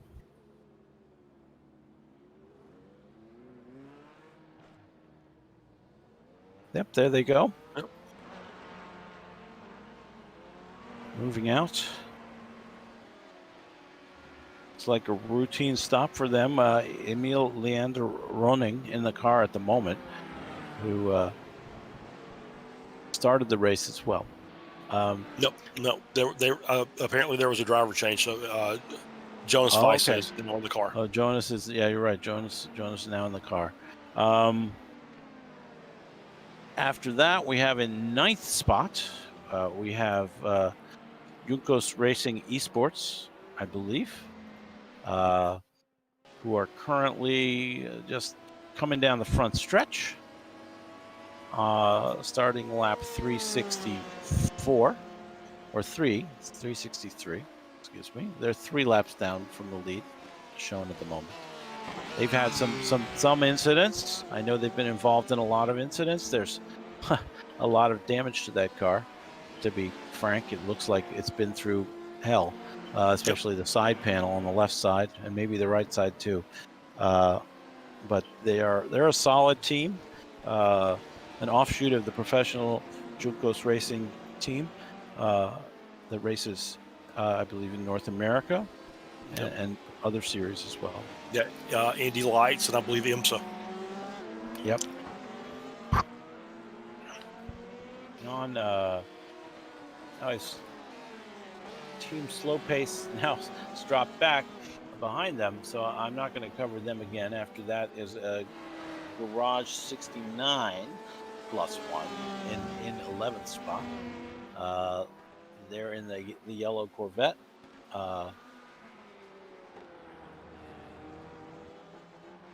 Car doesn't look too bad. Looks like they've had an uneventful night, if not the fastest night. It's been at least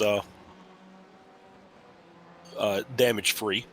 So yeah, that's very, very, very pleasing if that can be the case. They're just outside the top 10 and on the same lap as 2 cars in front. I'm sorry, I'm sitting there.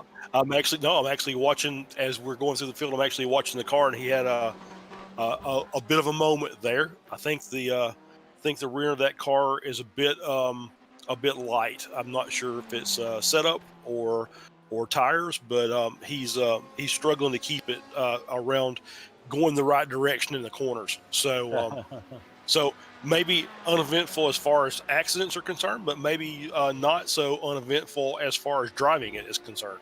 That's completely true. It looks like. So going back another spot, we have NJB Performance. This is one of the only Ferraris in the race. I think there were 2. This is the lead Ferrari in 12th spot. White and green livery.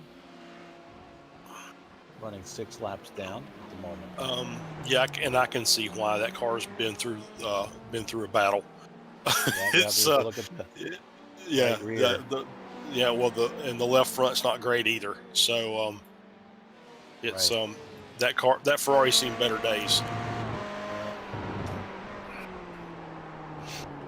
fun with cameras here. Yeah, I think, Colin, I think you missed Taipan Esports. I didn't know. I think they kind of got shuffled They did along the get team slow shuffled through. pace. Yeah, that's when slow pace jumped over them. Let's just cover it, Taipan, because they're racing hard as well. Here's their cockpit shot, and right now we've got Cameron V.E.C in the car. This is a Chevy, and one of the newer cars on the server. Very exciting for iRacing to get the Chevy C8 so quickly. Really excited that iRacing is working with the sports car teams this way. Yep, and that car also looks like it's had some trials and tribulations. some body work will need to be performed before they get out on the server again. Nice livery, though. I like the paint job. Yeah. And jumping back in. Go ahead. No, I was going to say I've mentioned this, I think, in the last race, but these teams, whether they're small startup teams or they're teams that have backing, they all seem to have decent graphics designers, people who know how to paint cars. So they always the cars look good. Yeah, a lot of great liveries to look at. And moving on, in 13th overall in GTE, Bro Sim Racing GT, another Corvette with Christian Lawrence at the wheel at the moment, a flashy red, yellow, and black livery. So another nice looking car.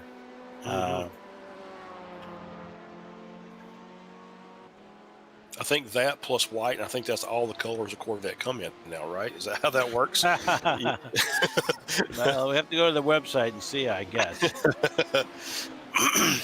Let's move along to number 14 position, slow motion VEC with Martin Levolman in the car. I know when they put that fancy B in there, I really don't know how to pronounce it, but we're happy to have them on board in the series as well. So this is probably the extent of my German, but I think that's a double S, I think, is the way we pronounce it. So I think it's Les Moorman, I think, is correct, or very close to that. So well, thank you. 8 months, and that's pretty much all I learned while I was in Stuttgart. So these guys have a little bit of wear and tear as well on their car, but a smart looking livery as well. SCCR by Delta Sport is our next candidate here, running in 15th. And this is where we start to say how appreciative we are the persistence of our drivers. Absolutely. Because it's just great when people keep driving. This car has got a kind of a fancy smorgasbord of colors. Yep, but, some purple and some red. Yep, and John Salmon behind the wheel, who actually does have real life racing experience. He drove, I think they're called LMP lights, a few years back. So he's got some real life experience behind the wheel of a high powered race car. Yeah, that's exciting. Always exciting to me when we have folks with the real life track experience. Let's see. We're going to run back now, and we'll find eventually we'll run out of cars that are actually running in the race, but we haven't done so yet. Next Level Racing number 2 with Simon Van Dyke at the wheel. They have been through hell and back at this point, I believe. 16th in class, running quite a few laps down, but persisting, as we say. The flashy livery. I like the sort of chrome look. Yeah. The yellow and green kind of metallic look is very nice, and I know Next Level's got a couple cars in the field. I'm not sure if this is one of their more amateur teams or not. But once again, they're just they're making deposits to that experience bank and getting the laps in. Yeah, that's right. Next, I'm going to feature Quality Control Racing, who again really persisting, shown. I'm seeing them as 56 111 laps down. 56 laps down in class, 111 Right. laps down overall. Yeah. Jonathan Sinton driving the car. Yep. That's right. With, and then just another Chevy. Another Chevy that's seen better days. Yeah, that's for sure. Then we have DHR Team AM. We'll see if they're still circulating. Perhaps not. No. They're another 13 laps down, and looks like they've had to give up the fight. Hexa Team Purple also made their appearance, and that's a shame because they finished pretty well in the first race. They finished 5th overall in the first race. Also in this class, we see Century Sim Racing, who and Core Motorsports, who have had to give up the ghost here. Yeah, it's a shame.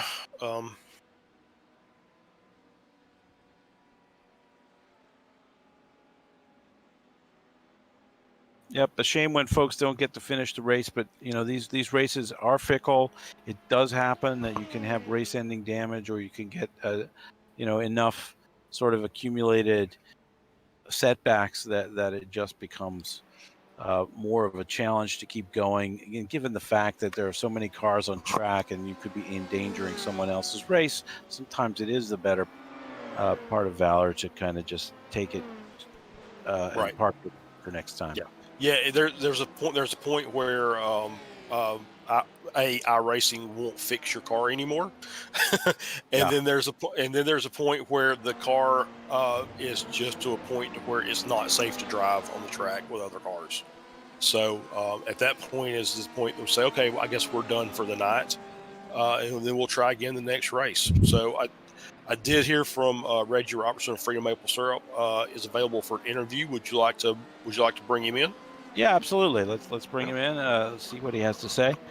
Get his take on today's events.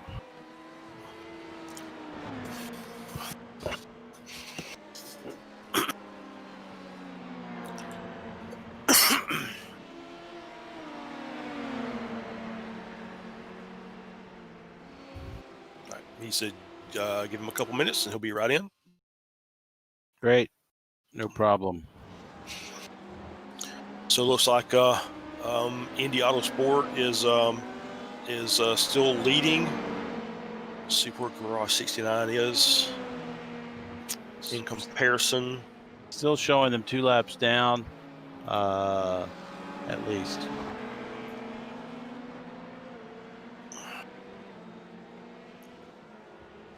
But let's take a look. Indy Autosport running lap 429, Garage 69 or lap 427. So numerically 2 laps down. Yep. As far as what part of the track they're on. Indy Autosport white right now, heading into a right-hander, and yeah, they're coming into location. Yep. Yeah. And Garage 69 just passed through Repsol. That's right. Taking the downhill left-hander into the chicane here. Reggie is here, and so we'll drag him in, and we can have a talk with him. Great. Hey, Reggie. Robertson. How are you? How we doing? Pretty good. Good. Yeah, tough day for Freedom Maple Syrup today overall, eh? Yeah, we just couldn't put the sugar into the rye and make it happen. Yeah, day started off good. I'll kind of go over for maybe somebody that's watching that didn't see the first part. The day started off pretty good. We had a nice little punt in the T1 lap 1. No damage and recovered well. So I think within the first 4 laps we were back up to P2. Started fighting our way up. and then working traffic, and traffic was just, it's been brutal. It was brutal all day. Yeah, it's been tough for everybody, I think, and it's been, especially tough for you guys. Had some setbacks there. Also, I guess you guys ran out of fuel one time. What happened there? Did crew chief let you down, or? Yeah, so these races are, I call them, long periods of boredom, and especially Le Mans, long periods of boredom followed by a few seconds of sheer terror. And so we're dealing with receiving a penalty, which we were kind of on the fence about, to be honest. So we're on the fence about whether or not we needed the penalty, whether or not it was justifiable. So we're chatting with race control, and then my driver didn't have his crew chief installed, or on. So he's just running laps and pushing them through, expecting one of us to tell him to pit, and I changed channels to go discuss, and so we ran out of fuel. Luckily it was a minute 30 tow, so it didn't set us back terribly, but not like a 5-minute tow at Le Mans or something like that. Yeah, exactly.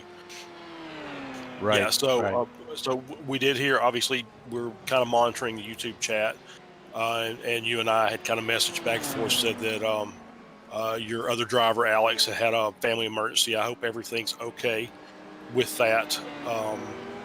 Which and I know from you and I talking that you had another commitment, so you were really counting on your co-driver to be there, and then when something like it happens, there's really nothing you can do about it. So you just decided that you would park the car for the rest of the day, and then we'll come back the next race and start the fight again. Yeah, exactly that. Even though we had good pace, and it is a real shame that Alex had to leave, but the circumstances called for it, and the car can be parked at any time, and nobody's questioning the reason of why he has to go. I completely understand it. Yeah, so he told me, he's like, I'll be back in 5 minutes. I'm finishing up a stint, and then the stint finishes. I go to pit. I have to leave, and so I'm like, well, let's just hope he gets back. And then, we're now another 4 hours into the race, and I'm like, dude, I hope he's okay. And so, that was our thought too. Yeah, I'd messaged him, and the good news is, the most important of all this is his grandmother was taken to the hospital. She is going to be okay. I don't know what went down or what has happened, but he says she's going to be okay, and that's the concern. That's the best news we can hear. Yeah, absolutely. Yeah, absolutely. So you guys planning to come back? I guess Spa is next, and we're doing 24 hours. That's what I hear. Yeah, so we've got a good lineup that's going to come, and hopefully knock out Spa in roughly a month's time. It'll be myself, Alex, Connor Crichton will be with us, Craig King, and we'll have a fifth driver this time around with Corey Whiting. All right, sounds like a solid group. Good idea. Yeah, so 5 people. So one of them will sit reserve. It'll be good. It'll be a good group. Yeah, always good to have a backup. And now I have one more question I'm curious about. Sorry, Charles. Who painted you guys' livery? It's just splendid, right? So shout out to Ginger Liveries. You can find him either on the Maradness Discord under Geriatric Ginger, or at a mod on his chat on Twitch /Maradness. Ginger does the most killer liveries. I think Freedom Maple Syrup, this is no spoiler, but we might have a fresh design, and all I'm going to say is #aggressor. Just coming. Oh, all right. Spa. Yeah, and actually, for the people who are actually watching on YouTube, Geriatric Ginger on YouTube also, because he was in the chat earlier with us today, and I think also he has an Instagram page. I think for his livery. So I think if you start looking for Geriatric Ginger and liveries, you'll probably find him on Instagram also. That's right. But yeah, he does all of and we'll name drop Daniel Morad.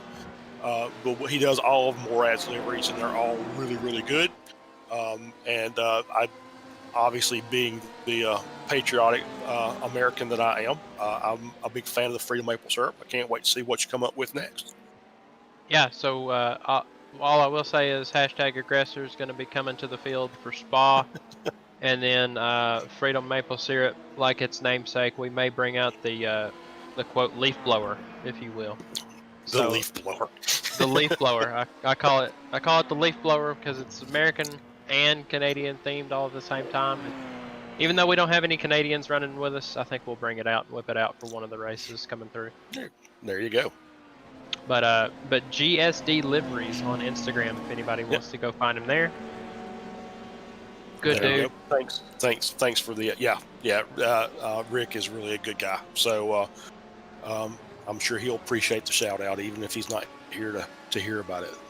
Because he is geriatric, so I mean he's probably in bed by now. But it's 7. It's 7 Central, 8 his time. He's in bed. He's in bed. He'll enjoy that joke. Yeah. So I would like to say one thing.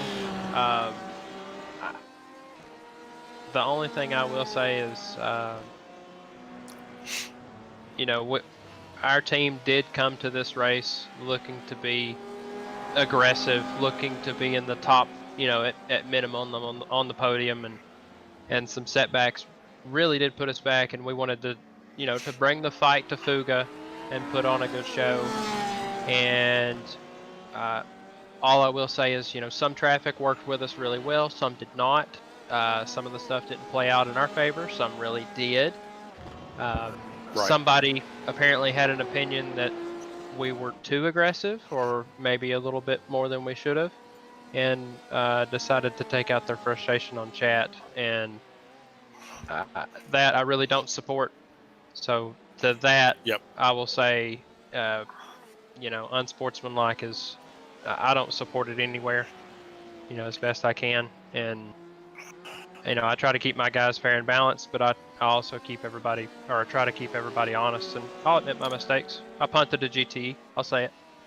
So, well, that's why we have stewards, and it is a tough form of racing. These long races, it really is a balance of the aggression, in my opinion, along with survival. You can't be in it to win it unless you're there at the end.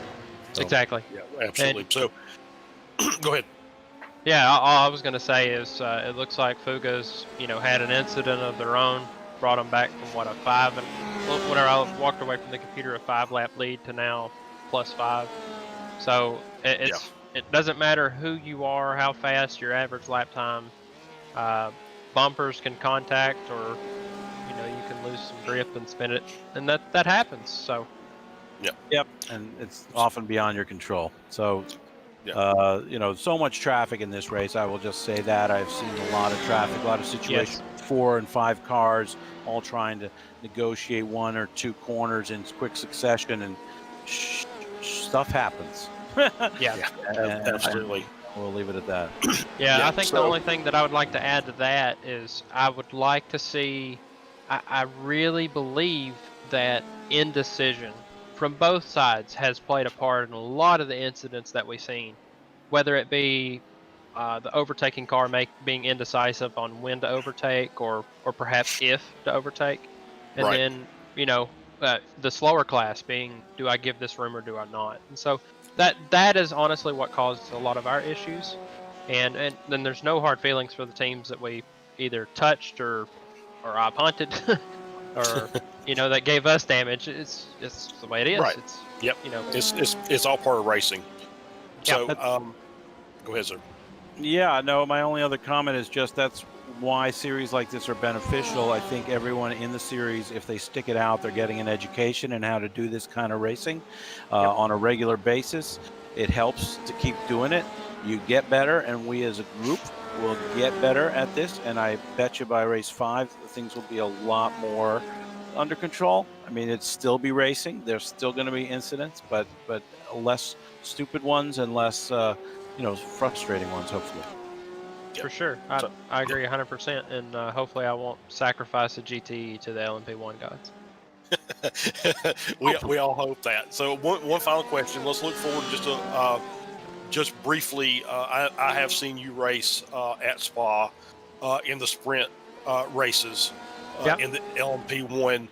We all know the trouble spots of Eau Rouge and Rayon, the bus stop chicane. So what are you looking at as far as your mindset going into Spa about? Is it going to be better or worse or just another race as far as traffic? Yeah, as far as traffic goes, I think Spa is going to bring a tighter track to the field. Although longer, the traffic should be a little more spread out. The straights should provide some easier overtaking in a sense. But also the track is just so tight, whereas Barcelona really does offer 2 lines in most places, barring I would say turn 8, or I'm sorry, turn 9, the uphill right-hander. That would be and the last turn, unless you just really send it around the outside, which we did. But as far as Spa comes, I do know for a fact during the sprint races they were brutal races. And with the track being so tight, I think I honestly I'm placing my money here, Charles. We're gonna see higher intensity levels and higher stakes in terms of people being on edge about traffic, because in order to make it through traffic quickly, which is what everybody has to do, you know, you can even say GTEs have to make it through traffic quickly. Right. I think the tension level is going to be even higher than this track, and we're going to see. I hate to say it, we might even see more incidents than what we've got here. So we've got to find some balance. You know, for us, I think one of 2 things is going to have to happen. We're going to have to up the aggression in the sense of me and my guys have to be so decisive on what we choose, so that we can communicate and talk with the car, if you will, of whether or not I'm making an overtake or whatnot. Or you back the aggression down and it just accept the, you know, crazy lower lap times that we're going to have. So I think it'll be a fine balance in the end, but I think that's my money bet that we might see more incidents actually due to the tightness of the track. All right. Well, thanks for your thoughts, Reggie, and good luck at the next race. Yeah, guys. Final send off. You're doing a great job on the broadcast. Keep it up, and look forward to see you guys in Spa. All right. Thanks, Reg. Take care. Take care. All right. So cautionary words from Reggie Robertson of Freedom's maple syrup. Yeah, making me hungry, man. Making me hungry. Oh, well, I don't know. I think you missed that in that topic in the YouTube chat was waffles or pancakes. Oh, okay. And I picked French toast because I am just that kind of guy that I will always take option C if at all possible. So I'm watching Garage 69 and they had a little trouble. In Repsol, got sideways. Yeah, we had some question in chat about what happened with Ronin Simsport. It is true that they have dropped out of the top 5 on the GTE class. Not sure what the story is there. I'll see if I can get some information on that. So yeah, see what you can find out. So now we're looking at DHR still on the front of that field. Next Level Racing is in second spot, just 10 seconds back, really not having lost a tremendous amount of time since those moments we were watching when they were dicing intensely with DHR. And that was the model of good, clean racing in an endurance race, right, where both cars need to also survive the battle.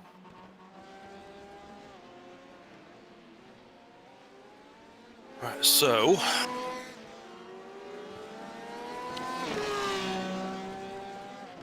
But in third place in GTE, let us know when you found something there. Will do. Bushfink running in third now. Yep.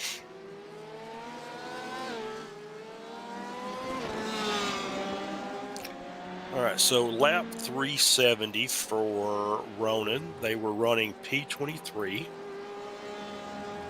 Yep, that would be third overall. Oh. All right, so they had some trouble with, I believe that is EVP.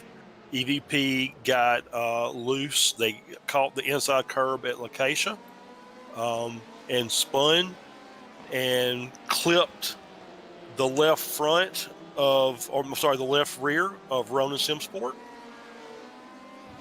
So what lap is that, Charles? That was lap 370. Ronan immediately come into the pits. Go ahead. Get their damaged. Looks like they came in, took tires, had a driver change. Is that right? Let's see. Kind of fast forwarding through. Sorry, guys. They had an extended pit stop on lap 370, 371. The driver did get out of the car. I don't know if they actually changed or not. Kind of waiting, but it was this pit stop was significant. I think that is where the issue came from. So I'm doing this the manual way, guys. Everyone knows this interface. Sorry, guys, it's not pretty. I really want to just help us all understand what took place. So you're saying somewhere around lap. Let's start at 369. let's go ahead to 370. It's going to be at the end of the backstretch on lap 370.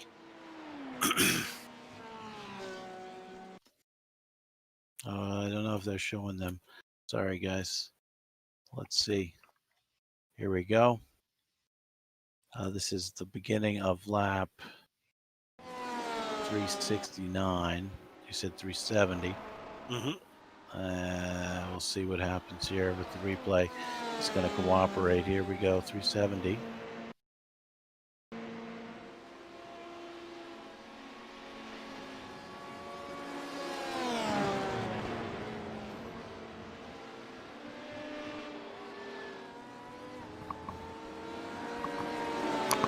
And they did do a driver switch during that, but yeah, it was a significant amount of time in the pits for that damage repair. So that'll be where they lost all their time from.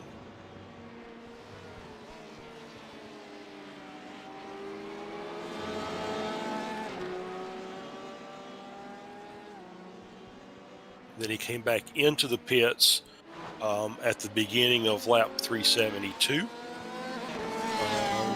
And I think it is just to serve a drive-through. So long pit stop followed by a drive-through penalty.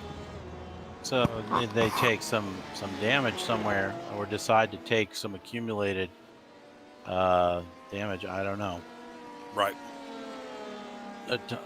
Decide to take the optionals finally on some accumulation of damage. It is very possible. So we're not going to see an incident.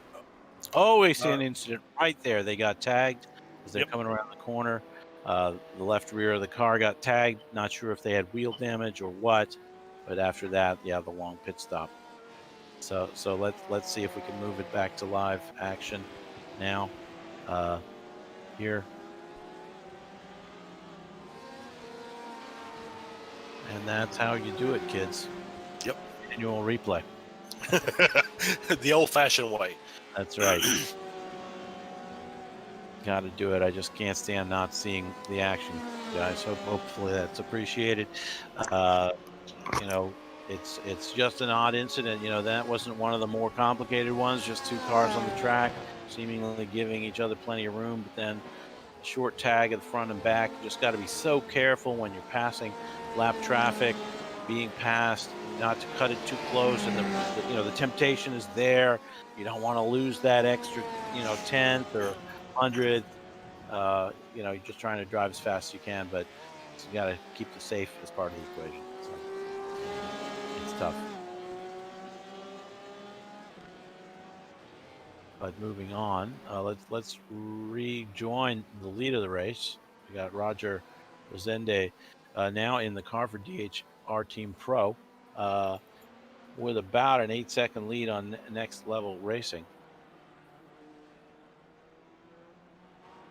With Cass Brinkhouse in the Next Level car, who I'm going to have to check my records to see if we've seen him already. I have not called his name. Yeah, he has been in the car. He was in the car when I was in my during my first stint. Right on. So he drove a couple of stints then. Now he's been in the car since lap 360, running lap 386 at the moment. So 26 laps in. Presumably there will be a pit stop in their future. I think it's somewhere in the 30s that they usually get.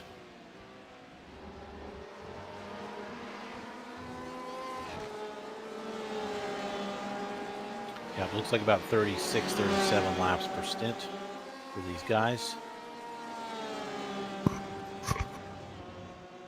Now, as I was kind of running through the GTE field to see if there are any trouble. It looks like Ronan Simsport is spun again. Oh, that's unfortunate. So let's see if I'm just rewind this and see if I see what's going on with that car. Yep, it just looks like he is in Banco de Sabadell and gets the outside into the gravel. It loses the rear and hits the inside wall. Oh dear. Oh dear. Hitting a wall is what you don't want. Definitely don't want that. Yeah. And then they're back in the pits again. So. Yeah.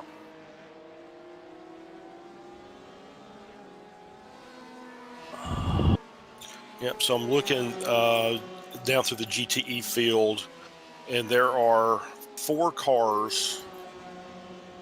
If I can get mine software to work, that are on the same virtual lap.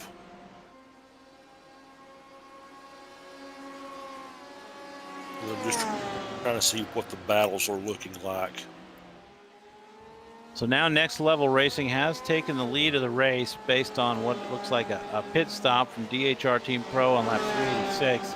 Going to be interesting to see how the strategy plays out and how many more stops they're going to need. It's about an hour per stint, so looking at an hour and 7 minutes left in the race. I hate to say it, but DHR might need another splash.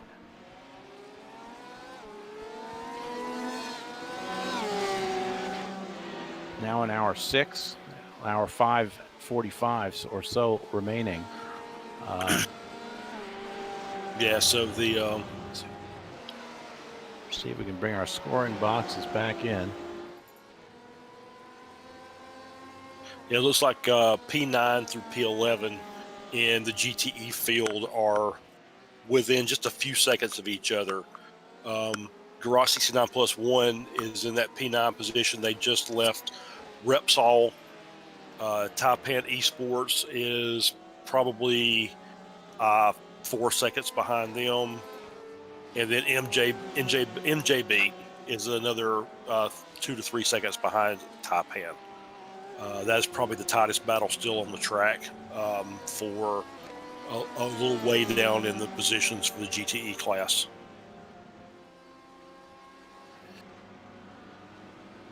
Yeah, Ronan Simsport shown back in the pits here. Things going from bad to worse for these guys. Very sad to see that. I believe they are in the pits. Now the camera's gone crazy on me again, unless they've given up.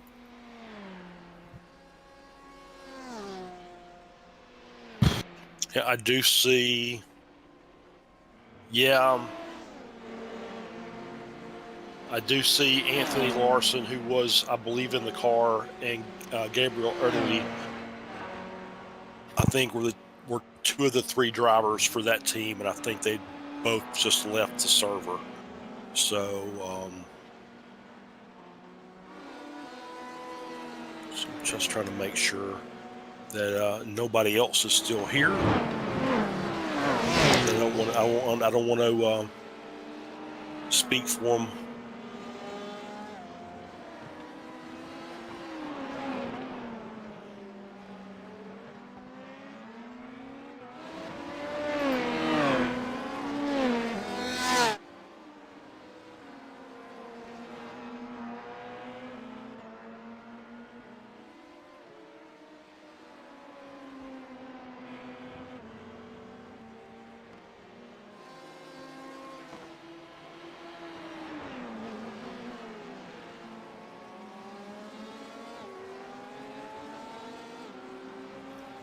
Yeah, Vincenzo Amico is still on the server, but obviously I can't pick up their car, so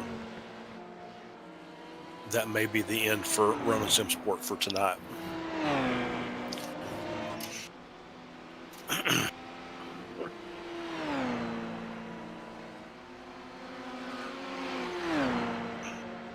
Yeah, I'll sit out and watch instead of waiting for the repair. So maybe Vincenzo will be picking up the car and It carrying is it home. very. We'll see. It is very possible.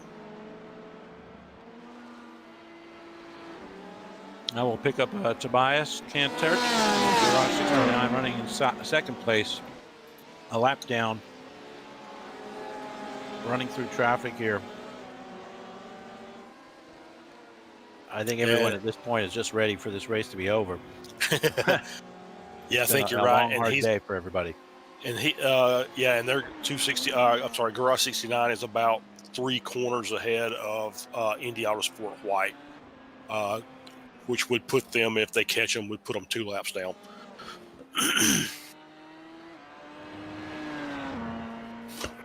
Yeah, at this point, I think everyone's just thinking about getting their cars home. Many cars are in battles where they're gonna need some help just to affect anything at all. Right. So yeah, with about an hour left in the race, I think we're due an advertisement at this. I think we were due it a few minutes ago, Colin. Right on. Makes sense. So we're gonna run our secondary advert, our final advert of the race during the race proper, and we'll be back with you in just a couple minutes.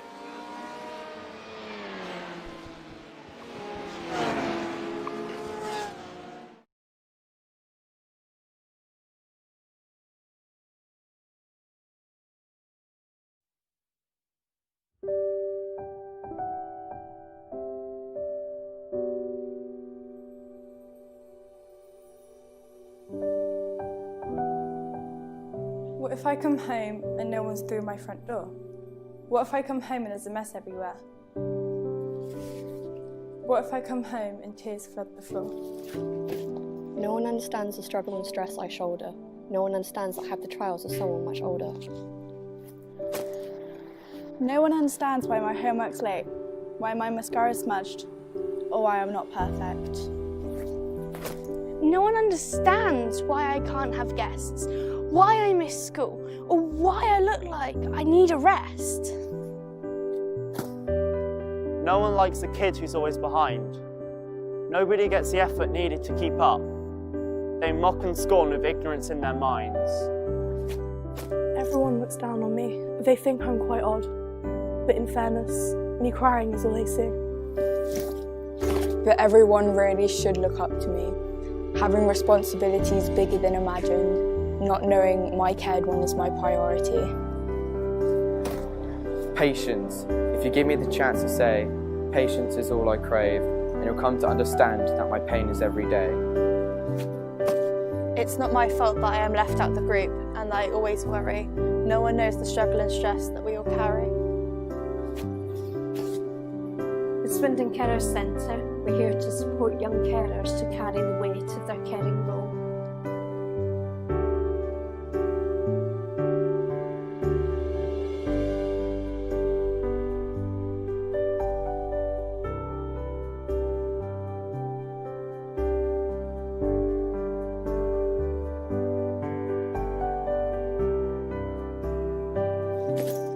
Someone is there for us to speak to. Someone understands what we all go through. To everyone at Swindon Carers, thank you.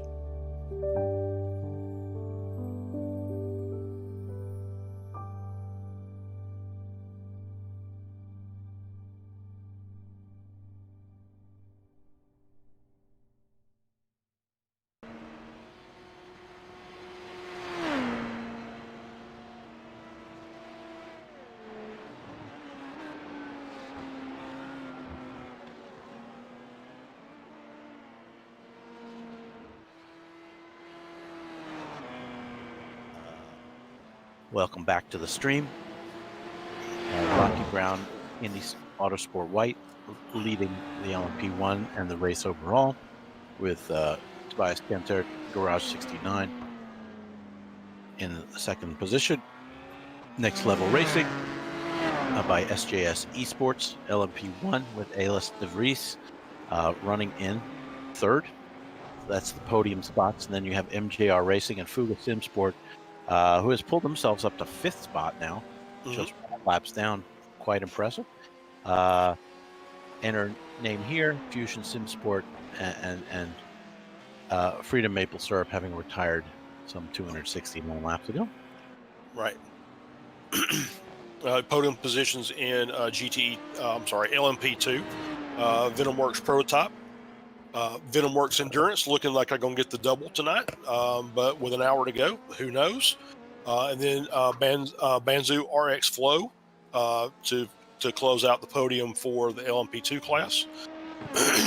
Turn 1 Pro Divers in fourth, Reaper Racing in fifth, Leo Racing Team in sixth, Legends Racing in seventh, Stage 1 Racing in eighth, Quality Control Racing LMP in ninth, Indy Autosport Red in 10th, BroSim Racing in 11th, and then DGTCR in 12th.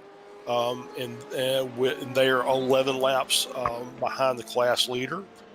EVP is still out there running. They're another 23 laps down to the end of the main group. Apex Tech Racing looks like they're still plodding along. 83 laps down total, as well as and I believe that is the last car running in the LMP2 class. That's right. That's right, Charlie. To go through and finish up with the GTEs, and we'll come back to my burning question for LMP2 in a minute or two. We have Next Level on top in their Porsche in the GTE class with DHR Team Pro running in second at the moment, 33 seconds back, having pitted relatively recently. Team Bushfink, third place, lap down. Porsche Sport, fourth place. 24-hour Moglinger in fifth place. In class, sixth place, N-Race Esports. Seventh, Team Slow Pace. Eighth, Junkos Racing Esports. Ninth place, Taipan and Esports Endurance. 10th, NJB Performance. 11th, Garage 69 plus 1. 12th, Pro Sim Racing GT. 13th, Slow Motion VEC. 14th, Ronin Simsport GTE. 15th, SCCR by Delta Sport. 16th, Next Level Racing by SJS Esports. 17th, Quality Control Racing GTM. In 18th, DHR AM, who looks to have abandoned the race for now at this time, as well as Hexa Racing Team Purple, Century Sim Racing, Core Motorsports. And that's our starters. So my burning question. Burning question of the LMP2s. That's right. What happened to Leo Racing? Now shown 4 laps down. There must be some drama there. If anyone in chat knows what it is, I took a quick look at the lap times and I could not figure it out off the top of my head. But it's a mystery to me. I'm sure there is some issue and some damage that had to be repaired. But just curious to hear that story.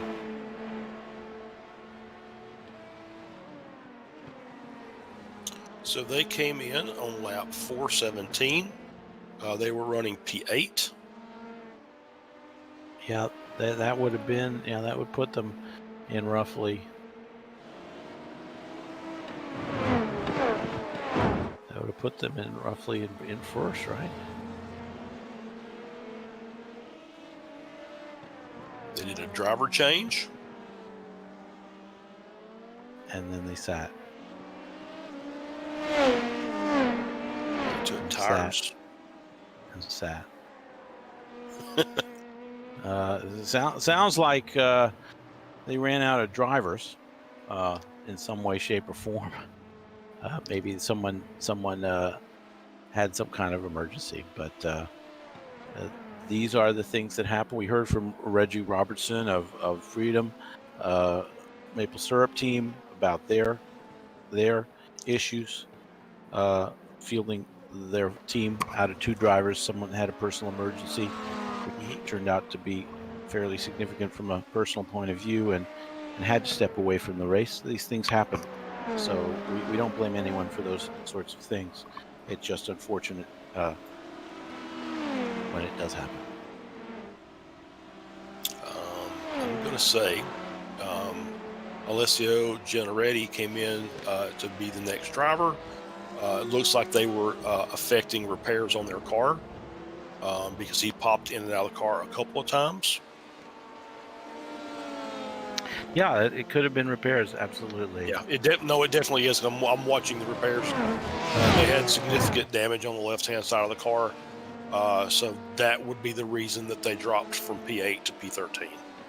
Yeah, let's look at lap 414, where they pulled a 140 that lap, and let's just kind of see what happened. I'm imagining there's going to be some kind of wreck. Oh, there it is. Lap 414. As I watch them coming down into Lacacia.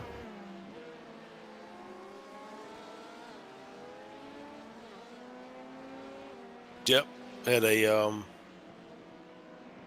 GTE off to the left. That was the next level, one of the next level racing cars. Next level racing car number 2, Simon Van Dyke, I believe is how you pronounce that. Looks like he just lost it under braking and came right back over the inside curbing into the side of Leo Racing Team. That would have been the cause of their left side damage, which was significant, obviously.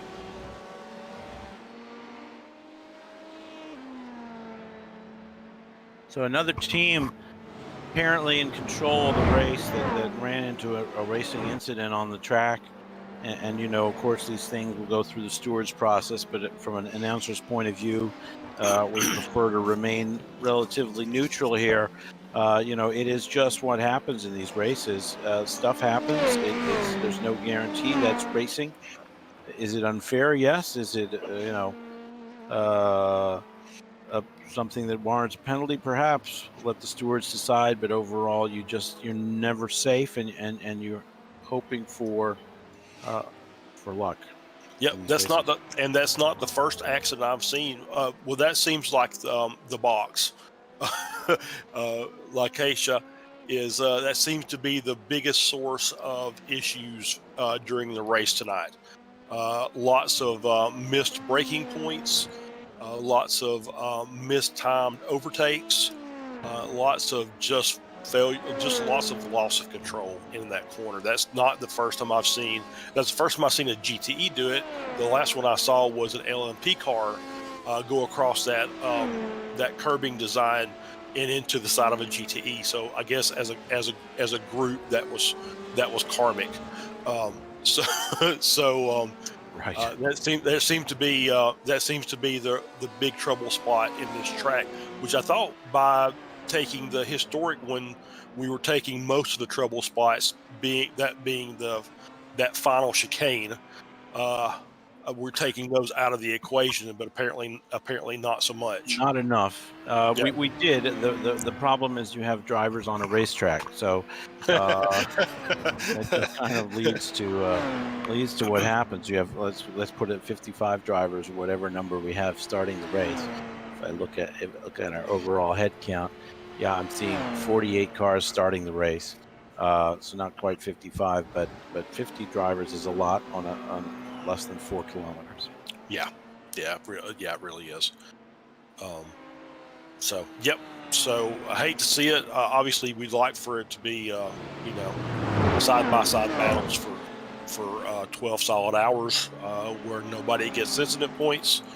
Unfortunately, that's not ever the case. We're always going to have issues, and that's just unfortunate because it's one thing. I'd rather take myself out of a race than take somebody else out of a race. So I always kind of feel for the driver who gets taken out when he has basically no control over it, which is what happened in their case.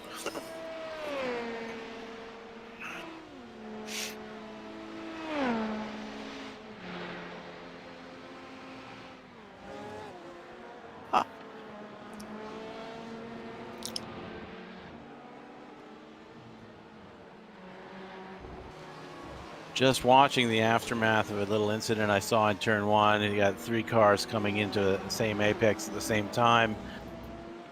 And again, someone ends up the loser. Insult to injury kind of thing. It's just been a long night, and the drivers are just trying to finish the race at this point. Many of them are just trying to finish in the current position or wherever they do wind up. And we watch now John Salmon in the SCCR by Delta Sport car trying to limp back to the pits.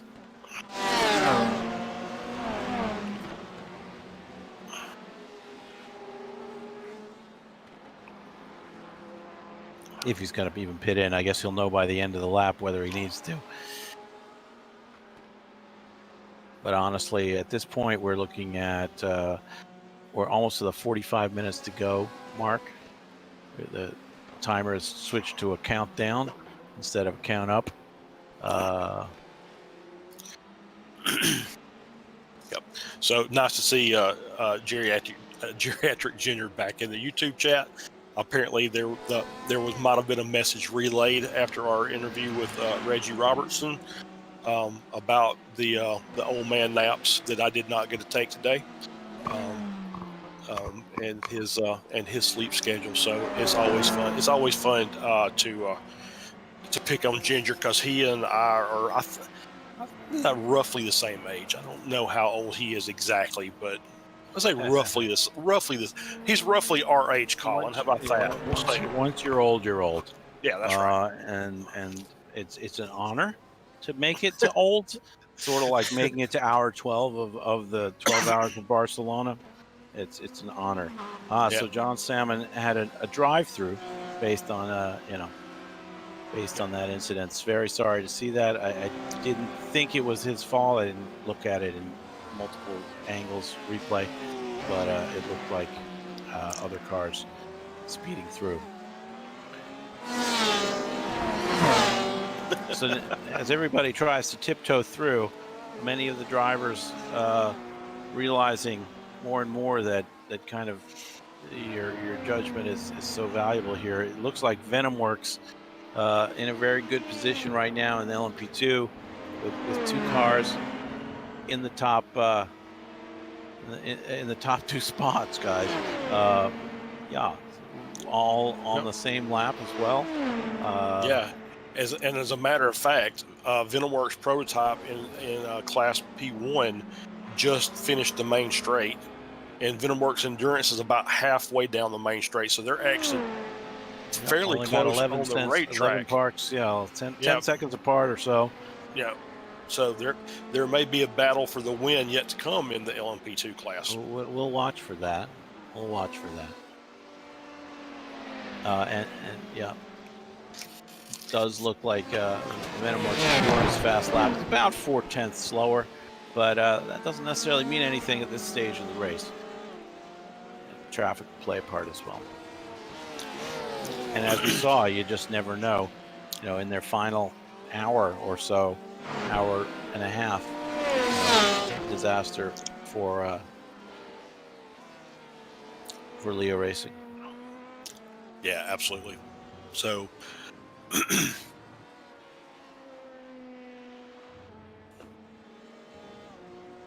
do see that Kevin Kittleman, I believe that's Indy Autosport Red in the LMP2 class, has received another black flag for an incident earlier.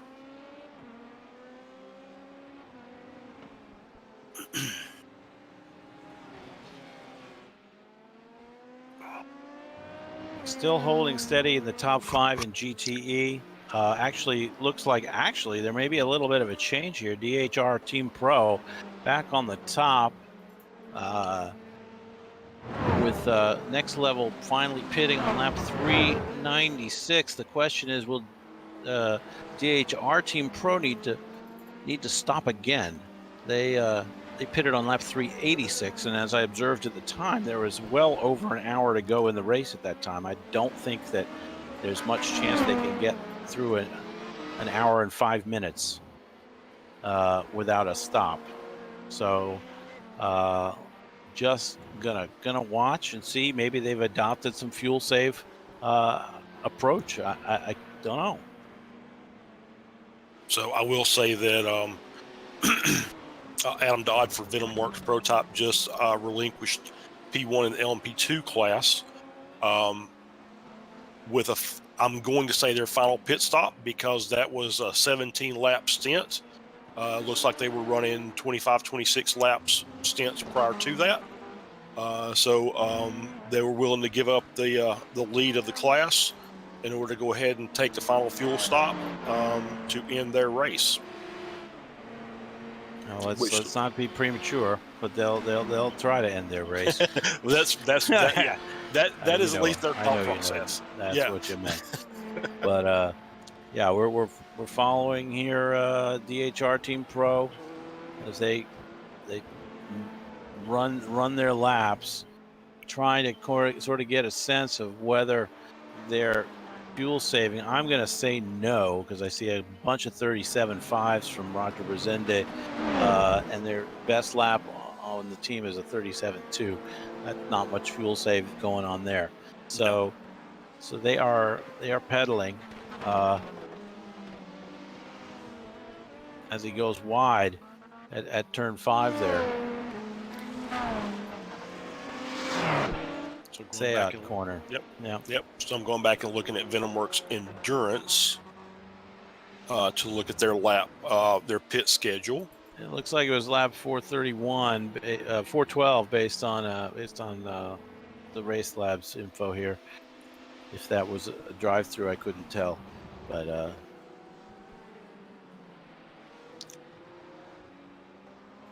let's check. That was not a drive-through. That was a pit. So I think with that, because that was a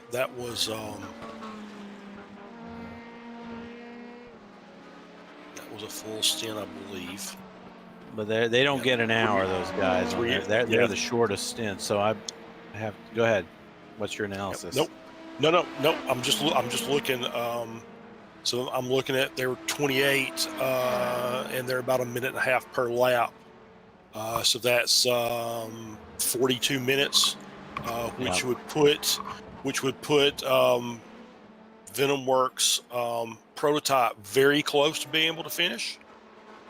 So we'll see. I want to see when VenomWorks Endurance comes in for their final stop. So I think they're going to be able to do that short stint at the end, that splash. Yeah, they'll dash. just need a splash. So it's going to be very interesting with the VenomWorks Prototype 40 seconds back. It is a shortish pit lane, although I wouldn't call it incredibly short. Right. Yeah. No. It's I think 600 meters. I believe is what I read. So, not counting, I guess, the pit entry curve, which you cannot take at full speed. Well, most humans can't take at full speed. I mean, there may be some out there. You're taking a huge chance. It's one of those things. It's like not in this race at this point. Right.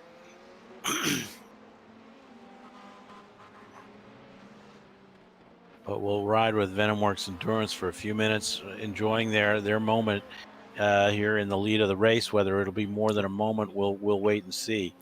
Right. Whether they'll finish there. If they can get that splash and get in and out before their fellow team, it'll be something else.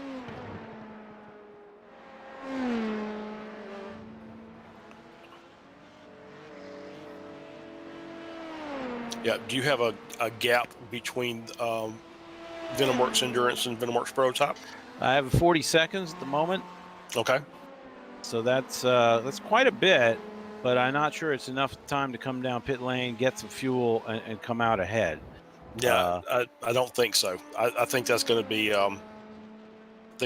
see. Very tight. Yeah. We'll see. You know how they do on the pro broadcast. They won't guess, even though they know what's going to happen. They'll try and make it full of suspense. So let's just Right, just yeah, imagine sure. that anything is possible. We wish both teams the best. Of course, it's an exciting moment for VenomWorks for sure. If they can finish 1-2, cross our fingers and we won't put any curse on them. Now following VenomWorks Prototype with Adam Dodd at the wheel as he drives through traffic. Everybody kind of that much more careful right now, not wanting to mess up a good thing. I don't know why it becomes more obvious in the race that you got to preserve the car. It should be obvious there's a car from off. the beginning. Yeah, no, I see a lot of smoke there. Got some more carnage. Yeah, that is Christopher White in the Quality Control Racing LMP car. This over in the gravel trap as VenomWorks drove by. Just kind of noticed that as I was watching the race.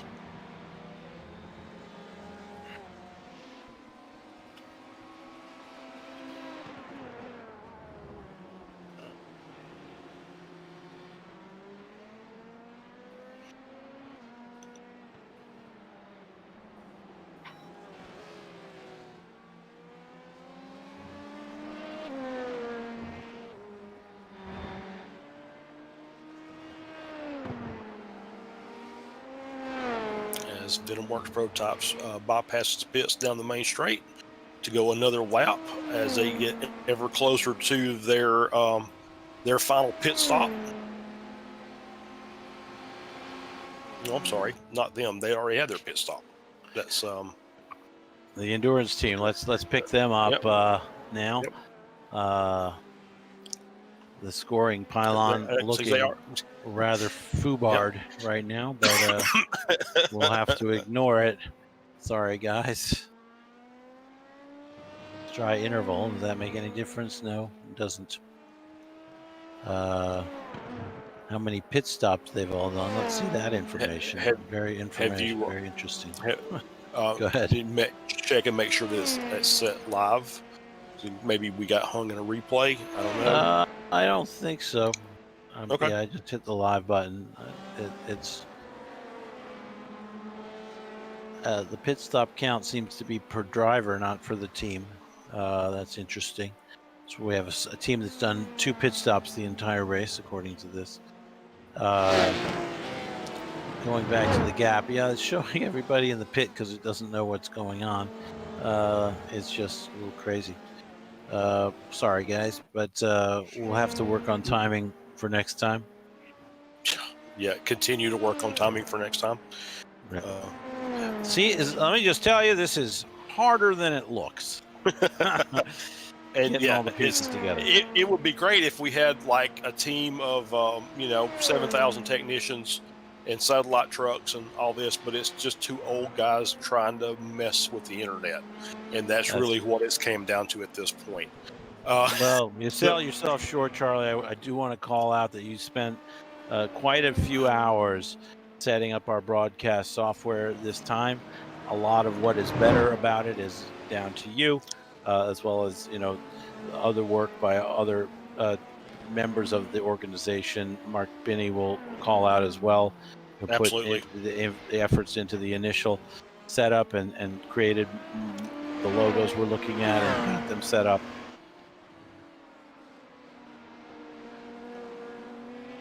Yeah, and luckily he is just a text message away. So, so I may have to. Seems to be the subject matter expert. I may have to get with him very soon to finish up working on the problems that we've been experiencing. Because he seems to know a lot more about the software than I do. Okay. So following VenomWorks Endurance, kind of maniacally waiting to see if they splash and go. We got 33 minutes and change left in the race here right now, guys, or 36 minutes and change, my mistake. I guess is that right? Nope, it's 33. Well, it says correct. 36 on the timing stand, so I'm a little confused where that number's coming from on the race, on the server screen. In the broadcast, they might be basing that on something having to do with what they project as the end of the race. I think that the race, elapsed time in the race, if I remember correctly, includes the pacing. So from the time Yes, it that was is safe correct. to enter the grid, so it is a little the bit. 2 minute grid time and the then pacing the minute time per pace lap. Yep, you're correct. So it is 35 minutes and counting at this time. Let's pick up Fuga SimSport right now, see how they're doing. They're just ripping around the track, trying to kind of just make up for all their crappy luck. Let's just put up the last lap so we can see what people are doing. It's a 1:22.3, which is really quite fast for this point in the race. If I look through the field, nobody else going that quickly. In fact, India Autosport White just pulled a 1:26. Wow. And I'm sure it has to do with traffic and taking care, but that's as it should be at this point in the race. Absolutely.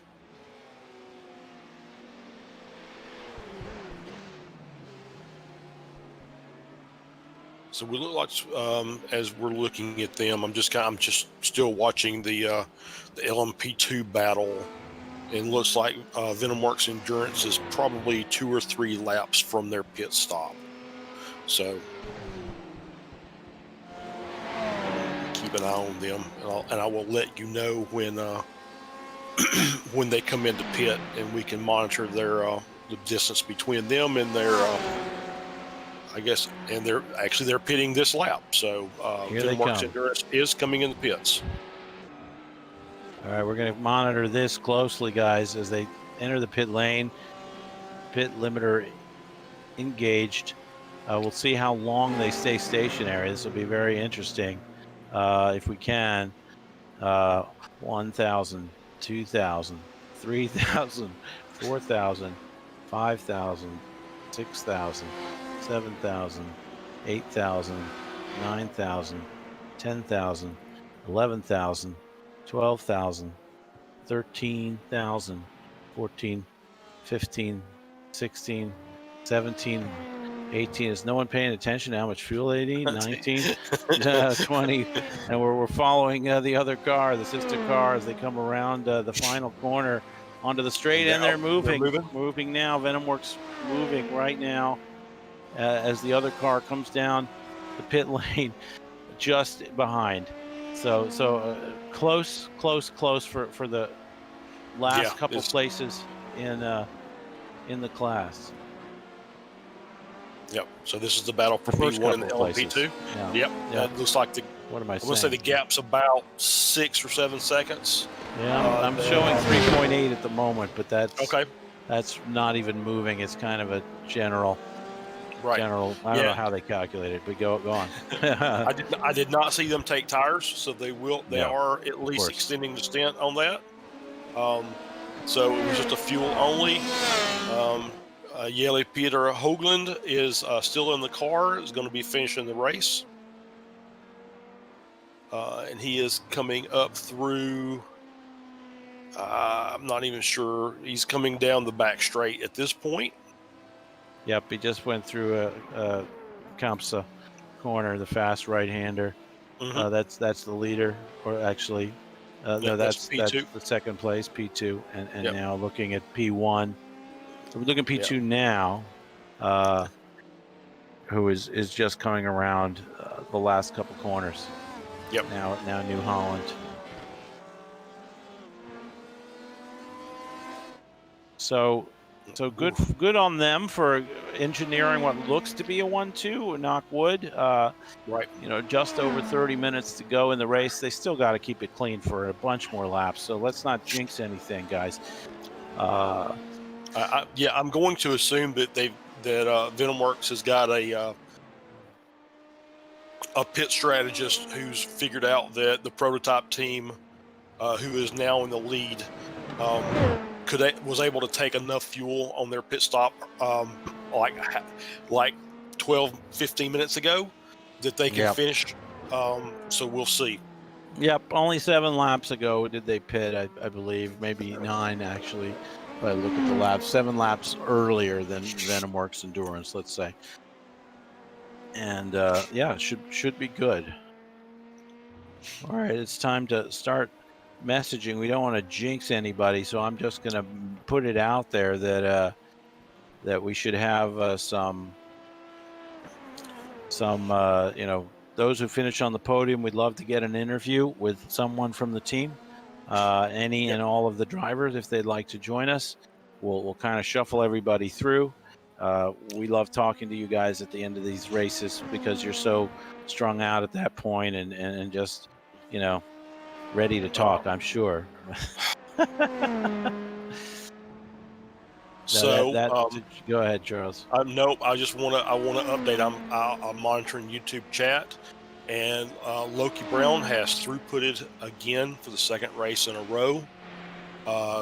They're in tow mode. The car is sitting in the pits.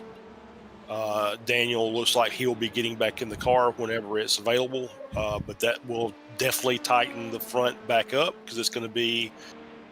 I would say based on what Ray said, 2 minutes, but they're moving now. So that was about a 2-minute pit stop.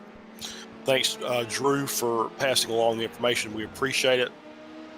And so we'll just have to keep up with where the cars are on the track.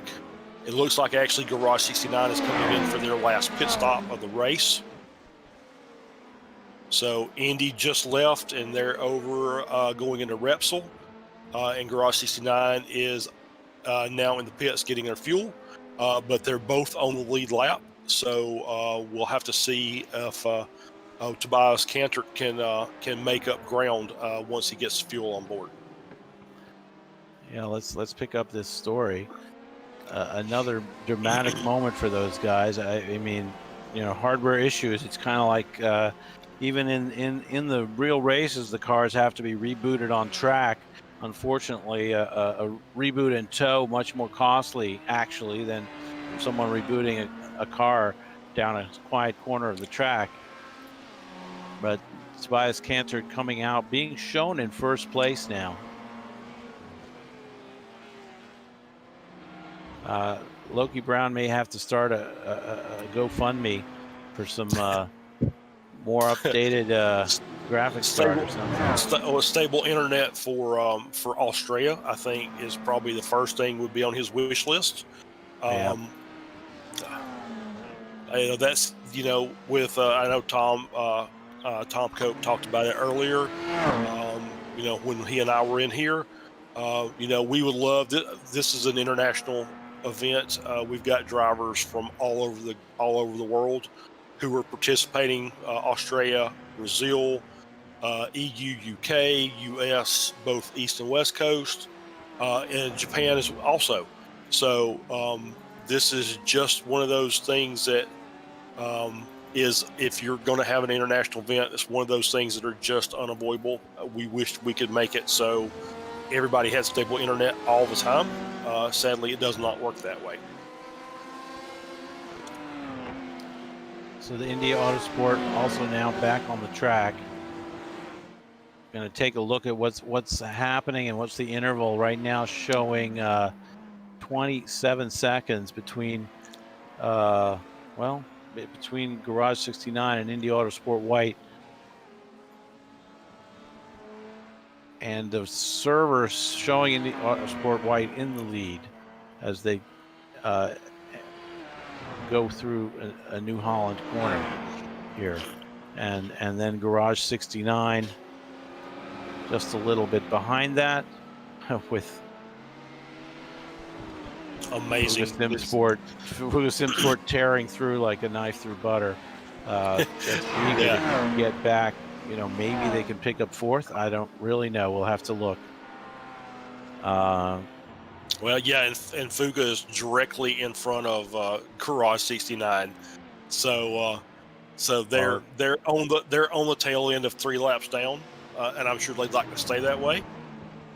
Yeah, they just unlapped themselves from him, I believe. Yeah, yeah. I'm also sure that they're not going to interfere in the overall standings of the race. They'll race clean. I think most of these drivers would not want to jeopardize somebody else's chance at a podium or potentially a win.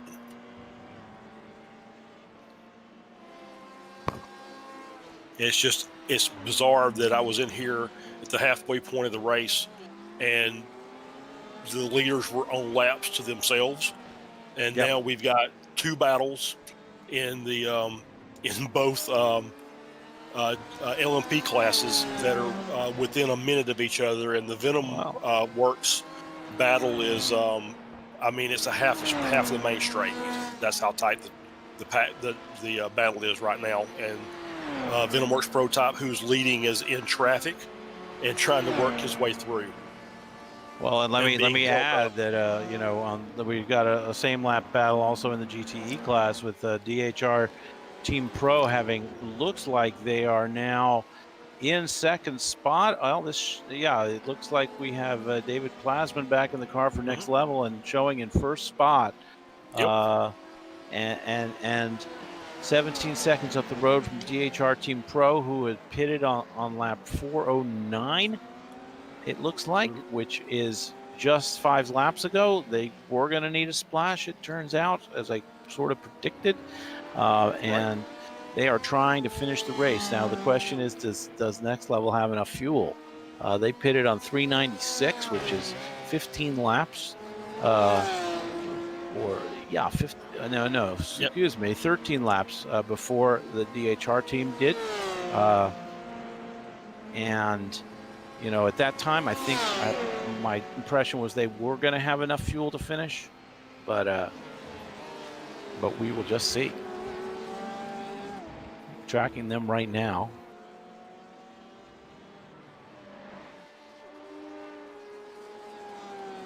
And they are working lap 415, and I think we calculated about 36 laps of stint here for these guys. So at lap 396, that would put them roughly at lap 432, and that seems like they're on 415 now. That's another 17 laps. That's more than enough to complete the next 20 minutes or 23 minutes of racing. So cut out for them. The DHR Team Pros work is cut out for them. I'm starting to just talk like Yoda. Cut out for them their work is that what you were trying to say? Exactly, something like that. Jeez Louise. Have you been watching The Mandalorian this week, absolutely. Huge fan of The Mandalorian overall.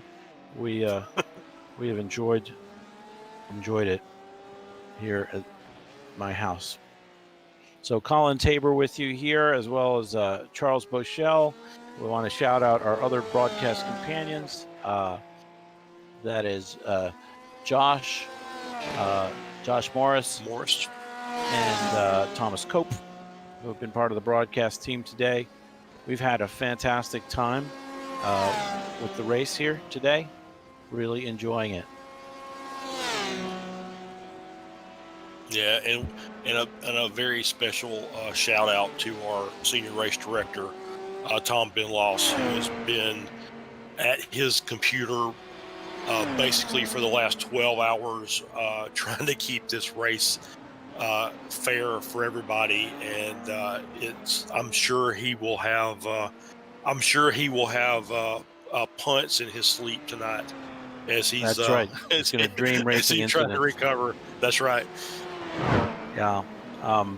Yeah, I want to elaborate on that. I mean, the amount of work put in to put on a series like this is huge. It is really a pretty selfless endeavor. Nobody ever appreciates the organizers or the stewards enough, in my opinion. Stewarding is a truly thankless task. I've done it here. I've done it in other series. I personally ran a Grand Prix Legends series for I think around 5 years, back around the beginning of this century. Have enjoyed sim racing for a long time, but being the organizer, it definitely has its perks.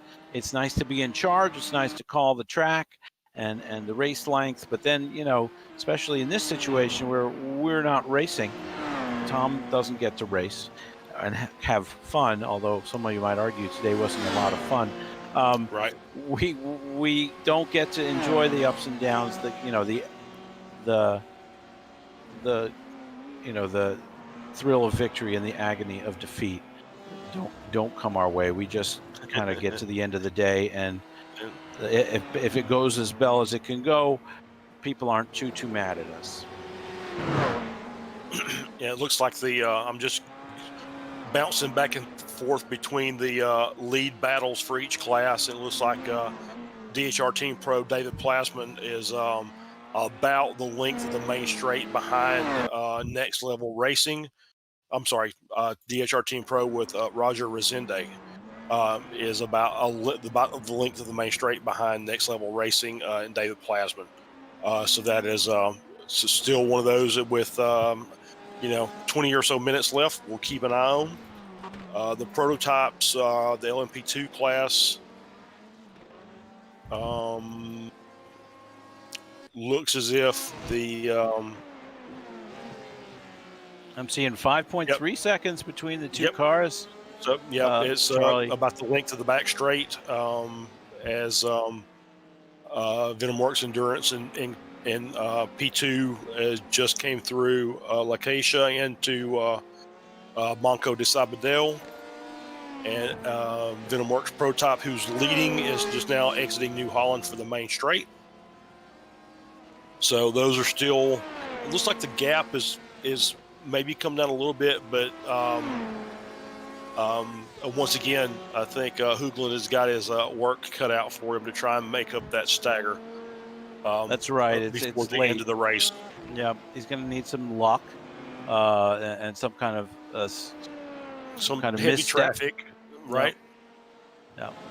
And looking up to the top of the battle, it looks like 23 seconds is the margin between Indy Autosport White and Garage 69. Now we're picking up Tobias Cantert as he comes onto the main straight through the grandstand, and to flash ahead to Indy Autosport White.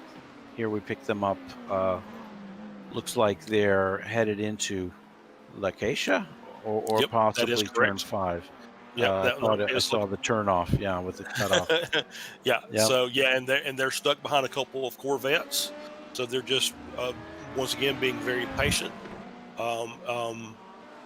By this time, he's managed to get through the first Corvette, waiting till he exits New Holland to get past the second one, and the boost button has been pressed, and off he goes. Yeah, and looks like he's got the better part of a lap in hand, so a good interval there for him. Definitely so. It looks like 53 seconds was the last update in my data. Now picking up Fuga Sim Sport, they're working lap 475. 475 on kind of the first part of the track, if I'm not mistaken. Yeah, they're in camps now. So they're midway through a lap, and their next closest car, MJR Racing, is up in 4th and on another further lap, and right now almost reaching the same spot. So it looks like they've got almost a lap just to unlap themselves from that car. I don't think they're going to make it. That said, it's really close call there between Well, Marco Lenz on MJR and Yeah. one of the slower traffic. Well, 3 hours ago we said there's nobody going to beat them because they were 5 laps ahead. So it just shows you got to wait till the fat lady sings. That's correct. In this case, the fat old men. Yes. There will be no singing on this broadcast tonight. That is a guarantee that I will make. Now, you, Colin, being the rock star that you are welcome to. I will not, however. That's all right. Because I don't know any national anthems. I was going to say my banjo is not anywhere close, and I don't play it anyway. Yeah, correct. No banjo on your knee. That's right. Sweet. Yeah, so we watched the race wind down with less than, let's see what we've got on the clock, 16 minutes about straight up, or 3, 2, 1, and 0. 16 minutes left in the race. Just interesting watching everybody bring it home. How are they going to take it and handle it? Cars being extremely careful now around each other, strangely enough. Amazing how that happens. That people just, again, really want to just finish, ready to be done, as well as put the end to what has been another chapter in the VEC story. It's been a memorable race for me, Charles. Yep, I've enjoyed it. I think all things being equal, I would love to have been here at the start of the race. I think that is extremely exciting. I enjoy watching it. Watching those battles. I saw enough of it to know that I didn't want to watch a lot of it because I saw all the low lights, I guess, if you want to look at it like that, being in the stewards room for the start of the race. So, but no, this is this is what we enjoy. This is this racing is a passion for the guys who are here. So, if we get to sit here and talk about it for 12 or 24 hours or whatever that is, that's fine with me. It's I can do laundry tomorrow. Right on. Calling out a Next Level Racing third place LMP2 just ducking into the pits. See how long they're going to be stationary here. Presumably not very long, but not sure the gap. They're on the same lap, perhaps. Now they're moving again. So really very short splash and dash. Where is Next Level Racing?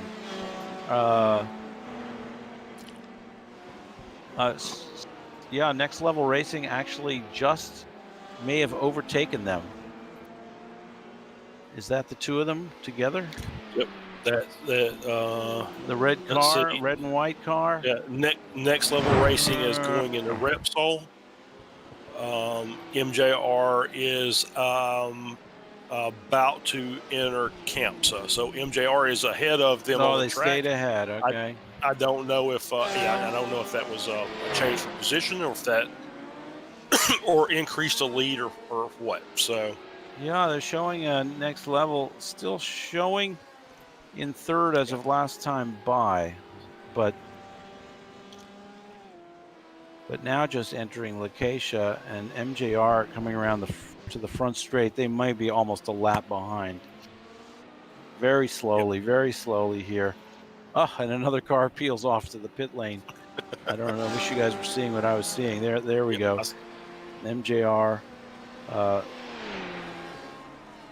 MJR now showing in third on the score pylon. I see that.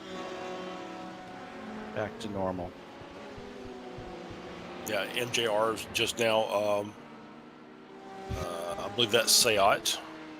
Oh, no, sorry, that's Renault.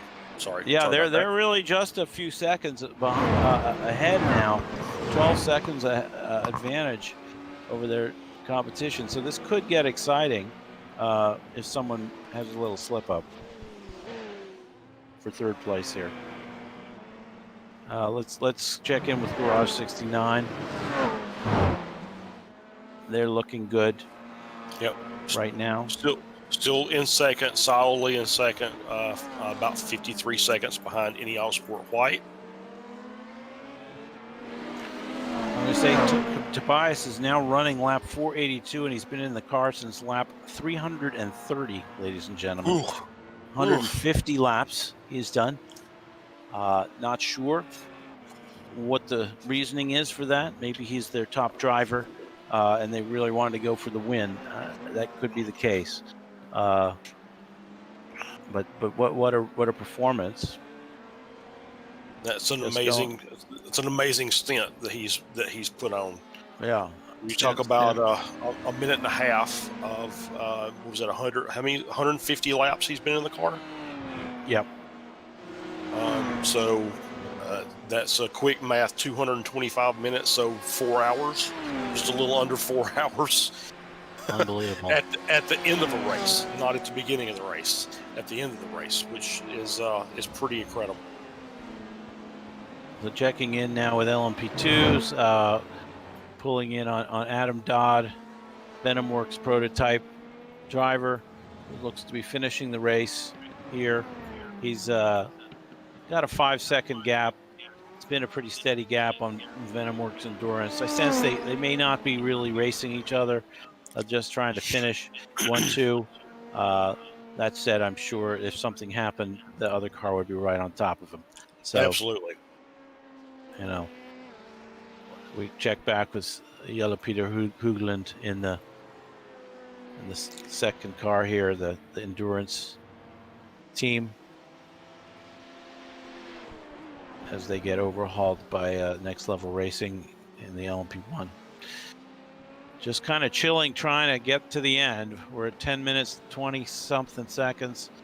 Not too long to go. Probably, 7 laps or so. 8 laps, maybe. 7, 6, 7. Yeah. 7 is my guess. 7 or 8. Yeah, in the GTE field, Next Level Racing is going through CAMSA. DHR Team Pro just exited SEAT. So still, I don't know what we're saying, about 10-second gap between the two cars. Okay. So I think that's where they were after the pit stops. It looks like the gap hasn't changed very much.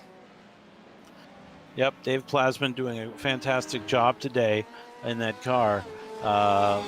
Running right now, it looks like his previous lap was a 2:55, which doesn't sound right. Sounds like a pit stop lap, perhaps. Yep.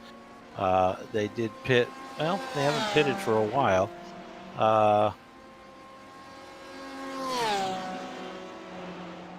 But it says a 1:38. I really can't see. Maybe they just passed the start finish line. But DHR Team Pro, as he kind of winds his way through the first couple corners, DHR Team Pro coming down into T1. Where are you looking?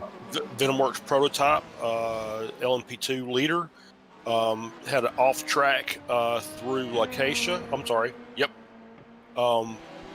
Definitely slowed him down.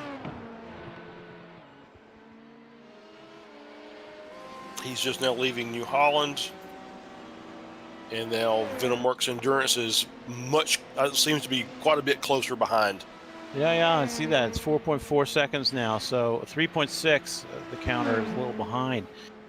Definitely an exciting moment here in the last minutes of the race, but looks like that is stabilized. Just shows you can't phone it in, folks. That's right. right. Got to drive the car.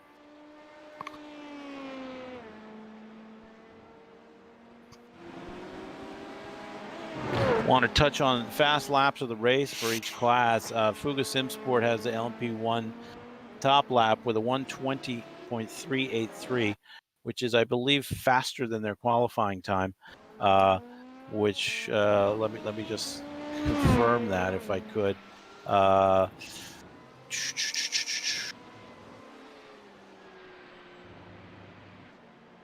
Yeah, their quali lap was a 1:20.5, so yes, a tenth and change faster. I did look at that.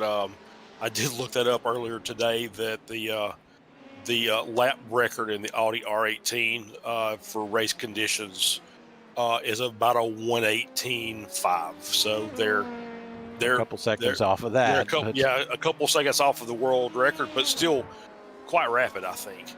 Well, yeah, I mean, a lot of these laps were sent early in the race, Looks like is he slowing? He might be slowing. They might be preparing for a photo finish, guys. 5 laps to go. So who are you looking at?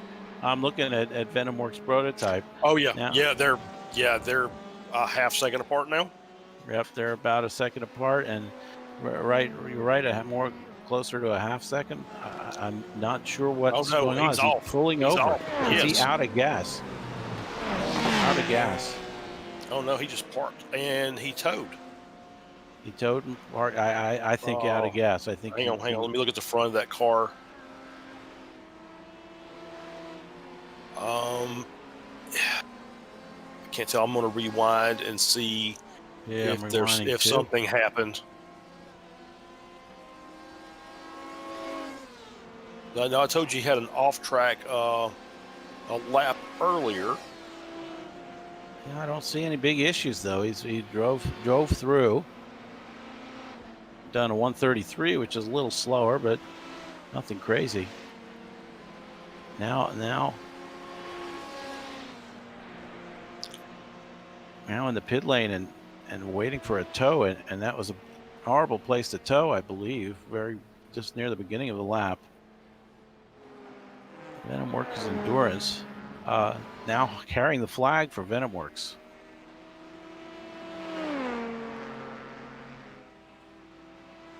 Yes, so yep.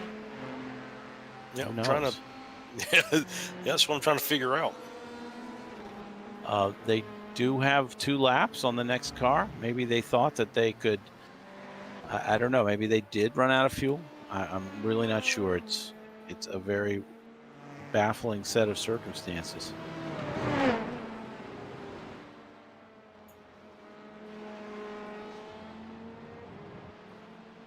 If I look at what they did here, they came out of turn 3 and just pulled it over before reaching Repsol, right under the Repsol bridge.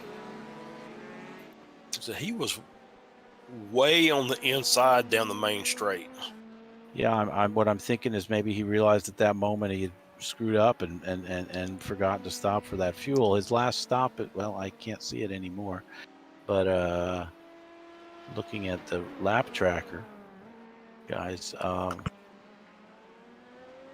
he pitted on lap 431. The Delta, these cars are not long on fuel. It's like something like, we'll have to check, but 431, the previous stop was at 413, so that's 18 laps, if I'm not mistaken. Yep. He was out of gas. 49, he ran out of fuel. Yeah, that's brutal. Brutal. And having to tow at that point in the track, I believe he'll still come out in second place. Yep, they're leaving the pits now. Here we go. Back on track. And it's a lap behind Venomworks Endurance. Just a lap plus, I don't know, 10, 15 seconds or so. So what's that? At least the 4th car that we have seen run out of fuel in the race. Just crazy.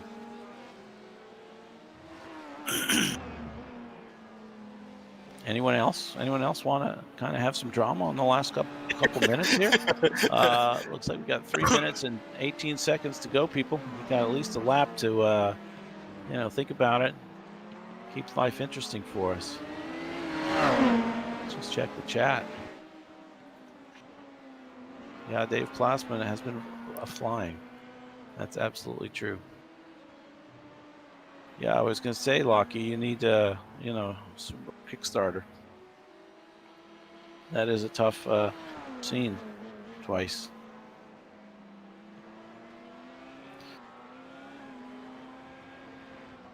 Lockie, yeah, you deserve a new PC. If you could just stay online, we'd love you.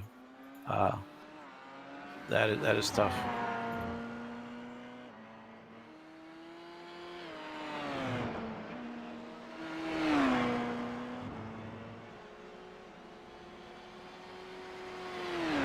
But we're now at 2:57 and counting.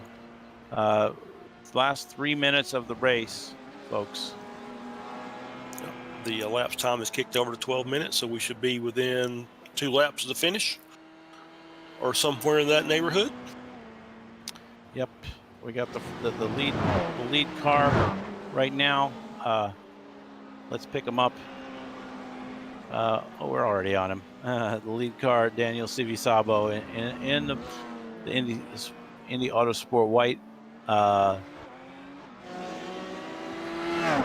going at a nice controlled pace, putting in another 124.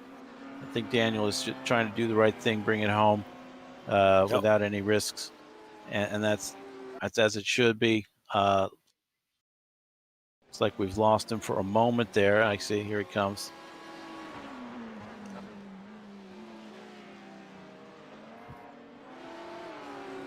Chopper cam following him around. Looks like Seat, perhaps. Down to the, oh, I'm mistaken. That was Campsa coming around the front straight.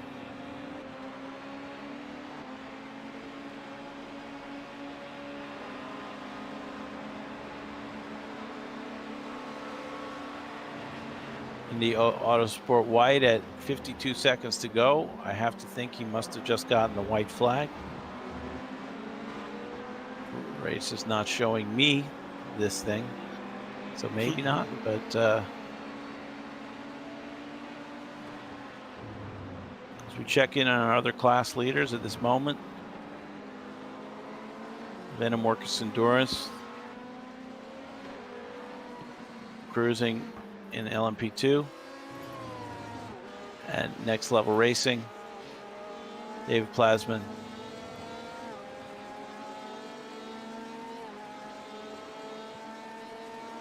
pulling it out here.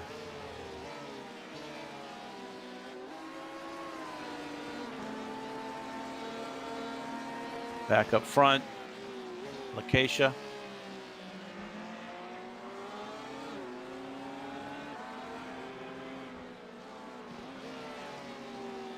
Back to Sabadell. Eurosport. Eurocar, excuse me. And New Holland. Must be the end of the race. See blinking flags and some weaving going on. Don't worry, there are no X's that will count against you. Congrats to Indy Autosport White. Just make sure if you're going to do donuts to pull off the track this time, because we do have cars that are still finishing. Here's a nice little spot here. Perhaps a bunch of gravel. Marbles. Look at all those marbles, guys. Jeez. Wow. Looks like Venom Works has taken the checkered also. They've slowed up quite nicely. Let's pick up Next Level Racing. Still with a little way to go yet. They're just now coming through the chicane. Through Campsa. Yep. Up to Campsa.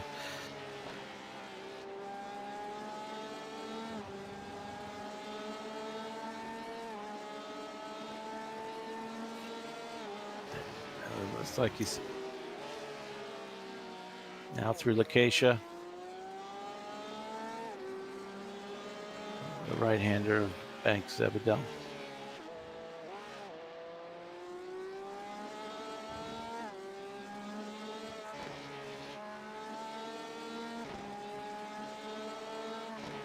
So DHR must have already taken the checkered because they've already departed.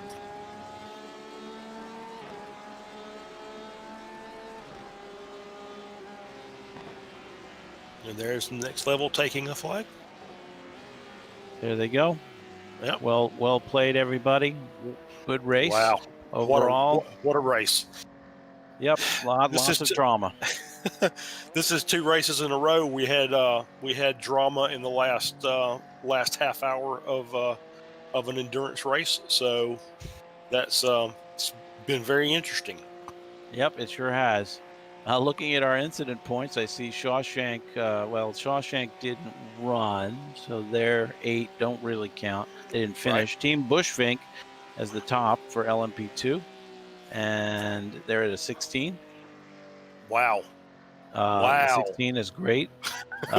Core Motorsports, which I can't remember if they finished. They may not have finished. Let me just take a look Hang at on, that. I'll tell you. I can tell you. You got that pulled No, up? they didn't. They weren't running at the finish, so that Nope. won't count. Next Level Racing number whatever it is, I can't see the 40 car. That's the winner of the GTE class. Also on the best points there with looks like 25. Wow. So that's maximum points for them. Maximum points for them. They get the win and the 5 bonus points. Yeah. Is there points for pole? I can't remember. No points for pole. Points for finishing position and for least incident points during the race. Because speed is great, but for an endurance race, I think safety is probably more important. And beyond that, we got 28 and 28 for Leo and VenomWorks Endurance, almost to the 30 limit, where they would have gotten a drive-through for the best teams in the race, or some of the best teams in the race. The points limit is there for a reason. Everyone seems to get a drive-through, but they've managed to avoid it. Other than that, it looks like MJR might be the winner in the LMP1 class with a 40, looks like a 42. If they're on 42, then so are Fusion SimSport. So that's going to be a tie. Both cars finished the race. I have no idea if they will it's further tie break based on laps completed. So don't quote me on anything. Right. But great job, guys. Yeah. Looks like actually we might have Team Bushfink Racing in LMP2 was the one I named with 16. I don't know if they finished. These things not that important. If car 63 did finish. Car 35 is the one I'm speaking of, and I don't know that they finished. They were quite some laps down, but they might have. Well, I think the rule is they have to be in the top 10. laps down. Yeah, they have to be in the top 10. Oh, yep. Really? Well, then it's going to go to Leo and VenomWorks Endurance tied on 28. So we got a couple of ties there.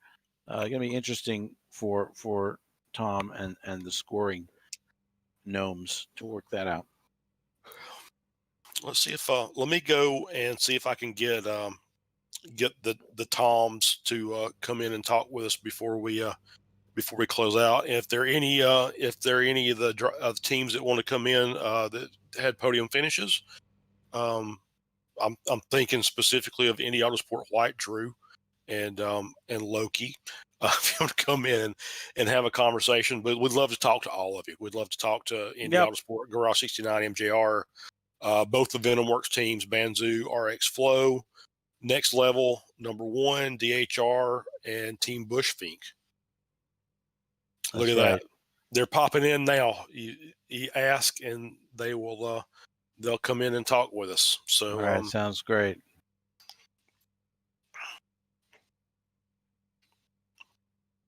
Should we just start pulling them in? Let those guys chill out for a minute. Yeah, let's let them. Let's make sure. I want to get the teams in here together. So I'm trying to go through the entry list real quick. Yeah.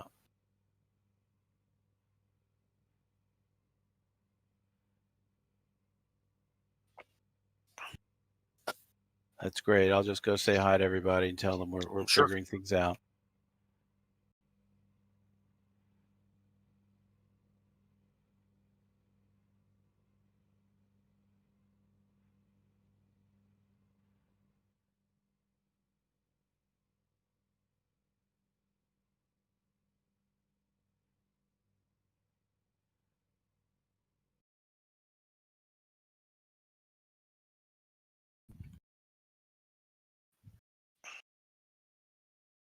Hello. I'm here. All right. All right. So we've got David Plasman in there. So from Next Level Racing, we can pull him in and talk to him real quick. All right. Sounds good. Okay.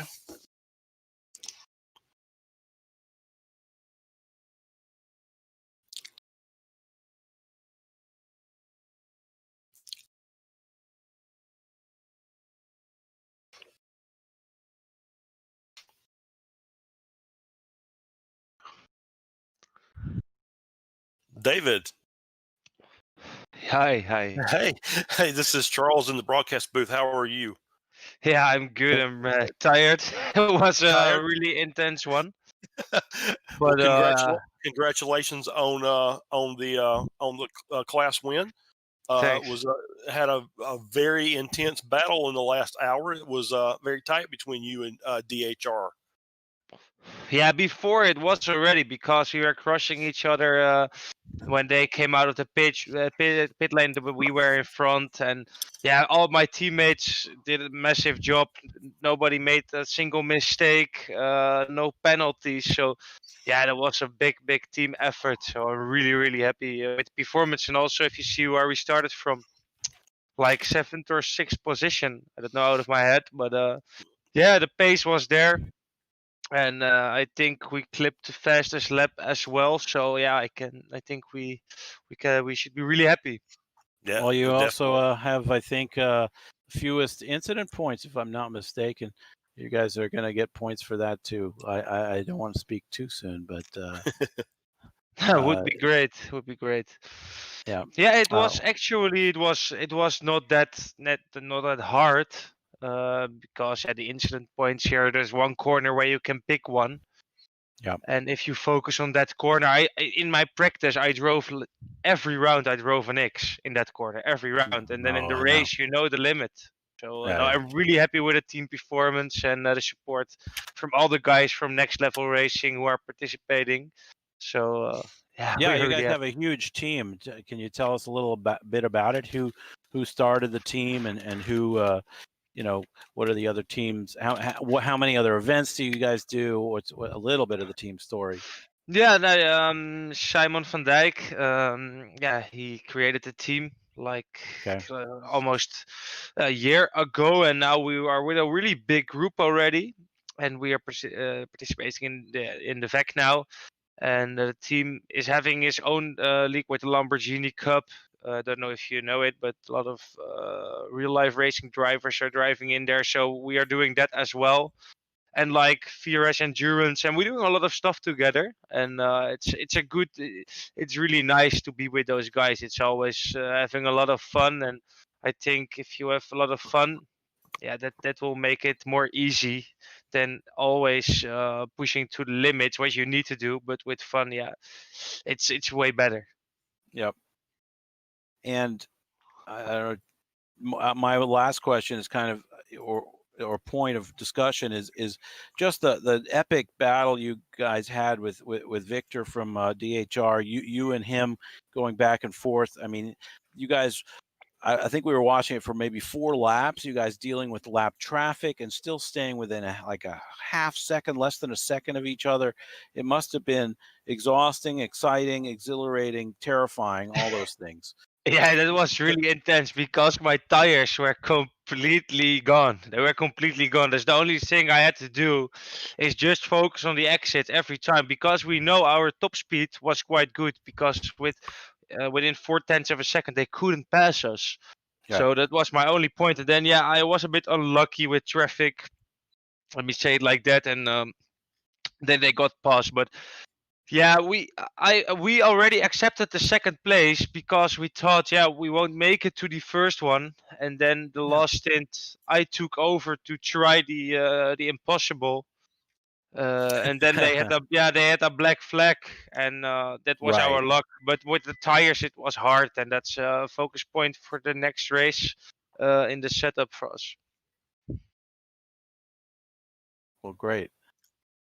Well, I think go ahead, yeah. Charlie. No, I was just going to say one last question or congratulations. wrap it up. Nope. I think that was great. I don't want to keep these guys very long because I know it's been a long day for everybody. So we'll let David go and relax for a few minutes. But hey, thanks for coming in, David. We appreciate it. Congratulations. All right, and thank you guys for tonight, and massive thanks to all my teammates who are participating. Thank you. Thank you. Great. Let me line up our next victim.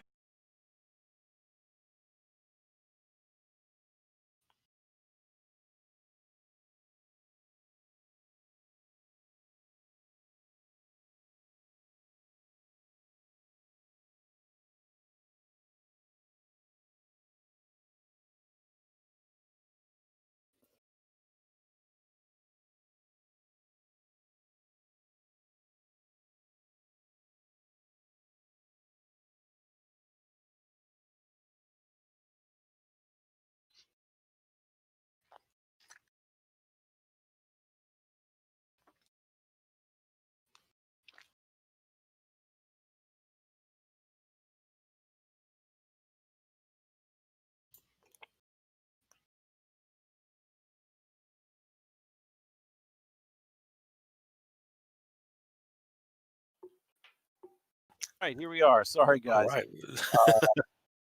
We have a contingent. We have a contingent, Marco, and Marco, right, and Robin from MJR Racing.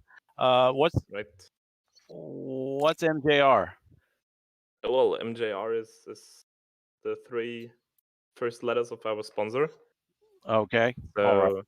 What kind of sponsor is that? What's the name of? What does it stand for? Anything in particular?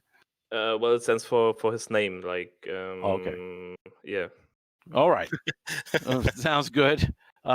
Very excited to have you guys here. You must have had an exciting day. Tell us a little about how it went from your perspective. You won first, Marco? Well, you drove the qualifying in the first stint, so maybe you start. Okay, I start. Well, qualifying was a bit difficult. I couldn't get a perfect lap in. I think otherwise it would have been 5th or something. So it was last place, but it was close. But I was very careful at the start, and it worked out very well. In the first 1.5 hours, which I drove, I had 0 inks. Oh, great. But after that, it went a bit downwards for us. So, what was your biggest struggle in the race? Did you have where was your? Did you get a setback at some point? Well, we had 3 incidents where we couldn't have done anything. We were punted on the straight. We hit a car that spun in front of us, and the third thing I already don't remember. Yeah, there's a lot going on today, huh? It's been 12 hours or so. Yeah. So let me ask this question: what do you think about the competition? We've got some pretty very fast drivers in the LMP1 class in this league.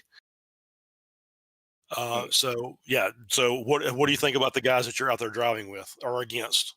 Well, I think they are all competitive. Sure, there are some faster cars like the Fuga car, but I think the pack is pretty even. I think we saw it in the qualifying. I think we were in a second, all 8 cars or less. So I mean, the competition in the field is pretty hard, and also we felt it in a race. So yeah, in the end, we were just like, I think 10 or 15, 18 seconds in front of P4. So always to the end, there was fighting. Right. Yeah, there was a lot of racing and a lot of luck going different ways. You guys were in the Audi, the guys in front of you in the Porsche. Any comments on the relative strengths of the 2 cars on this particular track? I don't know exactly about the Porsche here at the circuit, but I think they're pretty even. The Audi got maybe a bit more of aero or package, and a bit more on the battery pack, so you could boost a bit faster out of the car corners. But I think in the end, the Porsche is a bit faster on the straight, but in the corners it's a bit slower, I think. And you drove the last stint, Marco, I believe. So how was that last stint? And you had a fairly late final pit stop. Was that any point of nervousness there against the 4th place car also on the same lap? Nervous, I don't think so, because we knew they were last on the lap 3:51 in the pits, so we knew they have to pit again. They can't stretch the stint out, I think 7 or 8 laps. So we knew they go to the pits, and then it's pretty calm. Just drive the stint and just drive my laps. What I know, what I can do. So yeah. Well, at the end, for me, it felt like the traffic was a bit less than in the first couple of hours. Like I was in the, I think I were in the car the first time in the car. I was, I think, 3 or 4 hours in the race. So the traffic, but I felt the traffic was a bit stretched out in the last couple of hours. Right. Yeah. Well, presumably some cars retired, makes it a little less busy, and yeah. So how I think that's probably all the questions we have for now. I think you guys have had a long day. We'll let you go, Charlie, unless you have any last things. But No, congratulations absolutely on not. the podium. Yeah, congratulations. Go get some rest. We'll see you guys in about a month at Spa, where we'll do it all over again. But congratulations! What a great race for you guys. Thank you very much. Thank you. Great broadcast. Thank you for that. Oh, thank you. Great. Thanks a lot. Cheers. All right, final victim. Yeah, I'll grab him. All right. Drew Becker. Yes. How are you? Oh, not too bad. How about you? Oh, not too bad. You know, we talked a few hours ago about some payback for your race at Le Mans, and how you were saying that you weren't sure whether or not you wanted to get that racing luck turned back around on you tonight, and it almost worked out where you didn't. So it was a very interesting race for you guys. Yeah, so I don't even know where to begin. So the first probably First 9 corner, hours, right? first corner, yeah, aside from that, but the first 9 hours went very, very well. Until I think we had the contact with enter name here. I think we were looking at it looked like netcode. I didn't get any incident points, but you know, we had that little incident and we got the penalty for it. Prior to that, I ran out of fuel because my crew chief crashed. So we had the tow, and then the penalty hit, and then that put Garage 69 ahead of us. It just created even more chaos. You know, we were wanting to make up time, and Loki had just woken up, so we put Loki in. We told him to drive as fast as he could and make up some time, and we didn't tell him to, you know, punt Garage 69, but he ended up doing it. So we're, you know, really, really sad about it. It's definitely not fair. We feel bad about it. But I mean, you still have a race to race, and it's unfortunate the way it happened. And obviously we know that they're fast enough to be up there at the front in the next race. So I'm sure we'll see them again. But yeah. Yeah, thanks for it was not a mentioning pretty that. one. That's a tough moment. I'm sure they you know may have felt sore about it. Certainly, when you're competing directly head to head, it's not very often that you're actually racing head to head in these cars. You know, it's few and if you think about 12 hours and then the number of minutes that you actually spend in contact with someone you're competing with directly, it's not much.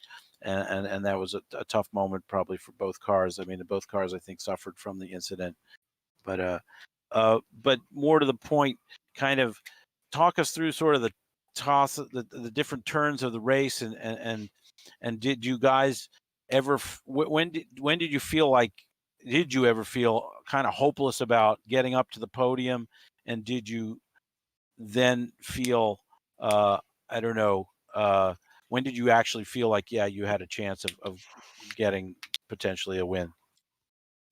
Excuse me. I would say so. We were always optimistic that we could end up at the podium. We knew we were quick. Danny qualified P2. Obviously the lockup at the beginning kind of made that hard, but you know, like Le Mans, we started at the rear and we ended up finishing second there. So like we know we have the pace to keep up with people. Actually looking at it, I think everybody, like the LMP1 class is super competitive. Everybody's pretty much within a second of each other for average lap time for this race, aside from Fuga. Everybody was in the 26, 27 range, where Fuga's in 24s.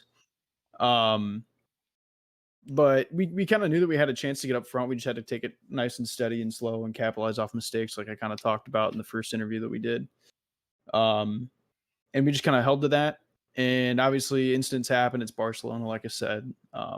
You know, it's all regretful stuff. But we just kind of used and took what we could. And I think once we realized that we really had a shot, not only at a podium, but winning it, was when, unfortunately, when Fuga went down, they got taken out by a GTE. And I think that's right when I ran out of fuel. We were super excited to capitalize and try and lap them a little bit before they got back out, before we knew that they had the 20-minute the repair.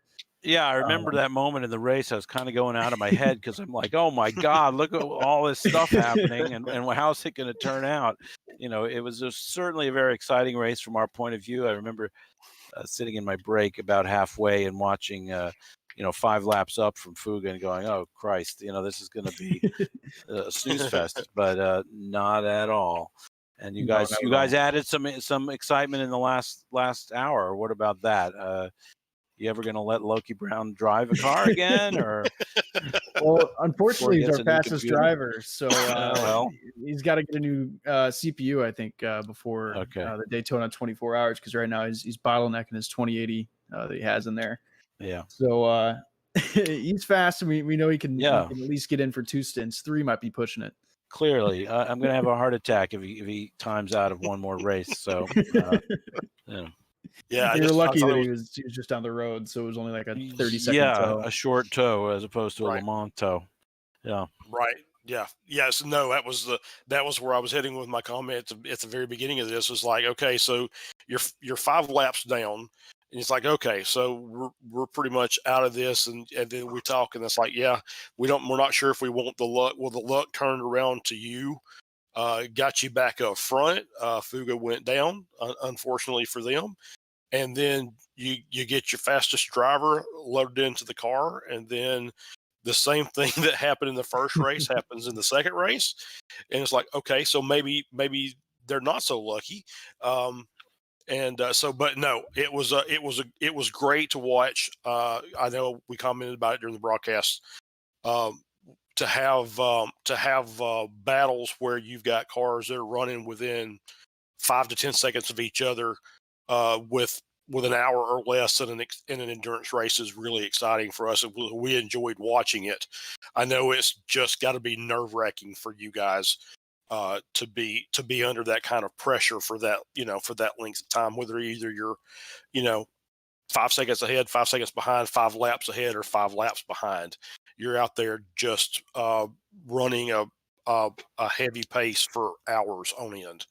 So you guys are to be commended, and I'm sure I'm going to get a taste of that when Daytona rolls around. They're gonna introduce me to the LMP2 for my team, hot and heavy. So it's gonna be fun to experience it. Oh yeah, it's a good time. Yep. All right. Well, all right. Thank you very much. We've enjoyed the day, including you guys' efforts, and yeah. Thanks, Drew. Congratulations.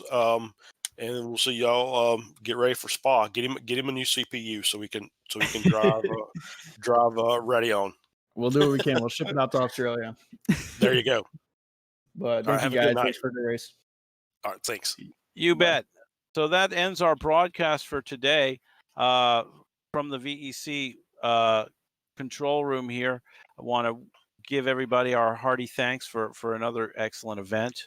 I know there were some hard moments for many teams. Some teams, it didn't go their way today. Some teams tasted the thrill of victory and stood on the podium. I, Colin Tabor, had a tremendous time announcing the race with you, Charlie Bushell. Yep, had always fun to hang out, watch a race, especially at the level these guys are running at. There's some really talented drivers in this field, and it's just fun to watch these guys do what I have no ability to even do. So it's fun to watch them really perform at the highest level, and I always enjoy it. I always enjoy hanging out with you, Colin. Agreed. I'll second that, and have had a great time here today. Want to give a shout out to the Team Oblivion organization that kind of spawned this VEC series. It's its own thing, but a lot of the guys from Oblivion are involved. Want to shout out to Dylan Stone, to Josh. Josh, gosh, I'm always forgetting his last name. Josh Morris. Josh Morris. Of course, you, Charlie, Thomas Cope, and Mark Binney who hasn't been with us on the broadcast but helped design the race broadcast software, Thomas Cope, and our head honcho here at VEC, Tom Bindloss. So with Absolutely. that, we're gonna pop into the advertisements, and after that, stream will end. Have a great rest of your day, everybody, wherever you are in the world. And we'll see you. Thanks in everyone Spa. for tuning in. Yep.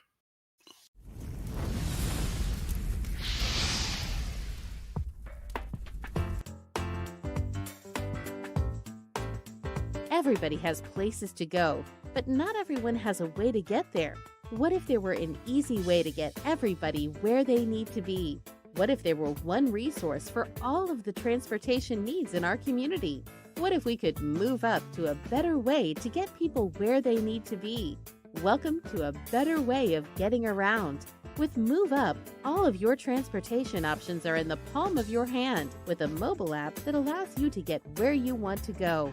Okay, there are lots of options for getting a ride, but this ride service is special because it offers answers to the collective needs of our community. Who needs a ride? Going to the airport or train station? Done. Need a lift to get some groceries, go to the bank or post office? Done. Need non-emergency medical transport to your doctor's appointment? Done. Need a ride for your child? Done. What if you want to take your dog or your bike with you? Done. You get the idea. But how does it work?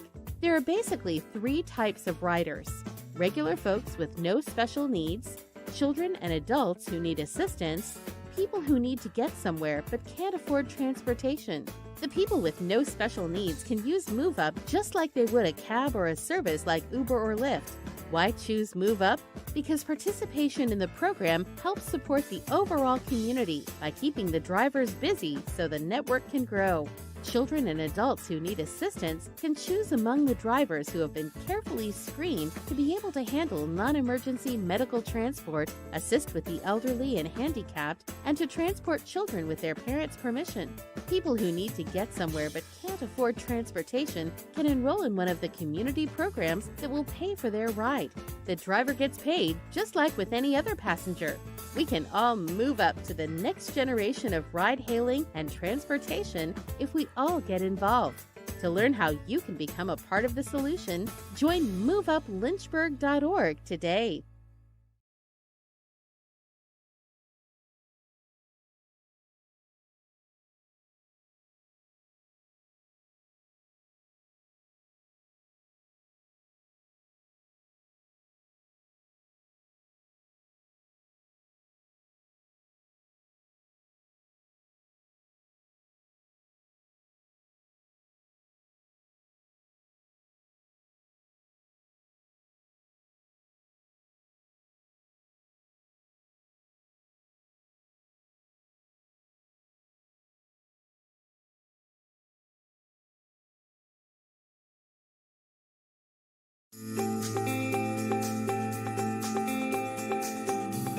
MoveUp is a local delivery management app that is completely free for you to use.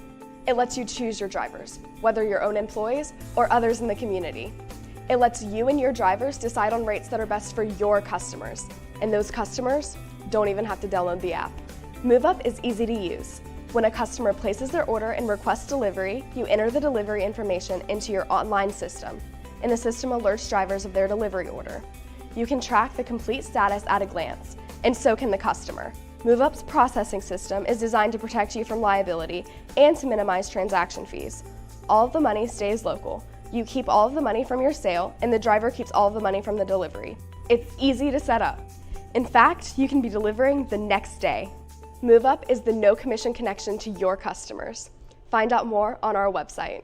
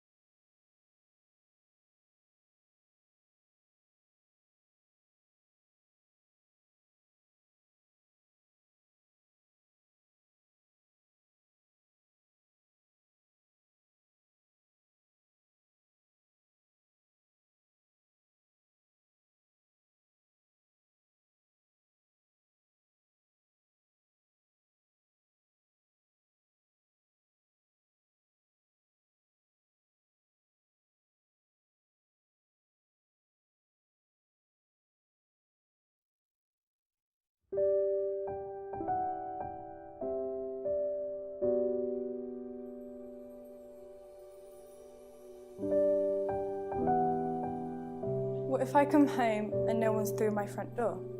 What if I come home and there's a mess everywhere? What if I come home and tears flood the floor? No one understands the struggle and stress I shoulder. No one understands that I have the trials of someone much older. No one understands why my homework's late, why my mascara's smudged, or why I'm not perfect. No one understands why I can't have guests, why I miss school, or why I look like I need a rest. No one likes the kid who's always behind. Nobody gets the effort needed to keep up. They mock and scorn with ignorance in their minds. Everyone looks down on me. They think I'm quite odd. But in fairness, me crying is all they see. But everyone really should look up to me. Having responsibilities bigger than imagined, not knowing my cared one is my priority. Patience. If you give me the chance to say, patience is all I crave, and you'll come to understand that my pain is every day. It's not my fault that I am left out the group and that I always worry. No one knows the struggle and stress that we all carry. The Swindon Carers Centre, we're here to support young carers to carry the weight of their caring role.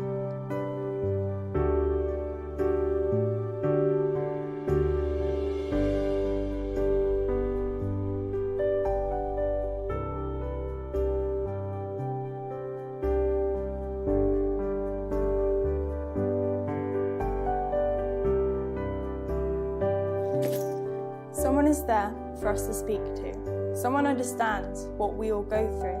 To everyone at Swindon Carers, thank you.